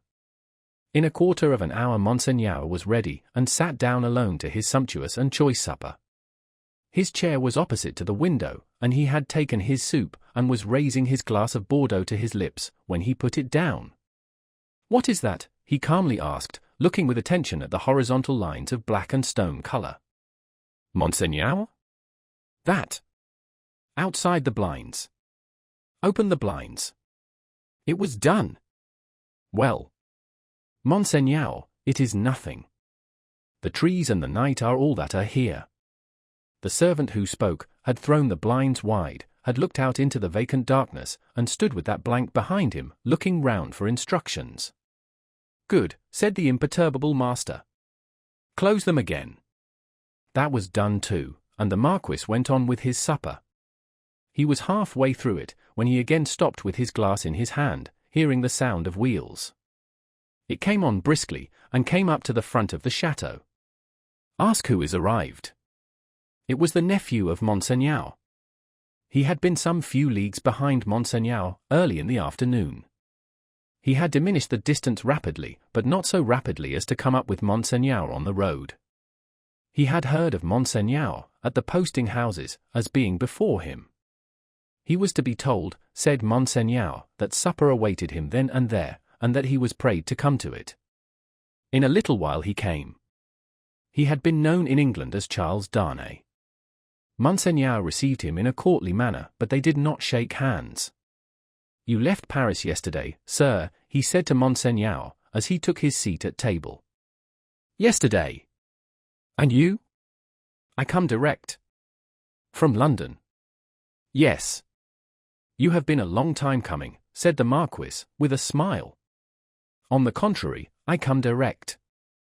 "Pardon me. I mean, not a long time on the journey, a long time intending the journey. I have been detained by," the nephew stopped a moment in his answer, "various business." "Without doubt," said the polished uncle. So long as a servant was present, no other words passed between them. When coffee had been served and they were alone together, the nephew, looking at the uncle and meeting the eyes of the face that was like a fine mask, opened a conversation. "I have come back, sir, as you anticipate, pursuing the object that took me away. It carried me into great and unexpected peril, but it is a sacred object, and if it had carried me to death I hope it would have sustained me." "Not to death," said the uncle, "it is not necessary to say, to death." "I doubt, sir," returned the nephew, "whether, if it had carried me to the utmost brink of death, you would have cared to stop me there." The deepened marks in the nose, and the lengthening of the fine straight lines in the cruel face, looked ominous as to that. The uncle made a graceful gesture of protest, which was so clearly a slight form of good breeding that it was not reassuring. "Indeed, sir," pursued the nephew, "for anything I know, you may have expressly worked to give a more suspicious appearance to the suspicious circumstances that surrounded me." "No, no, no," said the uncle, pleasantly. "But, however that may be," resumed the nephew, glancing at him with deep distrust, "I know that your diplomacy would stop me by any means, and would know no scruple as to means." "My friend, I told you so," said the uncle, with a fine pulsation in the two marks. "Do me the favor to recall that I told you so, long ago." "I recall it." "Thank you," said the Marquis, very sweetly indeed. His tone lingered in the air, almost like the tone of a musical instrument. "In effect, sir," pursued the nephew, "I believe it to be at once your bad fortune, and my good fortune, that has kept me out of a prison in France here." "I do not quite understand," returned the uncle, sipping his coffee. "Dare I ask you to explain?" "I believe that if you were not in disgrace with the court, and had not been overshadowed by that cloud for years past, a letter de cachet would have sent me to some fortress indefinitely." "It is possible," said the uncle, with great calmness. "For the honor of the family, I could even resolve to incommode you to that extent." "Pray excuse me." "I perceive that, happily for me, the reception of the day before yesterday was, as usual, a cold one," observed the nephew. "I would not say happily, my friend," returned the uncle, with refined politeness, "I would not be sure of that. A good opportunity for consideration, surrounded by the advantages of solitude, might influence your destiny to far greater advantage than you influence it for yourself. But it is useless to discuss the question. I am, as you say, at a disadvantage. These little instruments of correction, these gentle aids to the power and honor of families, these slight favors that might so incommode you, are only to be obtained now by interest and importunity. They are sought by so many, and they are granted, comparatively, to so few. It used not to be so, but France in all such things is changed for the worse. Our not remote ancestors held the right of life and death over the surrounding vulgar. From this room, many such dogs have been taken out to be hanged. In the next room, my bedroom, one fellow, to our knowledge, was poniarded on the spot for professing some insolent delicacy respecting his daughter. We have lost many privileges, a new philosophy has become the mode, and the assertion of our station, in these days, might, I do not go so far as to say would, but might, cause us real inconvenience. All very bad, very bad. The Marquis took a gentle little pinch of snuff, and shook his head, as elegantly despondent as he could becomingly be of a country still containing himself, that great means of regeneration. We have so asserted our station, both in the old time and in the modern time also, said the nephew, gloomily, that I believe our name to be more detested than any name in France. Let us hope so, said the uncle. Detestation of the high is the involuntary homage of the low. There is not, pursued the nephew, in his former tone, a face I can look at, in all this country round about us, which looks at me with any deference on it but the dark deference of fear and slavery. A compliment, said the Marquis, to the grandeur of the family, merited by the manner in which the family has sustained its grandeur. Ha! And he took another gentle little pinch of snuff, and lightly crossed his legs. But, when his nephew, leaning an elbow on the table, covered his eyes thoughtfully and dejectedly with his hand, the fine mask looked at him sideways with a stronger concentration of keenness, closeness, and dislike, than was comportable with its wearer's assumption of indifference. Repression is the only lasting philosophy. The dark deference of fear and slavery, my friend, observed the Marquis, will keep the dogs obedient to the whip as long as this roof, looking up to it, shuts out the sky. That might not be so long as the Marquis supposed. If a picture of the chateau as it was to be a very few years hence, and of 50 like it as they too were to be a very few years hence, could have been shown to him that night, he might have been at a loss to claim his own from the ghastly, fire-charred, plunderwrecked rains. As for the roof he vaunted, he might have found that shutting out the sky in a new way, to wit, forever, from the eyes of the bodies into which its lead was fired, out of the barrels of 100,000 muskets. Meanwhile, said the Marquis, I will preserve the honour and repose of the family, if you will not. But you must be fatigued. Shall we terminate our conference for the night? A moment more. An hour, if you please. Sir, said the nephew, we have done wrong, and are reaping the fruits of wrong. We have done wrong, repeated the Marquis, with an inquiring smile, and delicately pointing, first to his nephew, then to himself. Our family, our honourable family, whose honour is of so much account to both of us, in such different ways. Even in my father's time, we did a world of wrong, injuring every human creature who came between us and our pleasure, whatever it was. Why need I speak of my father's time, when it is equally yours? Can I separate my father's twin brother, joint inheritor, and next successor, from himself? Death has done that, said the Marquis. And has left me, answered the nephew, bound to a system that is frightful to me, responsible for it, but powerless in it, seeking to execute the last request of my dear mother's lips, and obey the last look of my dear mother's eyes, which implored me to have mercy and to redress, and tortured by seeking assistance and power in vain. Seeking them from me, my nephew, said the Marquis, touching him on the breast with his forefinger, they were now standing by the hearth, you will forever seek them in vain, be assured. Every fine straight line in the clear whiteness of his face was cruelly, craftily, and closely compressed, while he stood looking quietly at his nephew, with his snuff-box in his hand. Once again he touched him on the breast, as though his finger were the fine point of a small sword, with which, in delicate finesse, he ran him through the body, and said, My friend, I will die, perpetuating the system under which I have lived. When he had said it, he took a culminating pinch of snuff, and put his box in his pocket. Better to be a rational creature, he added then, after ringing a small bell on the table, and accept your natural destiny. But you are lost, Monsieur Charles, I see. This property and France are lost to me, said the nephew, sadly, I renounce them. Are they both yours to renounce? France may be, but is the property? It is scarcely worth mentioning, but is it yet? I had no intention, in the words I used, to claim it yet. If it passed to me from you, tomorrow, which I have the vanity to hope is not probable, or 20 years hence. You do me too much honour, said the Marquis, still, I prefer that supposition. I would abandon it, and live otherwise and elsewhere. It is little to relinquish. What is it but a wilderness of misery and ruin? "Ah," said the Marquis, glancing round the luxurious room.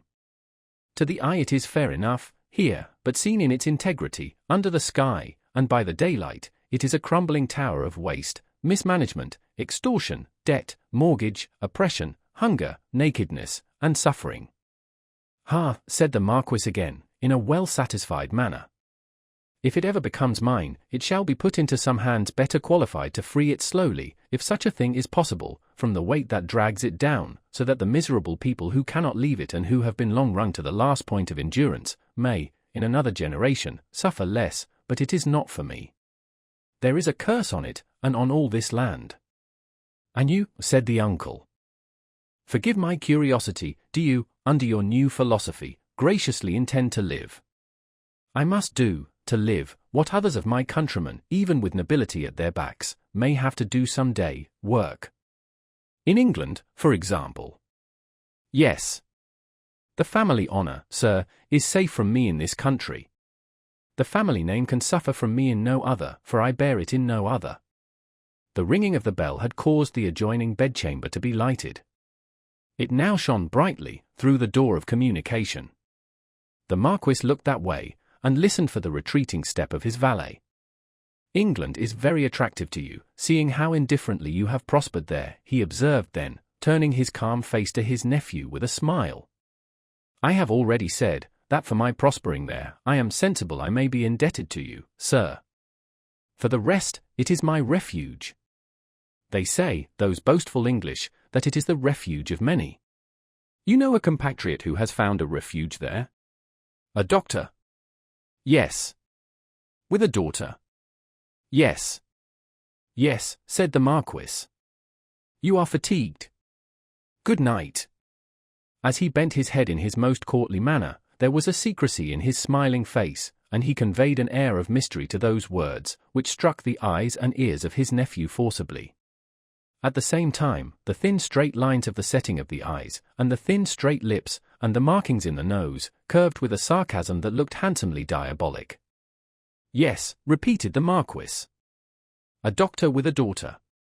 "Yes. So commences the new philosophy. You are fatigued. Good night." It would have been of as much avail to interrogate any stone face outside the chateau as to interrogate that face of his. The nephew looked at him, in vain, in passing on to the door. "Good night," said the uncle. "I look to the pleasure of seeing you again in the morning. Good repose.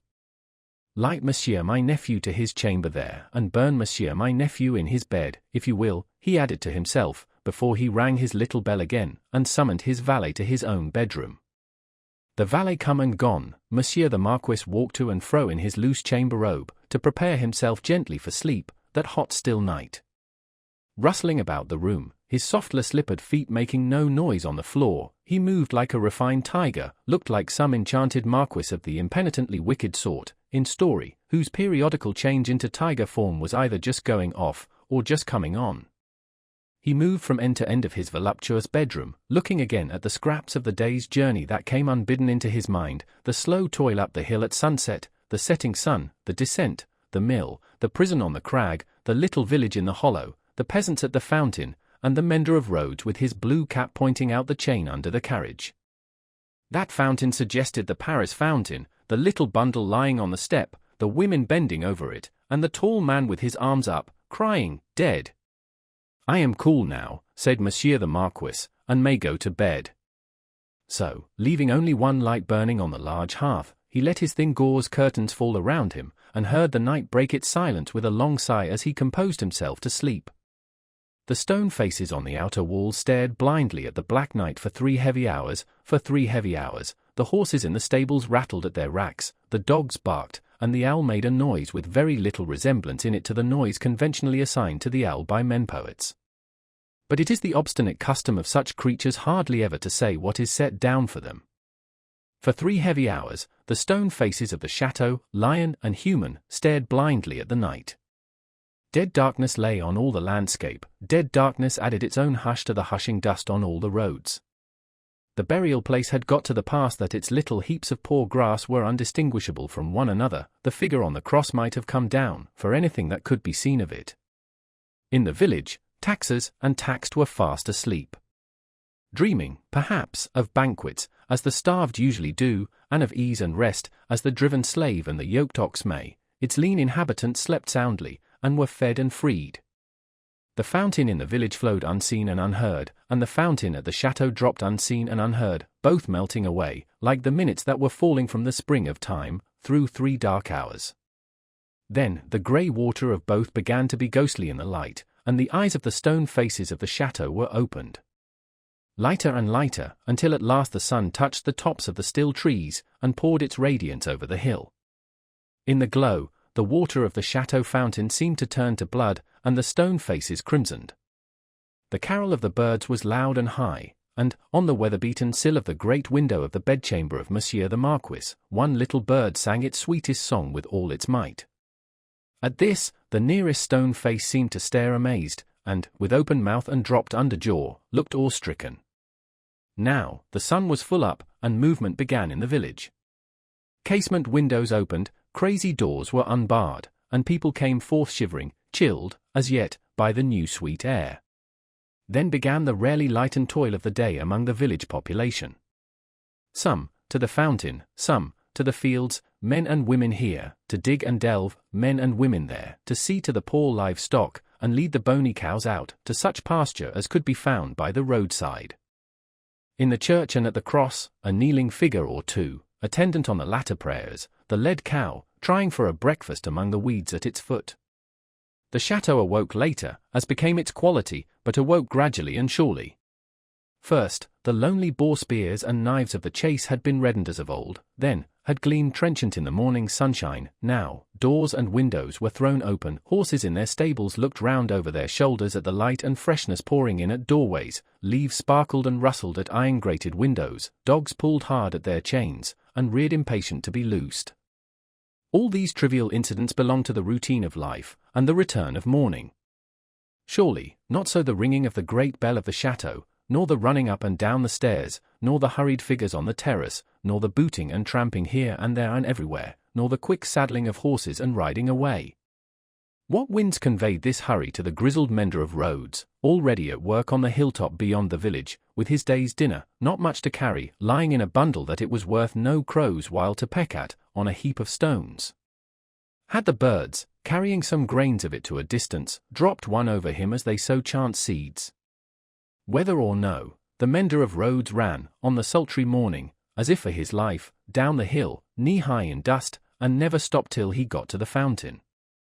All the people of the village were at the fountain, standing about in their depressed manner, and whispering low, but showing no other emotions than grim curiosity and surprise. The led cows, hastily brought in and tethered to anything that would hold them, were looking stupidly on, or lying down chewing the cud of nothing particularly repaying their trouble, which they had picked up in their interrupted saunter. Some of the people of the chateau, and some of those of the posting-house, and all the taxing authorities, were armed more or less, and were crowded on the other side of the little street in a purposeless way, that was highly fraught with nothing. Already, the mender of roads had penetrated into the midst of a group of 50 particular friends, and was smiting himself in the breast with his blue cap. What did all this portend, and what portended the swift hoisting up of Monsieur Gabelle behind a servant on horseback, and the conveying away of the said Gabelle, double-laden though the horse was, at a gallop, like a new version of the German ballad of Leonora? It portended that there was one stone face too many, up at the chateau.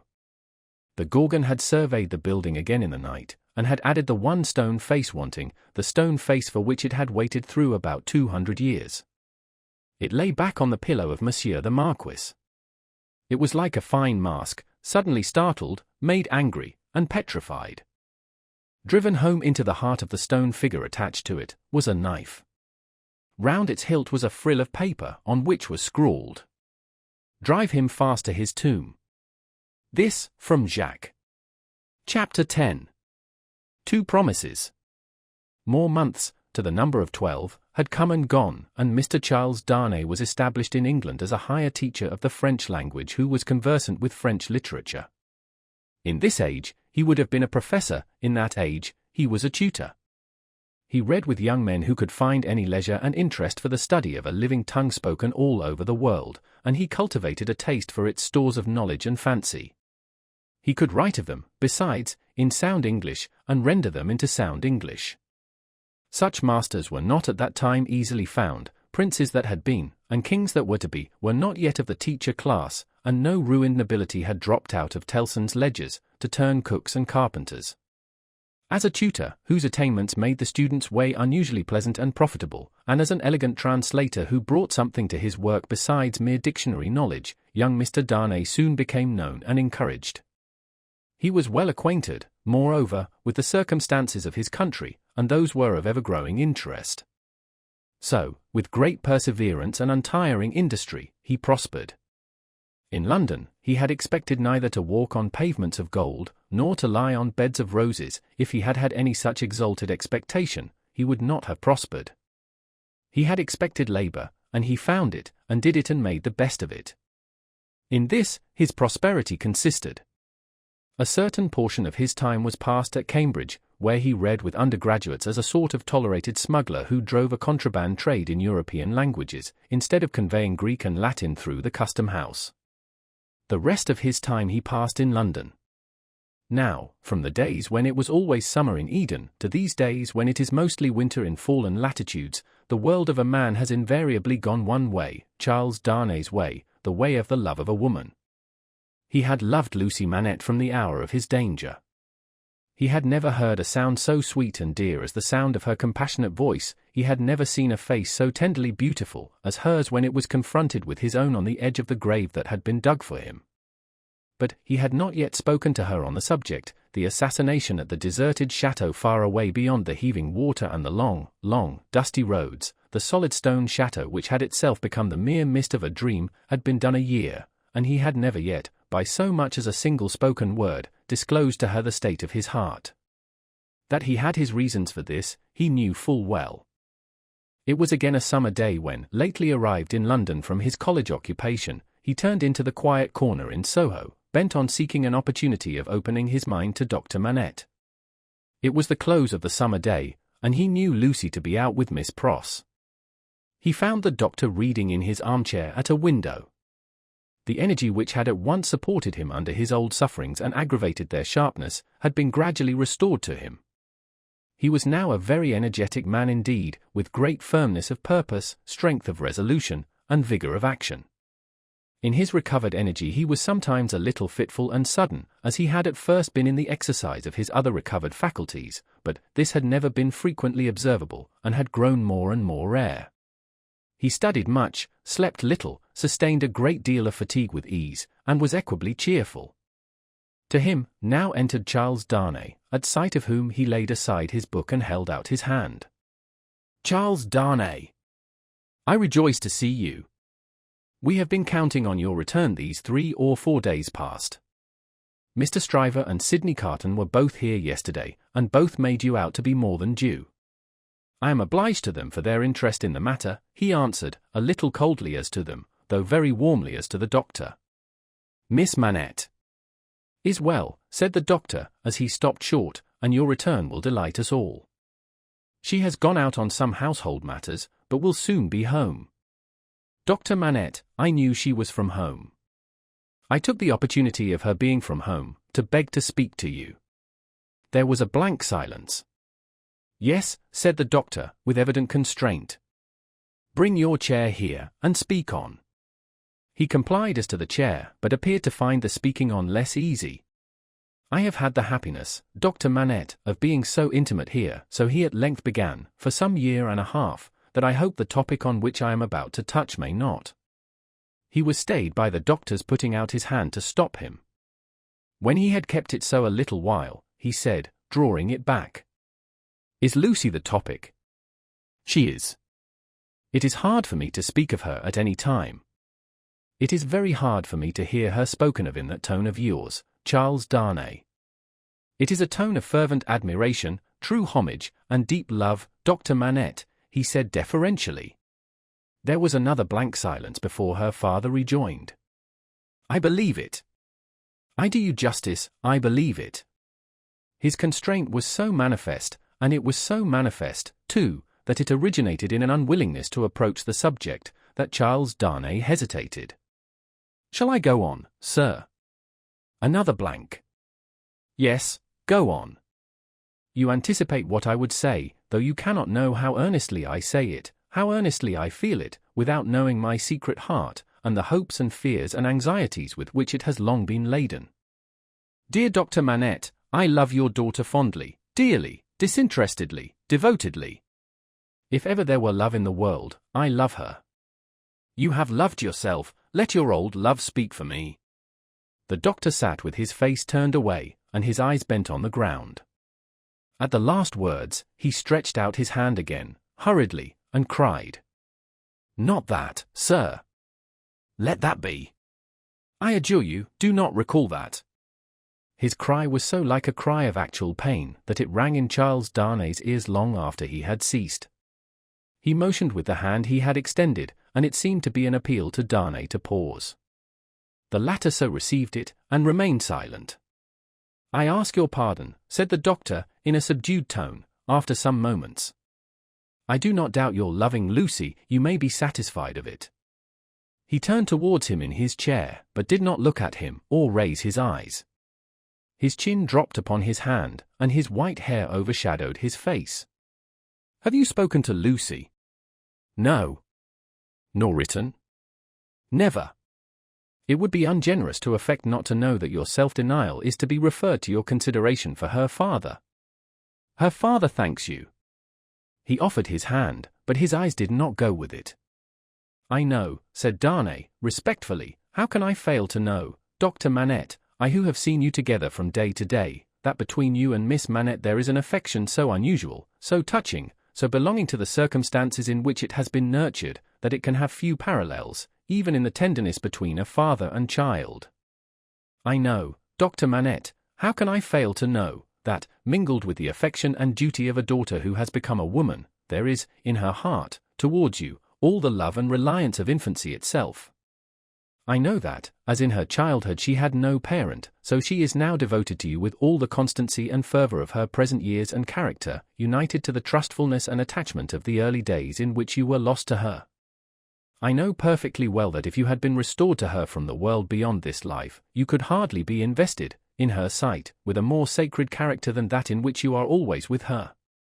I know that when she is clinging to you, the hands of baby, girl, and woman, all in one, are round your neck. I know that in loving you she sees and loves her mother at her own age, sees and loves you at my age, loves her mother broken-hearted, loves you through your dreadful trial and in your blessed restoration. I have known this, night and day, since I have known you in your home." Her father sat silent, with his face bent down. His breathing was a little quickened, but he repressed all other signs of agitation. Dear Dr. Manette, always knowing this, always seeing her and you with this hallowed light about you, I have forborne, as long as it was in the nature of man to do it. I have felt, and do even now feel, that to bring my love, even mine, between you, is to touch your history with something not quite so good as itself. But I love her. Heaven is my witness that I love her. I believe it, answered her father, mournfully. I have thought so before now. I believe it. But do not believe, said Darnay, upon whose ear the mournful voice struck with a reproachful sound, that if my fortune were so cast as that, being one day so happy as to make her my wife, I must at any time put any separation between her and you, I could or would breathe a word of what I now say. Besides that I should know it to be hopeless, I should know it to be a baseness. If I had any such possibility, even at a remote distance of years, harbored in my thoughts, and hidden in my heart, if it ever had been there, if it ever could be there, I could not now touch this honoured hand. He laid his own upon it as he spoke. No, dear Dr. Manette. Like you, a voluntary exile from France, like you, driven from it by its distractions, oppressions, and miseries, like you, striving to live away from it by my own exertions, and trusting in a happier future, I look only to sharing your fortunes, sharing your life and home, and being faithful to you to the death. Not to divide with Lucy her privilege as your child, companion, and friend, but to come in aid of it, and bind her closer to you, if such a thing can be. His touch still lingered on her father's hand. Answering the touch for a moment, but not coldly, her father rested his hands upon the arms of his chair and looked up for the first time since the beginning of the conference. A struggle was evidently in his face, a struggle with that occasional look which had a tendency in it to dark doubt and dread. "You speak so feelingly and so manfully, Charles Darnay, that I thank you with all my heart, and will open all my heart, or nearly so. Have you any reason to believe that Lucy loves you?" "None. As yet, none." "Is it the immediate object of this confidence, that you may at once ascertain that, with my knowledge?" "Not even so. I might not have the hopefulness to do it for weeks, I might, mistaken or not mistaken, have that hopefulness tomorrow. Do you seek any guidance from me?" "I ask none, sir. But I have thought it possible that you might have it in your power, if you should deem it right, to give me some. Do you seek any promise from me?" "I do seek that." "What is it?" "I well understand that, without you, I could have no hope. I well understand that, even if Miss Manette held me at this moment in her innocent heart, do not think I have the presumption to assume so much, I could retain no place in it against her love for her father. If that be so, do you see what, on the other hand, is involved in it? I understand equally well that a word from her father in any suitor's favor would outweigh herself and all the world. For which reason, Dr. Manette, said Darnay, modestly but firmly, I would not ask that word to save my life. I am sure of it. Charles Darnay, mysteries arise out of close love, as well as out of wide division. In the former case, they are subtle and delicate, and difficult to penetrate. My daughter Lucy is, in this one respect, such a mystery to me, I can make no guess at the state of her heart. May I ask, sir, if you think she is, as he hesitated, her father supplied the rest, is sought by any other suitor? It is what I meant to say. Her father considered a little before he answered. You have seen Mr. Carton here yourself. Mr. Stryver is here too, occasionally. If it be at all, it can only be by one of these. Or both, said Darnay. I had not thought of both, I should not think either likely. You want a promise from me. Tell me what it is. It is, that if Miss Manette should bring to you at any time, on her own part, such a confidence as I have ventured to lay before you, you will bear testimony to what I have said, and to your belief in it. I hope you may be able to think so well of me, as to urge no influence against me. I say nothing more of my stake in this is what I ask.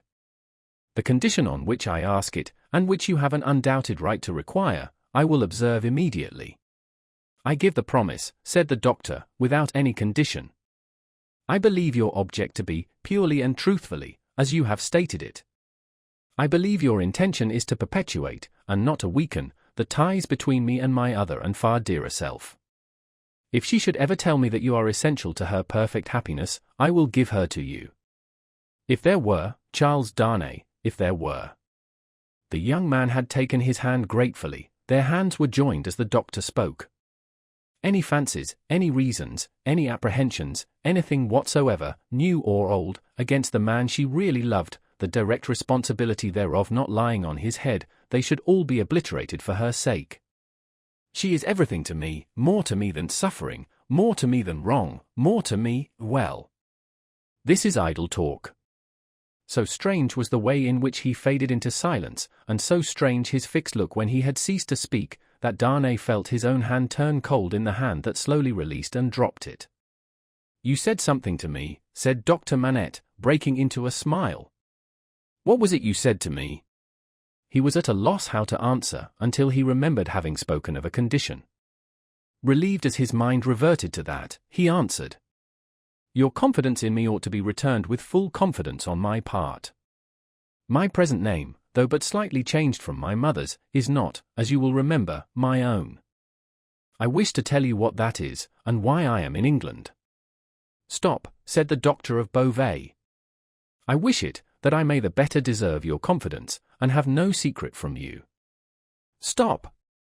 For an instant, the doctor even had his two hands at his ears, for another instant, even had his two hands laid on Darnay's lips.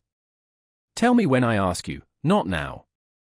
If your suit should prosper, if Lucy should love you, you shall tell me on your marriage morning. Do you promise? Willingly. Give me your hand. She will be home directly, and it is better she should not see us together tonight. Go. God bless you. It was dark when Charles Darnay left him, and it was an hour later and darker when Lucy came home. She hurried into the room alone, for Miss Pross had gone straight upstairs, and was surprised to find his reading chair empty. My father, she called to him. Father dear. Nothing was said in answer, but she heard a low hammering sound in his bedroom. Passing lightly across the intermediate room, she looked in at his door and came running back frightened, crying to herself, with her blood all chilled, "What shall I do? What shall I do?" Her uncertainty lasted but a moment. She hurried back, and tapped at his door, and softly called to him. The noise ceased at the sound of her voice, and he presently came out to her, and they walked up and down together for a long time. She came down from her bed, to look at him in his sleep that night. He slept heavily, and his tray of shoemaking tools, and his old unfinished work, were all as usual. Chapter 11. A companion picture.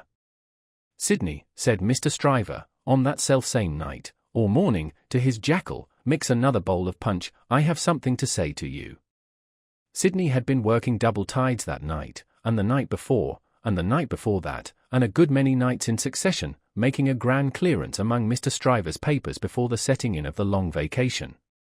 The clearance was effected at last, the Stryver arrears were handsomely fetched up, everything was got rid of until November should come with its fogs atmospheric, and fogs legal, and bring grist to the mill again.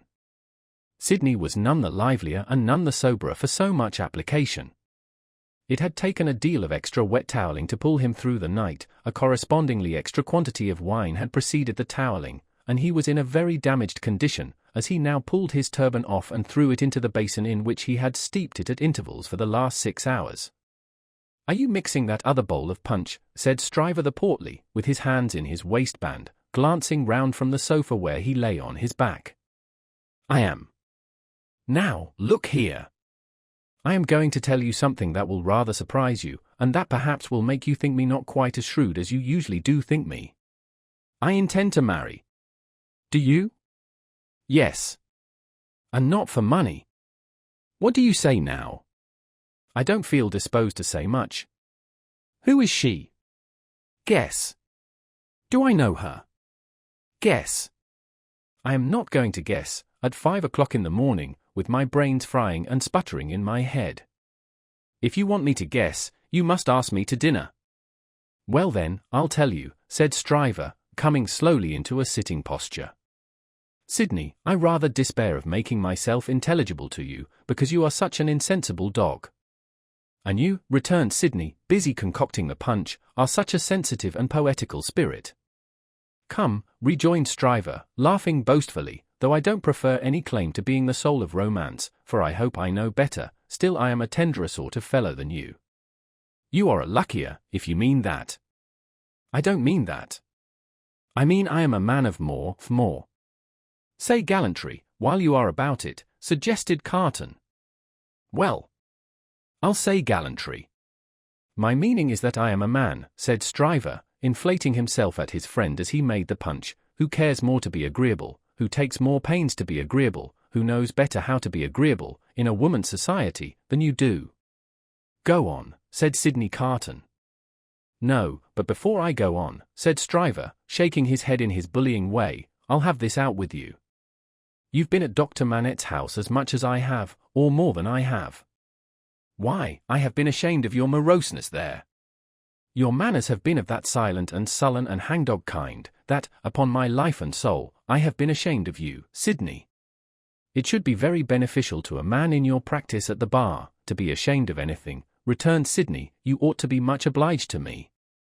You shall not get off in that way, rejoined Stryver, shouldering the rejoinder at him. No, Sidney, it's my duty to tell you, and I tell you to your face to do you good, that you are a devilish ill-conditioned fellow in that sort of society. You are a disagreeable fellow. Sidney drank a bumper of the punch he had made, and laughed.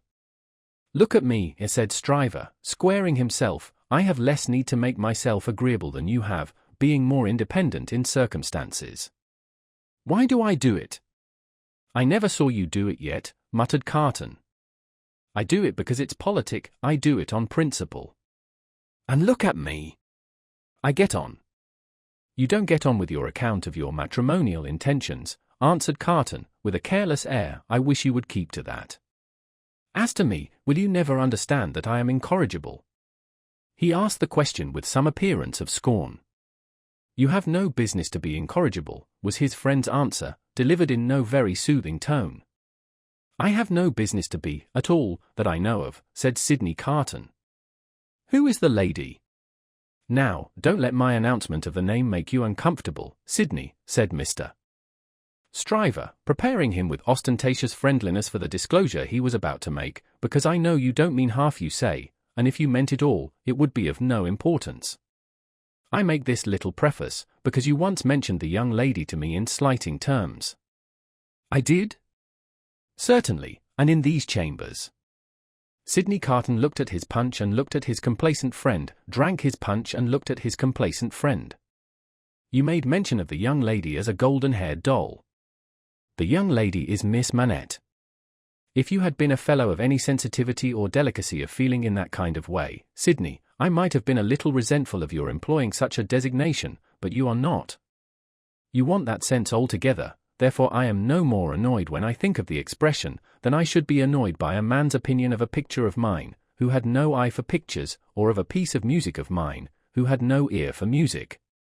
Sidney Carton drank the punch at a great rate, drank it by bumpers, looking at his friend. Now you know all about it, Sid, said Mr. Stryver. I don't care about Fortune, she is a charming creature, and I have made up my mind to please myself. On the whole, I think I can afford to please myself. She will have in me a man already pretty well off, and a rapidly rising man, and a man of some distinction. It is a piece of good fortune for her, but she is worthy of good fortune. Are you astonished?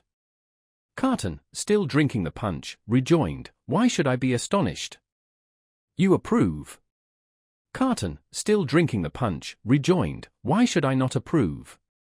Well, said his friend Stryver, you take it more easily than I fancied you would, and are less mercenary on my behalf than I thought you would be, though, to be sure, you know well enough by this time that your ancient chum is a man of a pretty strong will.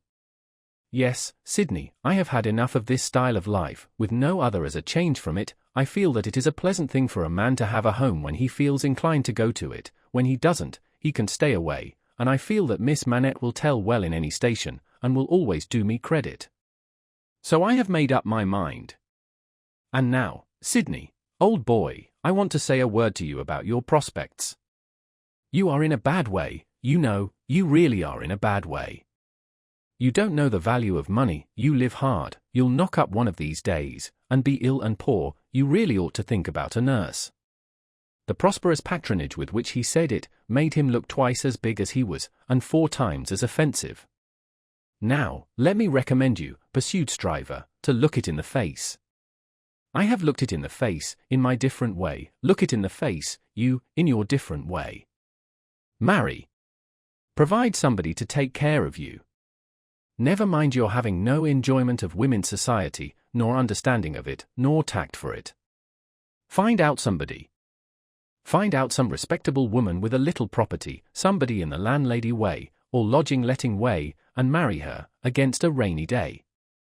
That's the kind of thing for you. Now think of it, Sidney. I'll think of it, said Sidney. Chapter 12. The Fellow of Delicacy. Mr. Stryver, having made up his mind to that magnanimous bestowal of good fortune on the doctor's daughter, resolved to make her happiness known to her before he left town for the long vacation. After some mental debating of the point, he came to the conclusion that it would be as well to get all the preliminaries done with, and they could then arrange at their leisure whether he should give her his hand a week or 2 before Michaelmas term, or in the little Christmas vacation between it and Hilary. As to the strength of his case, he had not a doubt about it, but clearly saw his way to the verdict. Argued with the jury on substantial worldly grounds, the only grounds ever worth taking into account, it was a plain case, and had not a weak spot in it. He called himself for the plaintiff, there was no getting over his evidence, the counsel for the defendant threw up his brief, and the jury did not even turn to consider. After trying it, Stryver, C.J., was satisfied that no plainer case could be. Accordingly, Mr. Stryver inaugurated the long vacation with a formal proposal to take Miss Manette to Vauxhall Gardens, that failing, to Ranelagh, that unaccountably failing too, it behoved him to present himself in Soho, and there declare his noble mind. Toward Soho, therefore, Mr. Stryver shouldered his way from the Temple, while the bloom of the long vacation's infancy was still upon it.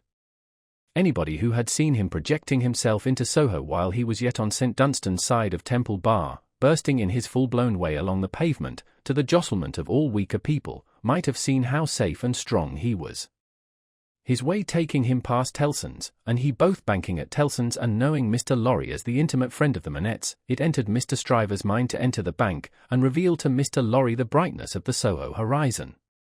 So, he pushed open the door with the weak rattle in its throat, stumbled down the 2 steps, got past the 2 ancient cashiers, and shouldered himself into the musty back closet where Mr. Lorry sat at great books ruled for figures, with perpendicular iron bars to his window as if that were ruled for figures too, and everything under the clouds were a sum.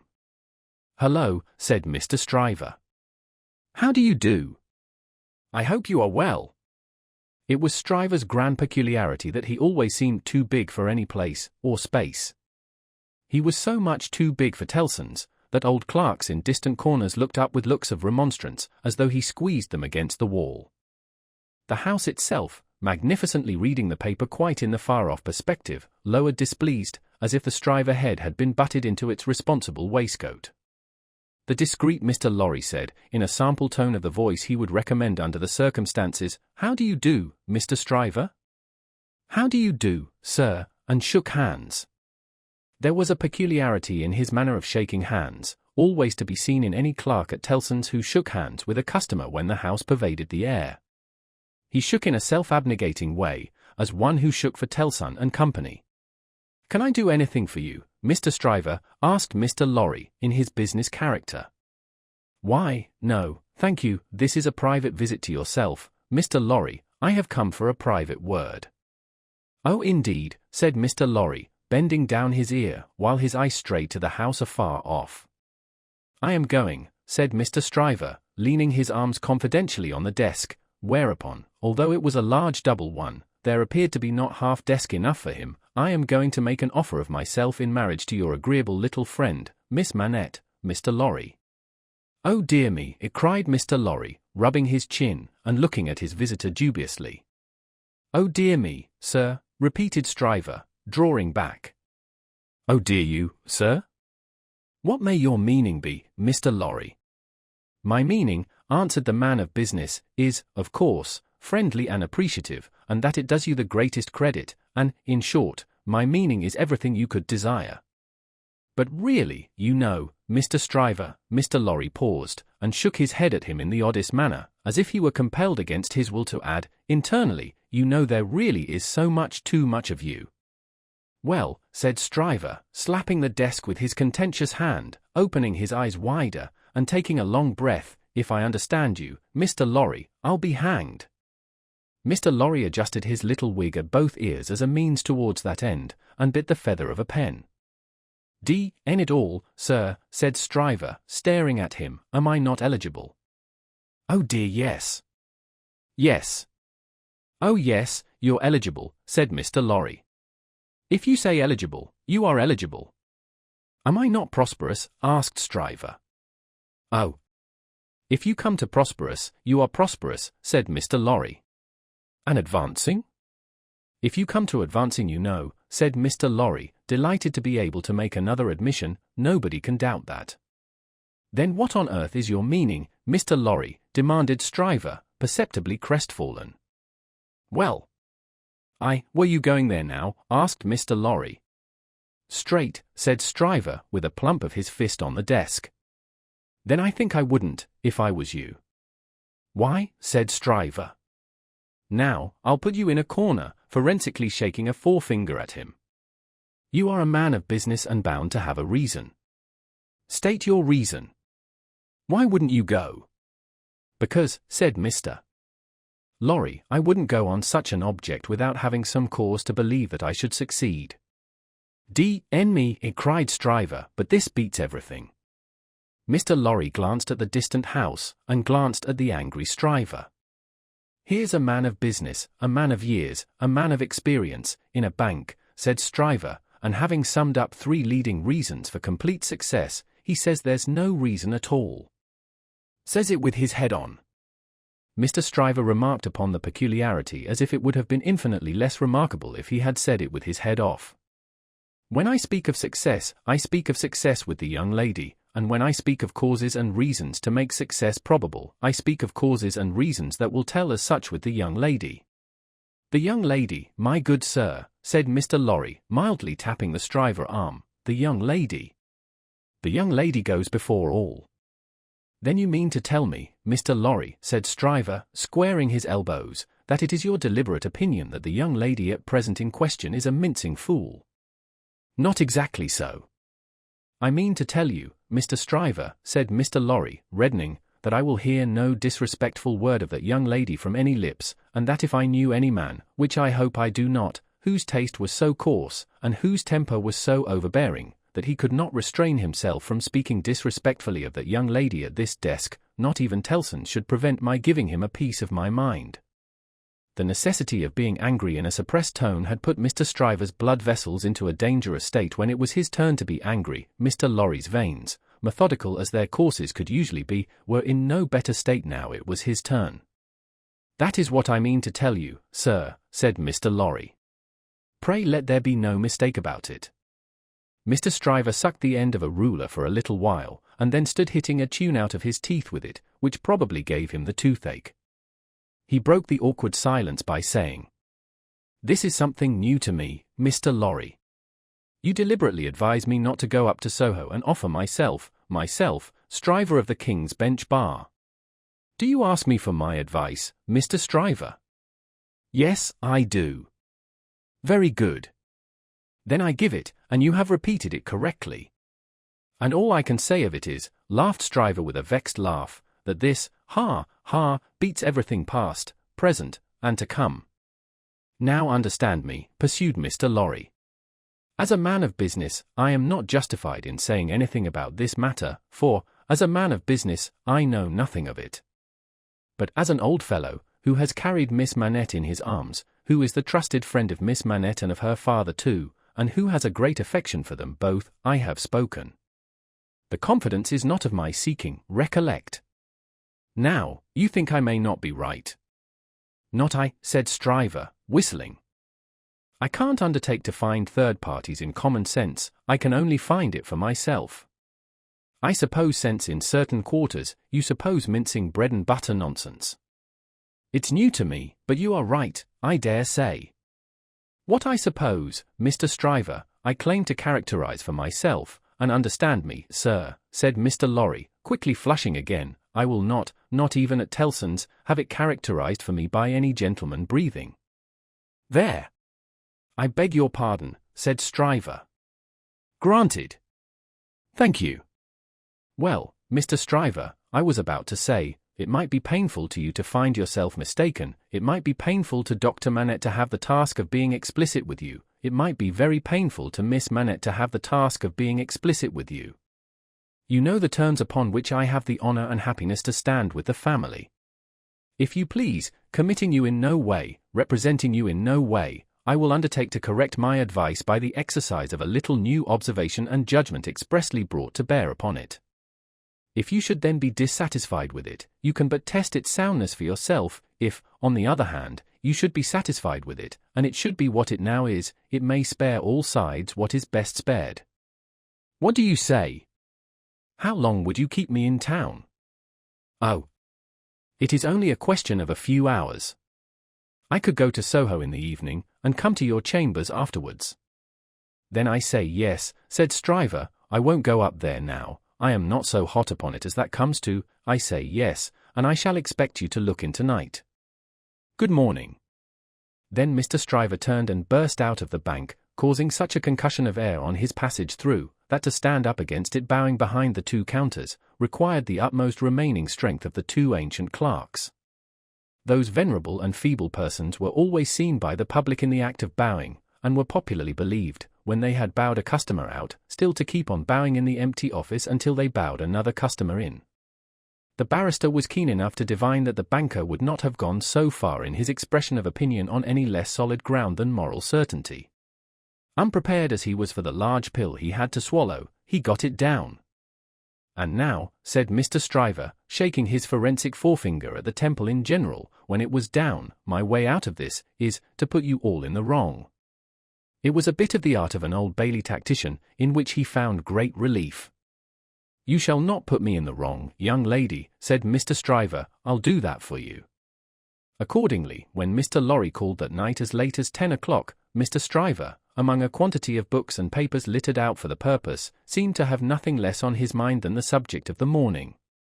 He even showed surprise when he saw Mr. Lorry, and was altogether in an absent and preoccupied state. "Well," said that good-natured emissary, after a full half-hour of bootless attempts to bring him round to the question. "I have been to Soho?" "To Soho," repeated Mr. Stryver, coldly. "Oh, to be sure. What am I thinking of?" "And I have no doubt," said Mr. Lorry, "that I was right in the conversation we had. My opinion is confirmed, and I reiterate my advice."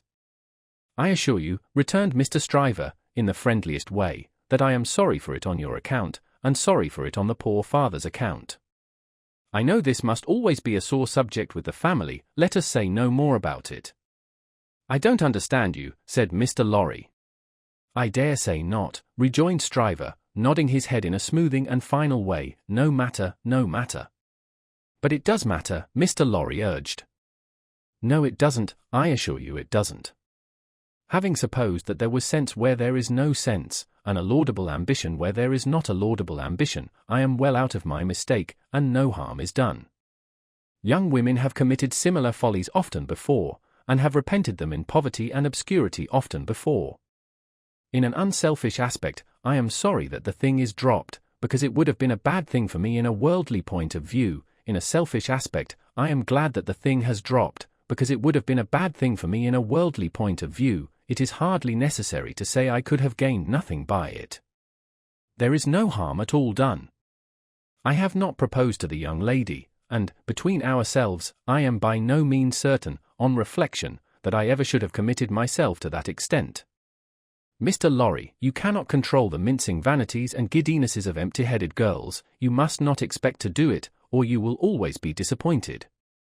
Now, pray say no more about it. I tell you, I regret it on account of others, but I am satisfied on my own account. And I am really very much obliged to you for allowing me to sound you, and for giving me your advice. You know the young lady better than I do, you were right, it never would have done."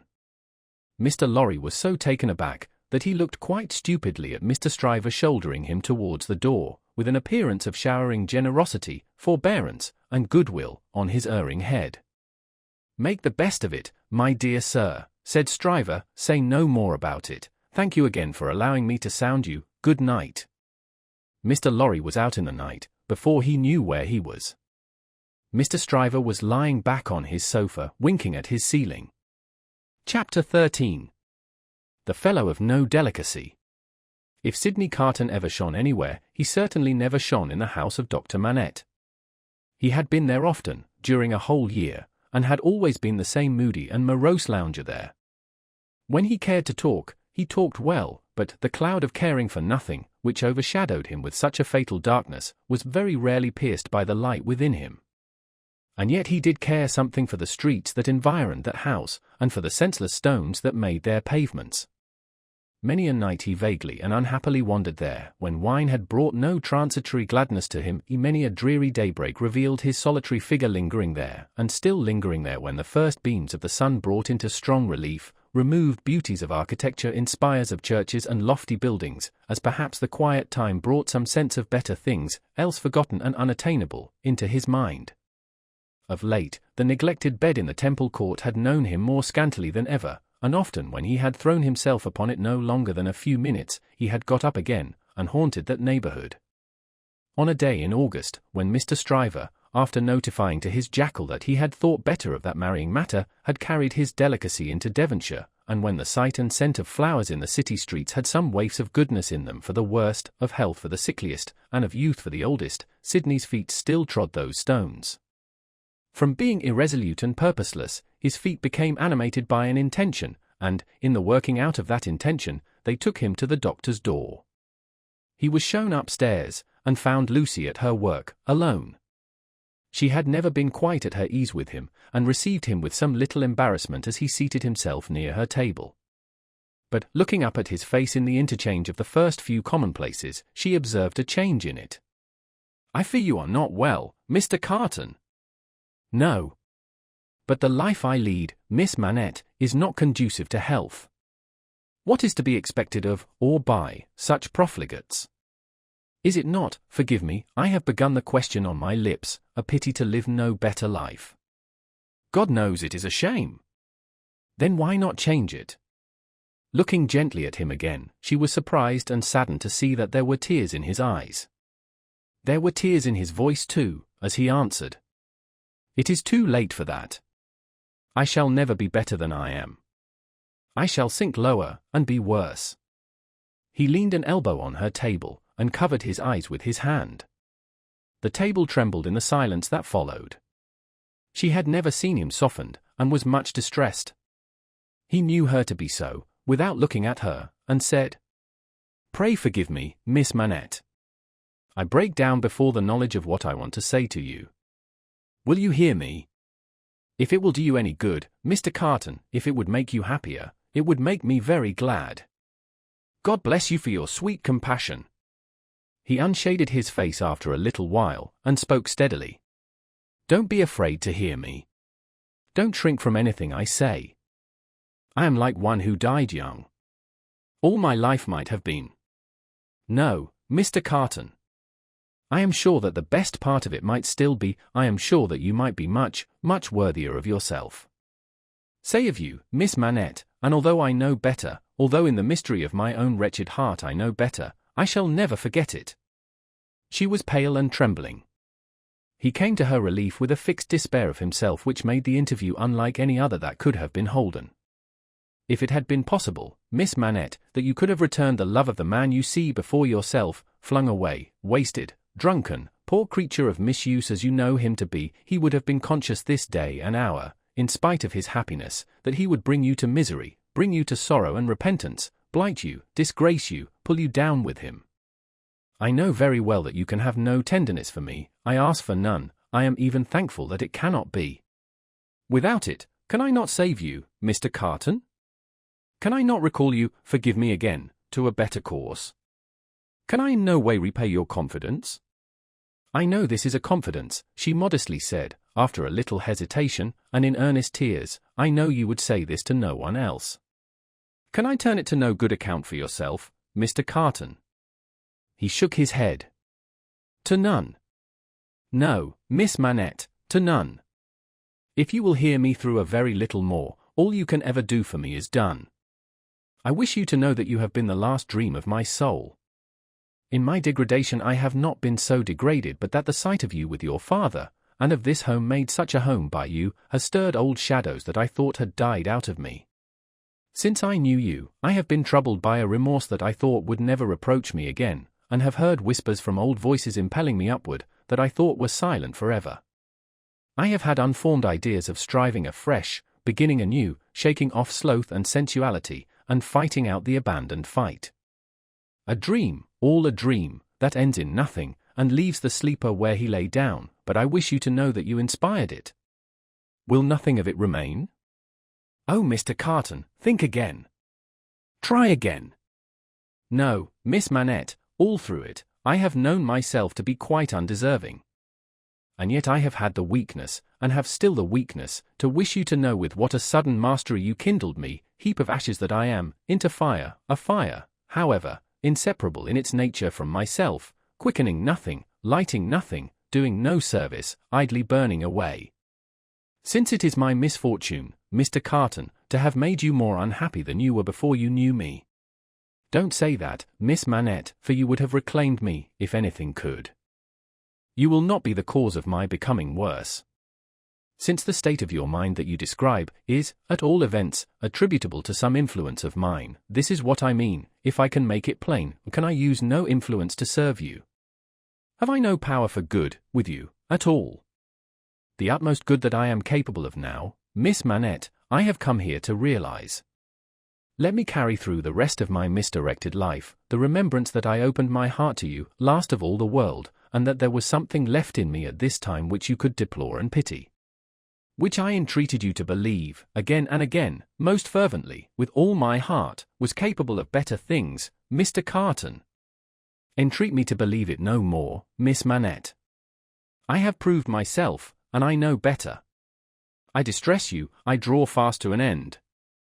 Will you let me believe, when I recall this day, that the last confidence of my life was reposed in your pure and innocent breast, and that it lies there alone, and will be shared by no one? If that will be a consolation to you, yes. Not even by the dearest one ever to be known to you. Mr. Carton, she answered, after an agitated pause, the secret is yours, not mine, and I promise to respect it. Thank you. And again, God bless you. He put her hand to his lips, and moved towards the door. Be under no apprehension, Miss Manette, of my ever resuming this conversation by so much as a passing word. I will never refer to it again. If I were dead, that could not be surer than it is henceforth. In the hour of my death, I shall hold sacred the one good remembrance, and shall thank and bless you for it, that my last avowal of myself was made to you, and that my name, and faults, and miseries were gently carried in your heart. May it otherwise be light and happy. He was so unlike what he had ever shown himself to be, and it was so sad to think how much he had thrown away, and how much he every day kept down and perverted, that Lucy Manette wept mournfully for him as he stood looking back at her. Be comforted, he said, I am not worth such feeling, Miss Manette.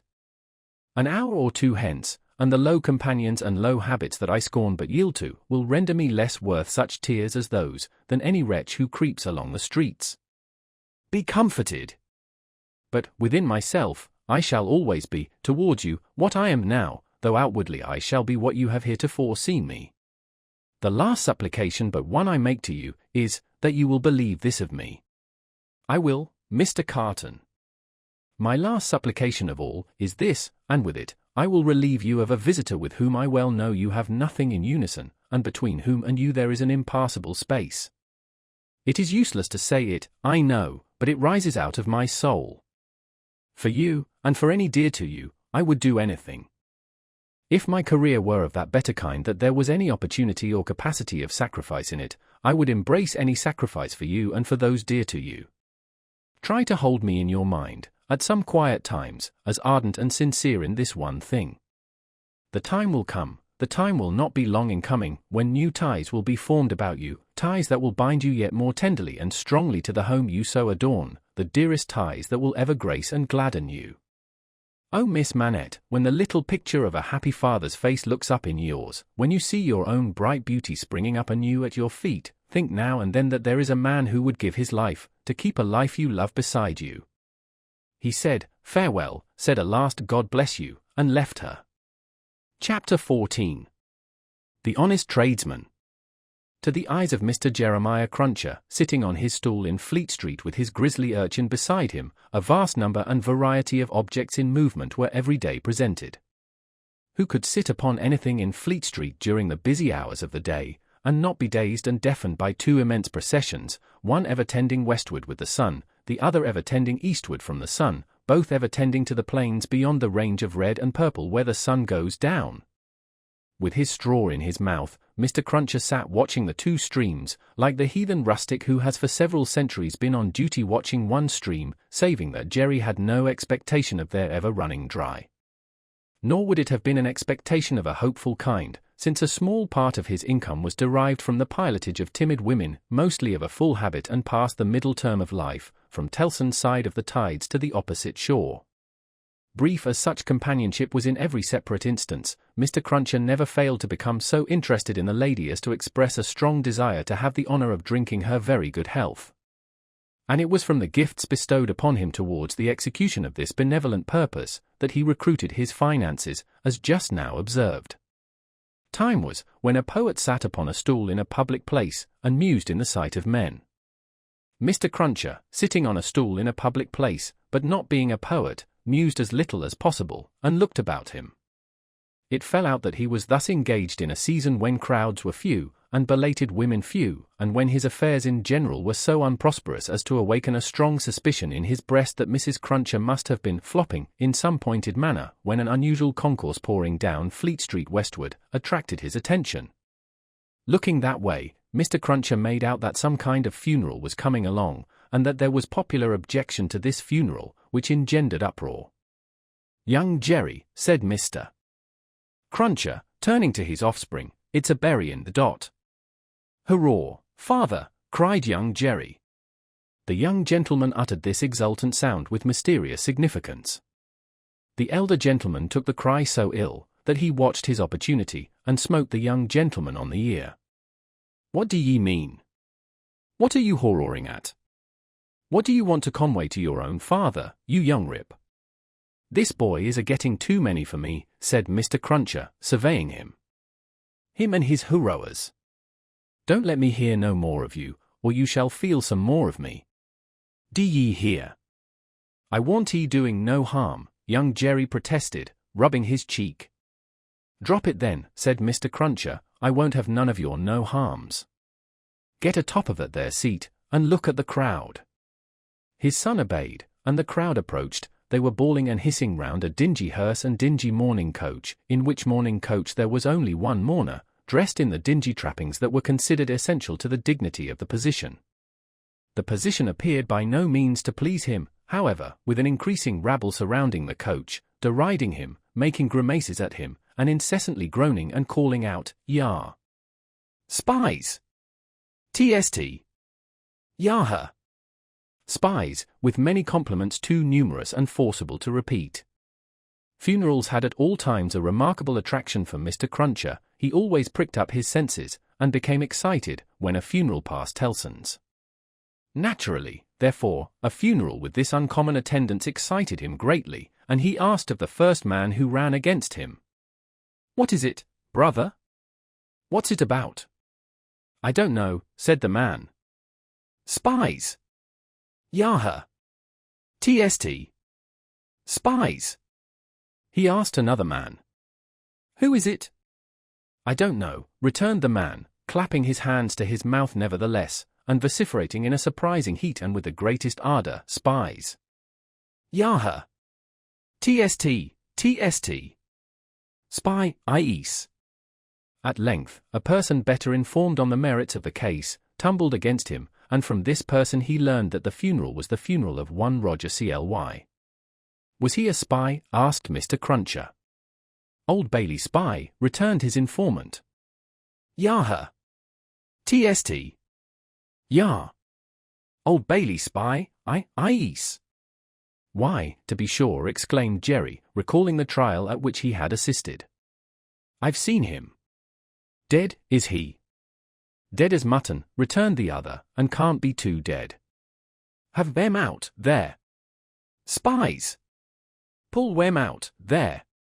Spies!" The idea was so acceptable in the prevalent absence of any idea, that the crowd caught it up with eagerness, and loudly repeating the suggestion to have "em out," and to pull "em out," mobbed the two vehicles so closely that they came to a stop. On the crowd's opening the coach doors, the one mourner scuffled out by himself and was in their hands for a moment, but he was so alert, and made such good use of his time, that in another moment he was scouring away up a by-street, after shedding his cloak, hat, long hatband, white pocket handkerchief, and other symbolical tears. These, the people tore to pieces and scattered far and wide with great enjoyment, while the tradesmen hurriedly shut up their shops, for a crowd in those times stopped at nothing, and was a monster much dreaded. They had already got the length of opening the hearse to take the coffin out, when some brighter genius proposed instead its being escorted to its destination amidst general rejoicing. Practical suggestions being much needed, this suggestion, too, was received with acclamation, and the coach was immediately filled with 8 inside and a dozen out, while as many people got on the roof of the hearse as could by any exercise of ingenuity stick upon it. Among the first of these volunteers was Jerry Cruncher himself, who modestly concealed his spiky head from the observation of Tellson's, in the further corner of the mourning coach. The officiating undertakers made some protest against these changes in the ceremonies, but, the river being alarmingly near, and several voices remarking on the efficacy of cold immersion in bringing refractory members of the profession to reason, the protest was faint and brief. The remodelled procession started, with a chimney sweep driving the hearse, advised by the regular driver, who was perched beside him, under close inspection, for the purpose, and with a pieman, also attended by his cabinet minister, driving the mourning coach. A bear leader, a popular street character of the time, was impressed as an additional ornament, before the cavalcade had gone far down the Strand, and his bear, who was black and very mangy, gave quite an undertaking air to that part of the procession in which he walked. Thus, with beer drinking, pipe smoking, song roaring, and infinite caricaturing of woe, the disorderly procession went its way, recruiting at every step, and all the shops shutting up before it. Its destination was the old church of St. Pancras, far off in the fields. It got there in course of time, insisted on pouring into the burial ground, finally, accomplished the interment of the deceased Roger Cly in its own way, and highly to its own satisfaction. The dead man disposed of, and the crowd being under the necessity of providing some other entertainment for itself, another brighter genius, or perhaps the same, conceived the humour of impeaching casual passers-by, as Old Bailey spies, and wreaking vengeance on them. Chase was given to some scores of inoffensive persons who had never been near the Old Bailey in their lives, in the realization of this fancy, and they were roughly hustled and maltreated. The transition to the sport of window-breaking, and thence to the plundering of public houses, was easy and natural. At last, after several hours, when sundry summer houses had been pulled down, and some area railings had been torn up, to arm the more belligerent spirits, a rumour got about that the guards were coming. Before this rumour, the crowd gradually melted away, and perhaps the guards came, and perhaps they never came, and this was the usual progress of a mob. Mr. Cruncher did not assist at the closing sports, but had remained behind in the churchyard, to confer and condole with the undertakers. The place had a soothing influence on him. He procured a pipe from a neighbouring public house, and smoked it, looking in at the railings and maturely considering the spot. "Jerry," said Mr. Cruncher, apostrophizing himself in his usual way, "you see that there Cly that day, and you see with your own eyes that he was a young un and a straight-made un." Having smoked his pipe out, and ruminated a little longer, he turned himself about, that he might appear, before the hour of closing, on his station at Tellson's. Whether his meditations on mortality had touched his liver, or whether his general health had been previously at all amiss, or whether he desired to show a little attention to an eminent man, is not so much to the purpose, as that he made a short call upon his medical adviser, a distinguished surgeon, on his way back. Young Jerry relieved his father with dutiful interest, and reported no job in his absence. The bank closed, the ancient clerks came out, the usual watch was set, and Mr. Cruncher and his son went home to tea. "Now, I tell you where it is," said Mr. Cruncher to his wife, on entering. "If, as a honest tradesman, my winters goes wrong tonight, I shall make sure that you've been praying again me, and I shall work you for it just the same as if I seen you do it." The dejected Mrs. Cruncher shook her head. "Why, you're at it afore my face," said Mr. Cruncher, with signs of angry apprehension. "I am saying nothing." "Well, then, don't meditate nothing. You might as well flop as meditate. You may as well go again me one way as another. Drop it altogether." "Yes, Jerry." "Yes, Jerry," repeated Mr. Cruncher, sitting down to tea. "Ah. It is yes, Jerry. That's about it. You may say yes, Jerry." Mr. Cruncher had no particular meaning in these sulky corroborations, but made use of them, as people not unfrequently do, to express general ironical dissatisfaction. "You and your yes, Jerry," said Mr. Cruncher, taking a bite out of his bread and butter, and seeming to help it down with a large invisible oyster out of his saucer. "Ah. I think so. I believe you." "You are going out tonight?" asked his decent wife, when he took another bite. "Yes, I am." "May I go with you, father?" asked his son, briskly. "No, you meant." "I'm a-going, as your mother knows, a-fishing." "That's where I'm going to."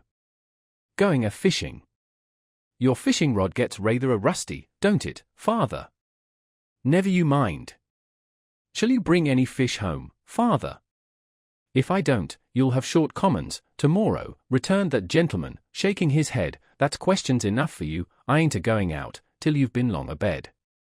He devoted himself during the remainder of the evening to keeping a most vigilant watch on Mrs. Cruncher, and sullenly holding her in conversation that she might be prevented from meditating any petitions to his disadvantage. With this view, he urged his son to hold her in conversation also, and led the unfortunate woman a hard life by dwelling on any causes of complaint he could bring against her, rather than he would leave her for a moment to her own reflections. The devoutest person could have rendered no greater homage to the efficacy of an honest prayer than he did in this distrust of his wife. It was as if a professed unbeliever in ghosts should be frightened by a ghost story. "And mind you," said Mr. Cruncher, "no games tomorrow. If I, as an honest tradesman, succeed in providing a jint of meat or two, none of you are not touching of it, and sticking to bread. If I, as an honest tradesman, am able to provide a little beer, none of you are declaring on water. When you go to Rome, do as Rome does. Rome will be an ugly customer to you, if you don't. And you're Rome, you know." Then he began grumbling again. "With your flying into the face of your own wit-les and drink. I don't know how scarce you men make the wit-les and drink here, by your flopping tricks and your unfeeling conduct. Look at your boy, he is your ain't he? He's as thin as a lath. Do you call yourself a mother, and not know that a mother's first duty is to blow her boy out?" This touched young Jerry on a tender place, who adjured his mother to perform her first duty, and, whatever else she did or neglected, above all things to lay especial stress on the discharge of that maternal function so affectingly and delicately indicated by his other parent. Thus the evening wore away with the Cruncher family, until young Jerry was ordered to bed, and his mother, laid under similar injunctions, obeyed them. Mr. Cruncher beguiled the earlier watches of the night with solitary pipes, and did not start upon his excursion until nearly 1 o'clock. Towards that small and ghostly hour, he rose up from his chair, took a key out of his pocket, opened a locked cupboard, and brought forth a sack, a crowbar of convenient size, a rope and chain, and other fishing tackle of that nature. Disposing these articles about him in skilful manner, he bestowed a parting defiance on Mrs. Cruncher, extinguished the light, and went out. Young Jerry, who had only made a feint of undressing when he went to bed, was not long after his father. Under cover of the darkness he followed out of the room, followed down the stairs, followed down the court, followed out into the streets. He was in no uneasiness concerning his getting into the house again, for it was full of lodgers, and the door stood ajar all night. Impelled by a laudable ambition to study the art and mystery of his father's honest calling, young Jerry, keeping as close to house fronts, walls, and doorways, as his eyes were close to one another, held his honoured parent in view. The honoured parent, steering northward, had not gone far, when he was joined by another disciple of Isaac Walton, and the two trudged on together. Within half an hour from the first starting, they were beyond the winking lamps, and the more than winking watchman, and were out upon a lonely road. Another fisherman was picked up here, and that so silently, that if young Jerry had been superstitious, he might have supposed the second follower of the gentle craft to have, all of a sudden, split himself into two. The three went on, and young Jerry went on, until the three stopped under a bank overhanging the road. Upon the top of the bank was a low brick wall, surmounted by an iron railing. In the shadow of bank and wall the three turned out of the road, and up a blind lane, of which the wall, there, risen to some 8 or 10 feet high, formed one side. Crouching down in a corner, peeping up the lane, the next object that young Jerry saw, was the form of his honoured parent, pretty well defined against a watery and clouded moon, nimbly scaling an iron gate. He was soon over, and then the second fisherman got over, and then the third. They all dropped softly on the ground within the gate, and lay there a little, listening perhaps. Then they moved away on their hands and knees. It was now young Jerry's turn to approach the gate, which he did, holding his breath. Crouching down again in a corner there, and looking in, he made out the three fishermen creeping through some rank grass. And all the gravestones in the churchyard, it was a large churchyard that they were in, looking on like ghosts in white, while the church tower itself looked on like the ghost of a monstrous giant. They did not creep far, before they stopped and stood upright. And then they began to fish. They fished with a spade, at first. Presently the honoured parent appeared to be adjusting some instrument like a great corkscrew. Whatever tools they worked with, they worked hard, until the awful striking of the church clock so terrified young Jerry, that he made off, with his hair as stiff as his father's. But his long-cherished desire to know more about these matters, not only stopped him in his running away, but lured him back again. They were still fishing perseveringly when he peeped in at the gate for the second time, but now they seemed to have got a bite. There was a screwing and complaining sound down below, and their bent figures were strained, as if by a weight. By slow degrees the weight broke away the earth upon it, and came to the surface. Young Jerry very well knew what it would be, but when he saw it, and saw his honoured parent about to wrench it open, he was so frightened, being new to the sight, that he made off again, and never stopped until he had run a mile or more. He would not have stopped then, for anything less necessary than breath, it being a spectral sort of race that he ran, and one highly desirable to get to the end of. He had a strong idea that the coffin he had seen was running after him, and, pictured as hopping on behind him, bolt upright, upon its narrow end, always on the point of overtaking him and hopping on at his side, perhaps taking his arm, it was a pursuer to shun. It was an inconsistent and ubiquitous fiend too, for, while it was making the whole night behind him dreadful, he darted out into the roadway to avoid dark alleys, fearful of its coming hopping out of them like a dropsical boy's kite without tail and wings. It hid in doorways too, rubbing its horrible shoulders against doors, and drawing them up to its ears, as if it were laughing. It got into shadows on the road, and lay cunningly on its back to trip him up. All this time it was incessantly hopping on behind and gaining on him, so that when the boy got to his own door he had reason for being half dead.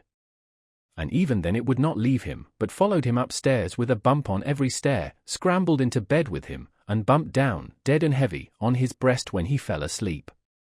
From his oppressed slumber, young Jerry in his closet was awakened after daybreak and before sunrise, by the presence of his father in the family room.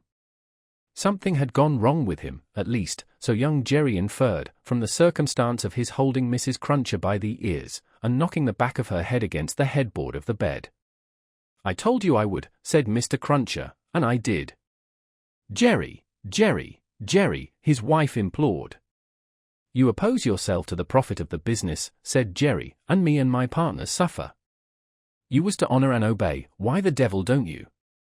"I try to be a good wife, Jerry," the poor woman protested, with tears. "Is it being a good wife to oppose your husband's business? Is it honouring your husband to dishonour his business? Is it obeying your husband to disobey him on the vital subject of his business? You hadn't taken to the dreadful business then, Jerry." "It's enough for you," retorted Mr. Cruncher, "to be the wife of an honest tradesman, and not to occupy your female mind with calculations when he took to his trade or when he didn't. A honouring and obeying wife would let his trade alone altogether. Call yourself a religious woman? If you're a religious woman, give me a irreligious one. You have no more natural sense of duty than the bed of this here Thames River has of a pile, and similarly it must be knocked into you." The altercation was conducted in a low tone of voice, and terminated in the honest tradesman's kicking off his clay-soiled boots, and lying down at his length on the floor. After taking a timid peep at him lying on his back, with his rusty hands under his head for a pillow, his son lay down too, and fell asleep again. There was no fish for breakfast, and not much of anything else. Mr. Cruncher was out of spirits, and out of temper, and kept an iron pot lid by him as a projectile for the correction of Mrs. Cruncher, in case he should observe any symptoms of her saying grace. He was brushed and washed at the usual hour, and set off with his son to pursue his ostensible calling. Young Jerry, walking with the stool under his arm at his father's side along sunny and crowded Fleet Street, was a very different young Jerry from him of the previous night, running home through darkness and solitude from his grim pursuer. His cunning was fresh with the day, and his qualms were gone with the night, in which particulars it is not improbable that he had compeers in Fleet Street and the City of London, that fine morning. "Father," said young Jerry, as they walked along, taking care to keep at arm's length and to have the stool well between them, "what's a resurrection man?" Mr. Cruncher came to a stop on the pavement before he answered, "How should I know?"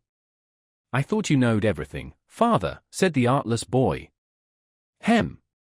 "Well," returned Mr. Cruncher, going on again, and lifting off his hat to give his spikes free play, "he's a tradesman." "What's his goods, father?" asked the brisk young Jerry. "His goods," said Mr. Cruncher, after turning it over in his mind, "is a branch of scientific goods." "Persons' bodies, ain't it, father?" asked the lively boy. "I believe it is something of that sort," said Mr. Cruncher. "Oh, father, I should so like to be a resurrection man when I'm quite grown up." Mr. Cruncher was soothed, but shook his head in a dubious and moral way. "It depends upon how you dewlop your talents. Be careful to dewlop your talents, and never to say no more than you can help to nobody, and there's no telling at the present time what you may not come to be fit for." As young Jerry, thus encouraged, went on a few yards in advance, to plant the stool in the shadow of the bar, Mr. Cruncher added to himself, "Jerry, you honest tradesman, there's hopes what that boy will yet be a blessing to you, and a recompense to you for his mother." Chapter 15. Knitting. There had been earlier drinking than usual in the wine shop of Monsieur Defarge. As early as 6 o'clock in the morning, sallow faces peeping through its barred windows had descried other faces within, bending over measures of wine. Monsieur Defarge sold a very thin wine at the best of times, but it would seem to have been an unusually thin wine that he sold at this time. A sour wine, moreover, or a souring, for its influence on the mood of those who drank it was to make them gloomy. No vivacious bacchanalian flame leaped out of the pressed grape of Monsieur Defarge, but a smouldering fire that burnt in the dark lay hidden in the dregs of it. This had been the third morning in succession, on which there had been early drinking at the wine shop of Monsieur Defarge. It had begun on Monday, and here was Wednesday come. There had been more of early brooding than drinking, for many men had listened and whispered and slunk about there from the time of the opening of the door, who could not have laid a piece of money on the counter to save their souls. These were to the full as interested in the place, however, as if they could have commanded whole barrels of wine, and they glided from seat to seat, and from corner to corner, swallowing talk in lieu of drink, with greedy looks. Notwithstanding an unusual flow of company, the master of the wine shop was not visible. He was not missed, for nobody who crossed the threshold looked for him, nobody asked for him, nobody wondered to see only Madame Defarge in her seat, presiding over the distribution of wine, with a bowl of battered small coins before her, as much defaced and beaten out of their original impress as the small coinage of humanity from whose ragged pockets they had come. A suspended interest and a prevalent absence of mind were perhaps observed by the spies who looked in at the wine shop, as they looked in at every place, high and low, from the King's Palace to the criminal's gaol. Games at cards languished, players at dominoes musingly built towers with them, drinkers drew figures on the tables with spilt drops of wine, Madame Defarge herself picked out the pattern on her sleeve with her toothpick, and saw and heard something inaudible and invisible a long way off. Thus, St. Antoine in this vinous feature of his, until midday.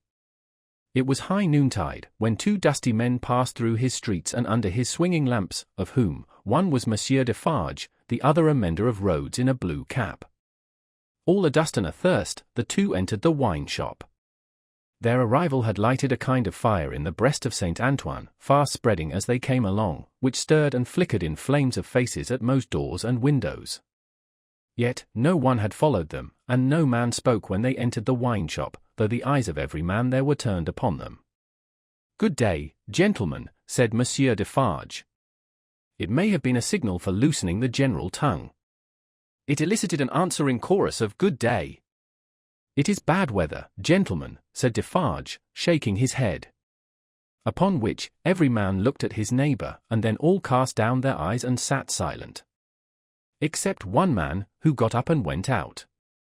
"My wife," said Defarge aloud, addressing Madame Defarge, "I have travelled certain leagues with this good mender of roads, called Jacques. I met him, by accident, a day and half's journey out of Paris. He is a good child, this mender of roads, called Jacques. Give him to drink, my wife." A second man got up and went out. Madame Defarge set wine before the mender of roads called Jacques, who doffed his blue cap to the company, and drank. In the breast of his blouse he carried some coarse dark bread, he ate of this between whiles, and sat munching and drinking near Madame Defarge's counter. A third man got up and went out. Defarge refreshed himself with a draught of wine, but he took less than was given to the stranger, as being himself a man to whom it was no rarity, and stood waiting until the countryman had made his breakfast. He looked at no one present, and no one now looked at him, not even Madame Defarge, who had taken up her knitting, and was at work. "Have you finished your repast, friend?" he asked, in due season. "Yes, thank you." "Come, then. You shall see the apartment that I told you you could occupy. It will suit you to a marvel. Out of the wine shop into the street, out of the street into a courtyard, out of the courtyard up a steep staircase, out of the staircase into a garret, formerly the garret where a white-haired man sat on a low bench, stooping forward and very busy, making shoes. No white-haired man was there now, but the 3 men were there who had gone out of the wine shop singly. And between them and the white-haired man afar off was the one small link that they had once looked in at him through the chinks in the wall. Defarge closed the door carefully, and spoke in a subdued voice. "Jack 1, Jack 2, Jack 3. This is the witness encountered by appointment, by me, Jack 4. He will tell you all. Speak, Jack 5. The mender of roads, blue cap in hand, wiped his swarthy forehead with it, and said, "Where shall I commence, monsieur?" "Commence," was Monsieur Defarge's not unreasonable reply, "at the commencement." "I saw him then, messrs," began the mender of roads, "a year ago this running summer, underneath the carriage of the Marquis, hanging by the chain. Behold the manner of it. I leaving my work on the road, the sun going to bed, the carriage of the Marquis slowly ascending the hill, he hanging by the chain, like this." Again the mender of roads went through the whole performance, in which he ought to have been perfect by that time, seeing that it had been the infallible resource and indispensable entertainment of his village during a whole year. Jack 1 struck in, and asked if he had ever seen the man before. "Never," answered the mender of roads, recovering his perpendicular. Jack 3 demanded how he afterwards recognized him then. "By his tall figure," said the mender of roads, softly, and with his finger at his nose. "When Monsieur the Marquis demands that evening, say, 'What is he like?' I make response, 'Tall as a spectre.'" "You should have said, 'Short as a dwarf,'" returned Jack 2. "But what did I know? The deed was not then accomplished, neither did he confide in me. Observe. Under those circumstances even, I do not offer my testimony. Monsieur the Marquis indicates me with his finger, standing near our little fountain, and says, to me, 'Bring that rascal.' My faith, messrs, I offer nothing." "He is right there, Jack," murmured Defarge, to him who had interrupted. "Go on." "Good," said the mender of roads, with an air of mystery. "The tall man is lost, and he is sought, how many months?" 9, 10, 11. "No matter, the number," said Defarge. "He is well hidden, but at last he is unluckily found." "Go on." "I am again at work upon the hillside, and the sun is again about to go to bed. I am collecting my tools to descend to my cottage down in the village below, where it is already dark, when I raise my eyes, and see coming over the hill 6 soldiers. In the midst of them is a tall man with his arms bound, tied to his sides, like this. With the aid of his indispensable cap, he represented a man with his elbows bound fast at his hips, with cords that were knotted behind him. I stand aside, messrs, by my heap of stones, to see the soldiers and their prisoner pass, for it is a solitary road, that, where any spectacle is well worth looking at, and at first, as they approach, I see no more than that they are 6 soldiers with a tall man bound, and that they are almost black to my sight, except on the side of the sun going to bed, where they have a red edge, messrs. Also, I see that their long shadows are on the hollow ridge on the opposite side of the road, and are on the hill above it, and are like the shadows of giants. Also, I see that they are covered with dust, and that the dust moves with them as they come, tramp, tramp. But when they advance quite near to me, I recognize the tall man, and he recognizes me. Ah, but he would be well content to precipitate himself over the hillside once again, as on the evening when he and I first encountered, close to the same spot. He described it as if he were there, and it was evident that he saw it vividly. Perhaps he had not seen much in his life. I do not show the soldiers that I recognize the tall man, he does not show the soldiers that he recognizes me, we do it, and we know it, with our eyes. "Come on," says the chief of that company, pointing to the village, "bring him fast to his tomb," and they bring him faster. I follow. His arms are swelled because of being bound so tight, his wooden shoes are large and clumsy, and he is lame. Because he is lame, and consequently slow, they drive him with their guns, like this. He imitated the action of a man's being impelled forward by the butt ends of muskets. As they descend the hill like madmen running a race, he falls. They laugh and pick him up again. His face is bleeding and covered with dust, but he cannot touch it. Thereupon they laugh again. They bring him into the village, all the village runs to look, they take him past the mill, and up to the prison, all the village sees the prison gate open in the darkness of the night, and swallow him, like this. He opened his mouth as wide as he could, and shut it with a sounding snap of his teeth. Observant of his unwillingness to mar the effect by opening it again, Defarge said, "Go on, Jacques."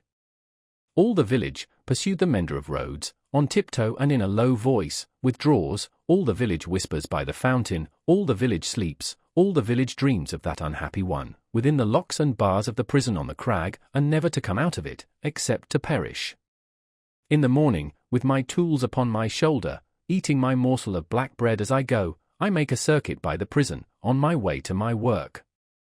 There I see him, high up, behind the bars of a lofty iron cage, bloody and dusty as last night, looking through. He has no hand free, to wave to me. I dare not call to him, he regards me like a dead man. Defarge and the three glanced darkly at one another. The looks of all of them were dark, repressed, and revengeful, as they listened to the countryman's story. The manner of all of them, while it was secret, was authoritative too. They had the air of a rough tribunal, Jack 1 and 2 sitting on the old pallet bed, each with his chin resting on his hand, and his eyes intent on the road mender, Jacques 3, equally intent, on one knee behind them, with his agitated hand always gliding over the network of fine nerves about his mouth and nose, Defarge standing between them and the narrator, whom he had stationed in the light of the window, by turns looking from him to them, and from them to him. "Go on, Jacques," said Defarge. "He remains up there in his iron cage some days. The village looks at him by stealth, for it is afraid. But it always looks up, from a distance, at the prison on the crag, and in the evening, when the work of the day is achieved and it assembles to gossip at the fountain, all faces are turned towards the prison. Formerly, they were turned towards the posting-house, now, they are turned towards the prison. They whisper at the fountain, that although condemned to death he will not be executed. They say that petitions have been presented in Paris, showing that he was enraged and made mad by the death of his child. They say that a petition has been presented to the king himself. What do I know? It is possible. Perhaps yes, perhaps no. Listen then, Jack, number 1 of that name sternly interposed. Know that a petition was presented to the king and queen. All here, yourself excepted, saw the king take it, in his carriage in the street, sitting beside the queen. It is Defarge whom you see here, who, at the hazard of his life, darted out before the horses, with the petition in his hand. And once again listen, Jack, said the kneeling number 3, his fingers ever wandering over and over those fine nerves, with a strikingly greedy air, as if he hungered for something, that was neither food nor drink. The guard, horse and foot, surrounded the petitioner, and struck him blows. You hear? I hear, messrs. Go on then, said Defarge.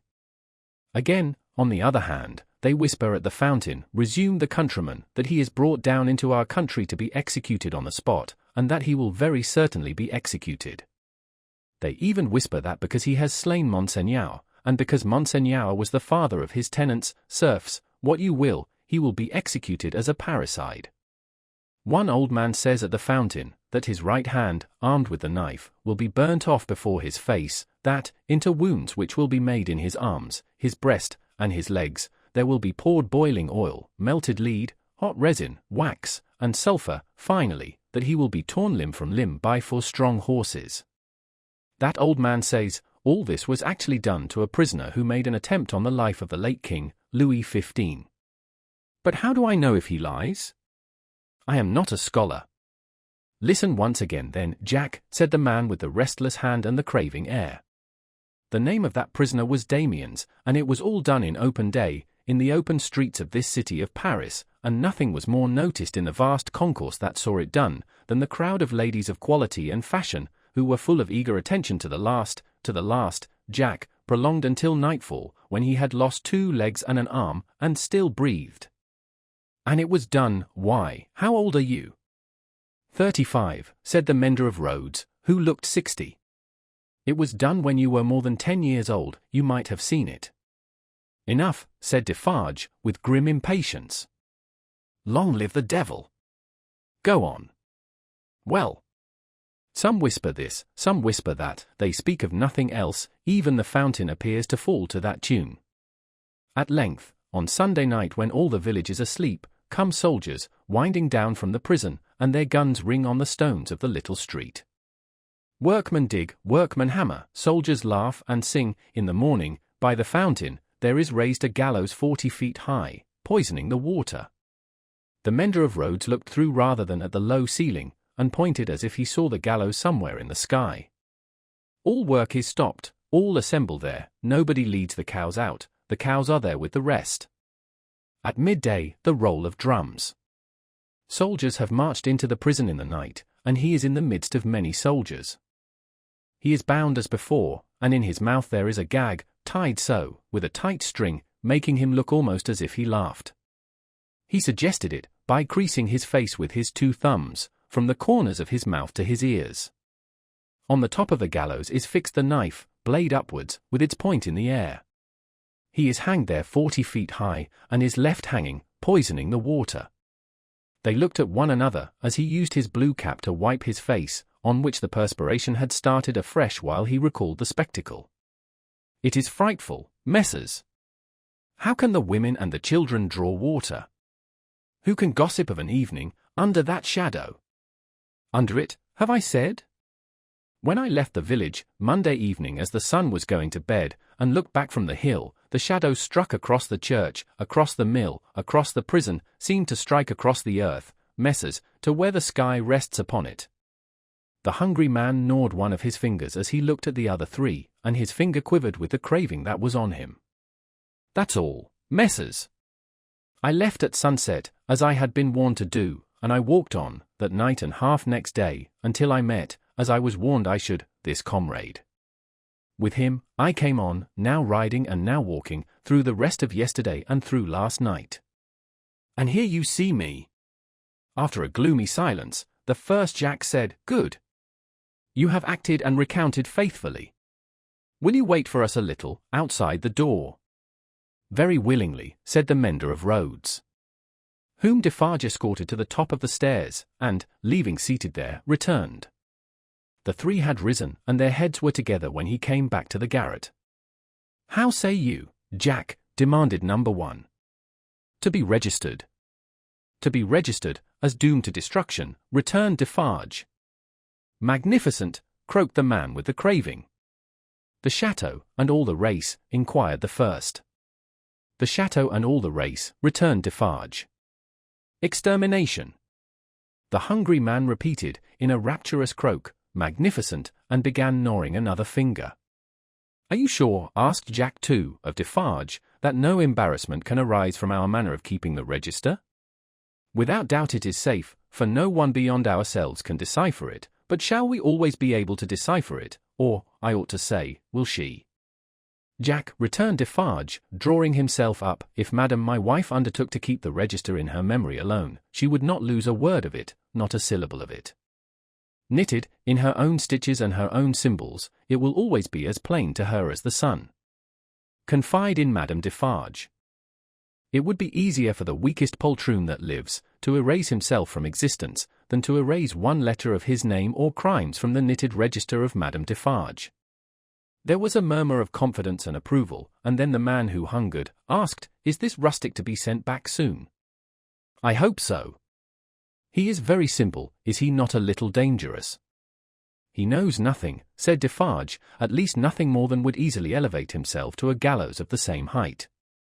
I charge myself with him, let him remain with me, I will take care of him, and set him on his road. He wishes to see the fine world, the king, the queen, and court, let him see them on Sunday." "What?" exclaimed the hungry man, staring. "Is it a good sign, that he wishes to see royalty and nobility?" "Jack," said Defarge, "judiciously show a cat milk, if you wish her to thirst for it. Judiciously show a dog his natural prey, if you wish him to bring it down one day." Nothing more was said, and the mender of roads, being found already dozing on the topmost stair, was advised to lay himself down on the pallet bed and take some rest. He needed no persuasion, and was soon asleep. Worse quarters than Defarge's wine shop could easily have been found in Paris for a provincial slave of that degree. Saving for a mysterious dread of Madame by which he was constantly haunted, his life was very new and agreeable. But Madame sat all day at her counter, so expressly unconscious of him, and so particularly determined not to perceive that his being there had any connection with anything below the surface, that he shook in his wooden shoes whenever his eye lighted on her. For, he contended with himself that it was impossible to foresee what that lady might pretend next, and he felt assured that if she should take it into her brightly ornamented head to pretend that she had seen him do a murder and afterwards flay the victim, she would infallibly go through with it until the play was played out. Therefore, when Sunday came, the mender of roads was not enchanted, though he said he was, to find that Madame was to accompany Monsieur and himself to Versailles. It was additionally disconcerting to have Madame knitting all the way there, in a public conveyance. It was additionally disconcerting yet, to have Madame in the crowd in the afternoon, still with her knitting in her hands as the crowd waited to see the carriage of the King and Queen. "You work hard, Madame," said a man near her. "Yes," answered Madame Defarge, "I have a good deal to do." "What do you make, Madame?" "Many things." "For instance?" "For instance," returned Madame Defarge, composedly, "shrouds." The man moved a little further away, as soon as he could, and the mender of roads found himself with his blue cap, feeling it mightily close and oppressive. If he needed a king and queen to restore him, he was fortunate in having his remedy at hand, for, soon the large-faced king and the fair-faced queen came in their golden coach, attended by the shining bull's eye of their court, a glittering multitude of laughing ladies and fine lords, and in jewels and silks and powder and splendor and elegantly spurning figures and handsomely disdainful faces of both sexes, the mender of roads bathed himself, so much to his temporary intoxication, that he cried, "Long live the king, long live the queen, long live everybody and everything," as if he had never heard of ubiquitous Jacques in his time. Then, there were gardens, courtyards, terraces, fountains, green banks, more king and queen, more bull's eye, more lords and ladies, more long live they all, until he absolutely wept with sentiment. During the whole of this scene, which lasted some 3 hours, he had plenty of shouting and weeping and sentimental company, and throughout Defarge held him by the collar, as if to restrain him from flying at the objects of his brief devotion and tearing them to pieces. "Bravo," said Defarge, clapping him on the back when it was over, like a patron, "you are a good boy." The mender of roads was now coming to himself, and was mistrustful of having made a mistake in his late demonstrations, but no. "You are the fellow we want," said Defarge, in his ear, "you make these fools believe that it will last forever. Then, they are the more insolent, and it is the nearer ended." "Hey," cried the mender of roads, reflectively, "that's true. These fools know nothing.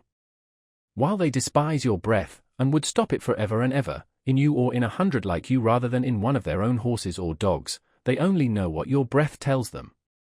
Let it deceive them, then, a little longer, it cannot deceive them too much." Madame Defarge looked superciliously at the client, and nodded in confirmation. "As to you," said she, "you would shout and shed tears for anything, if it made a show and a noise. Say, would you not?" "Truly, Madam, I think so.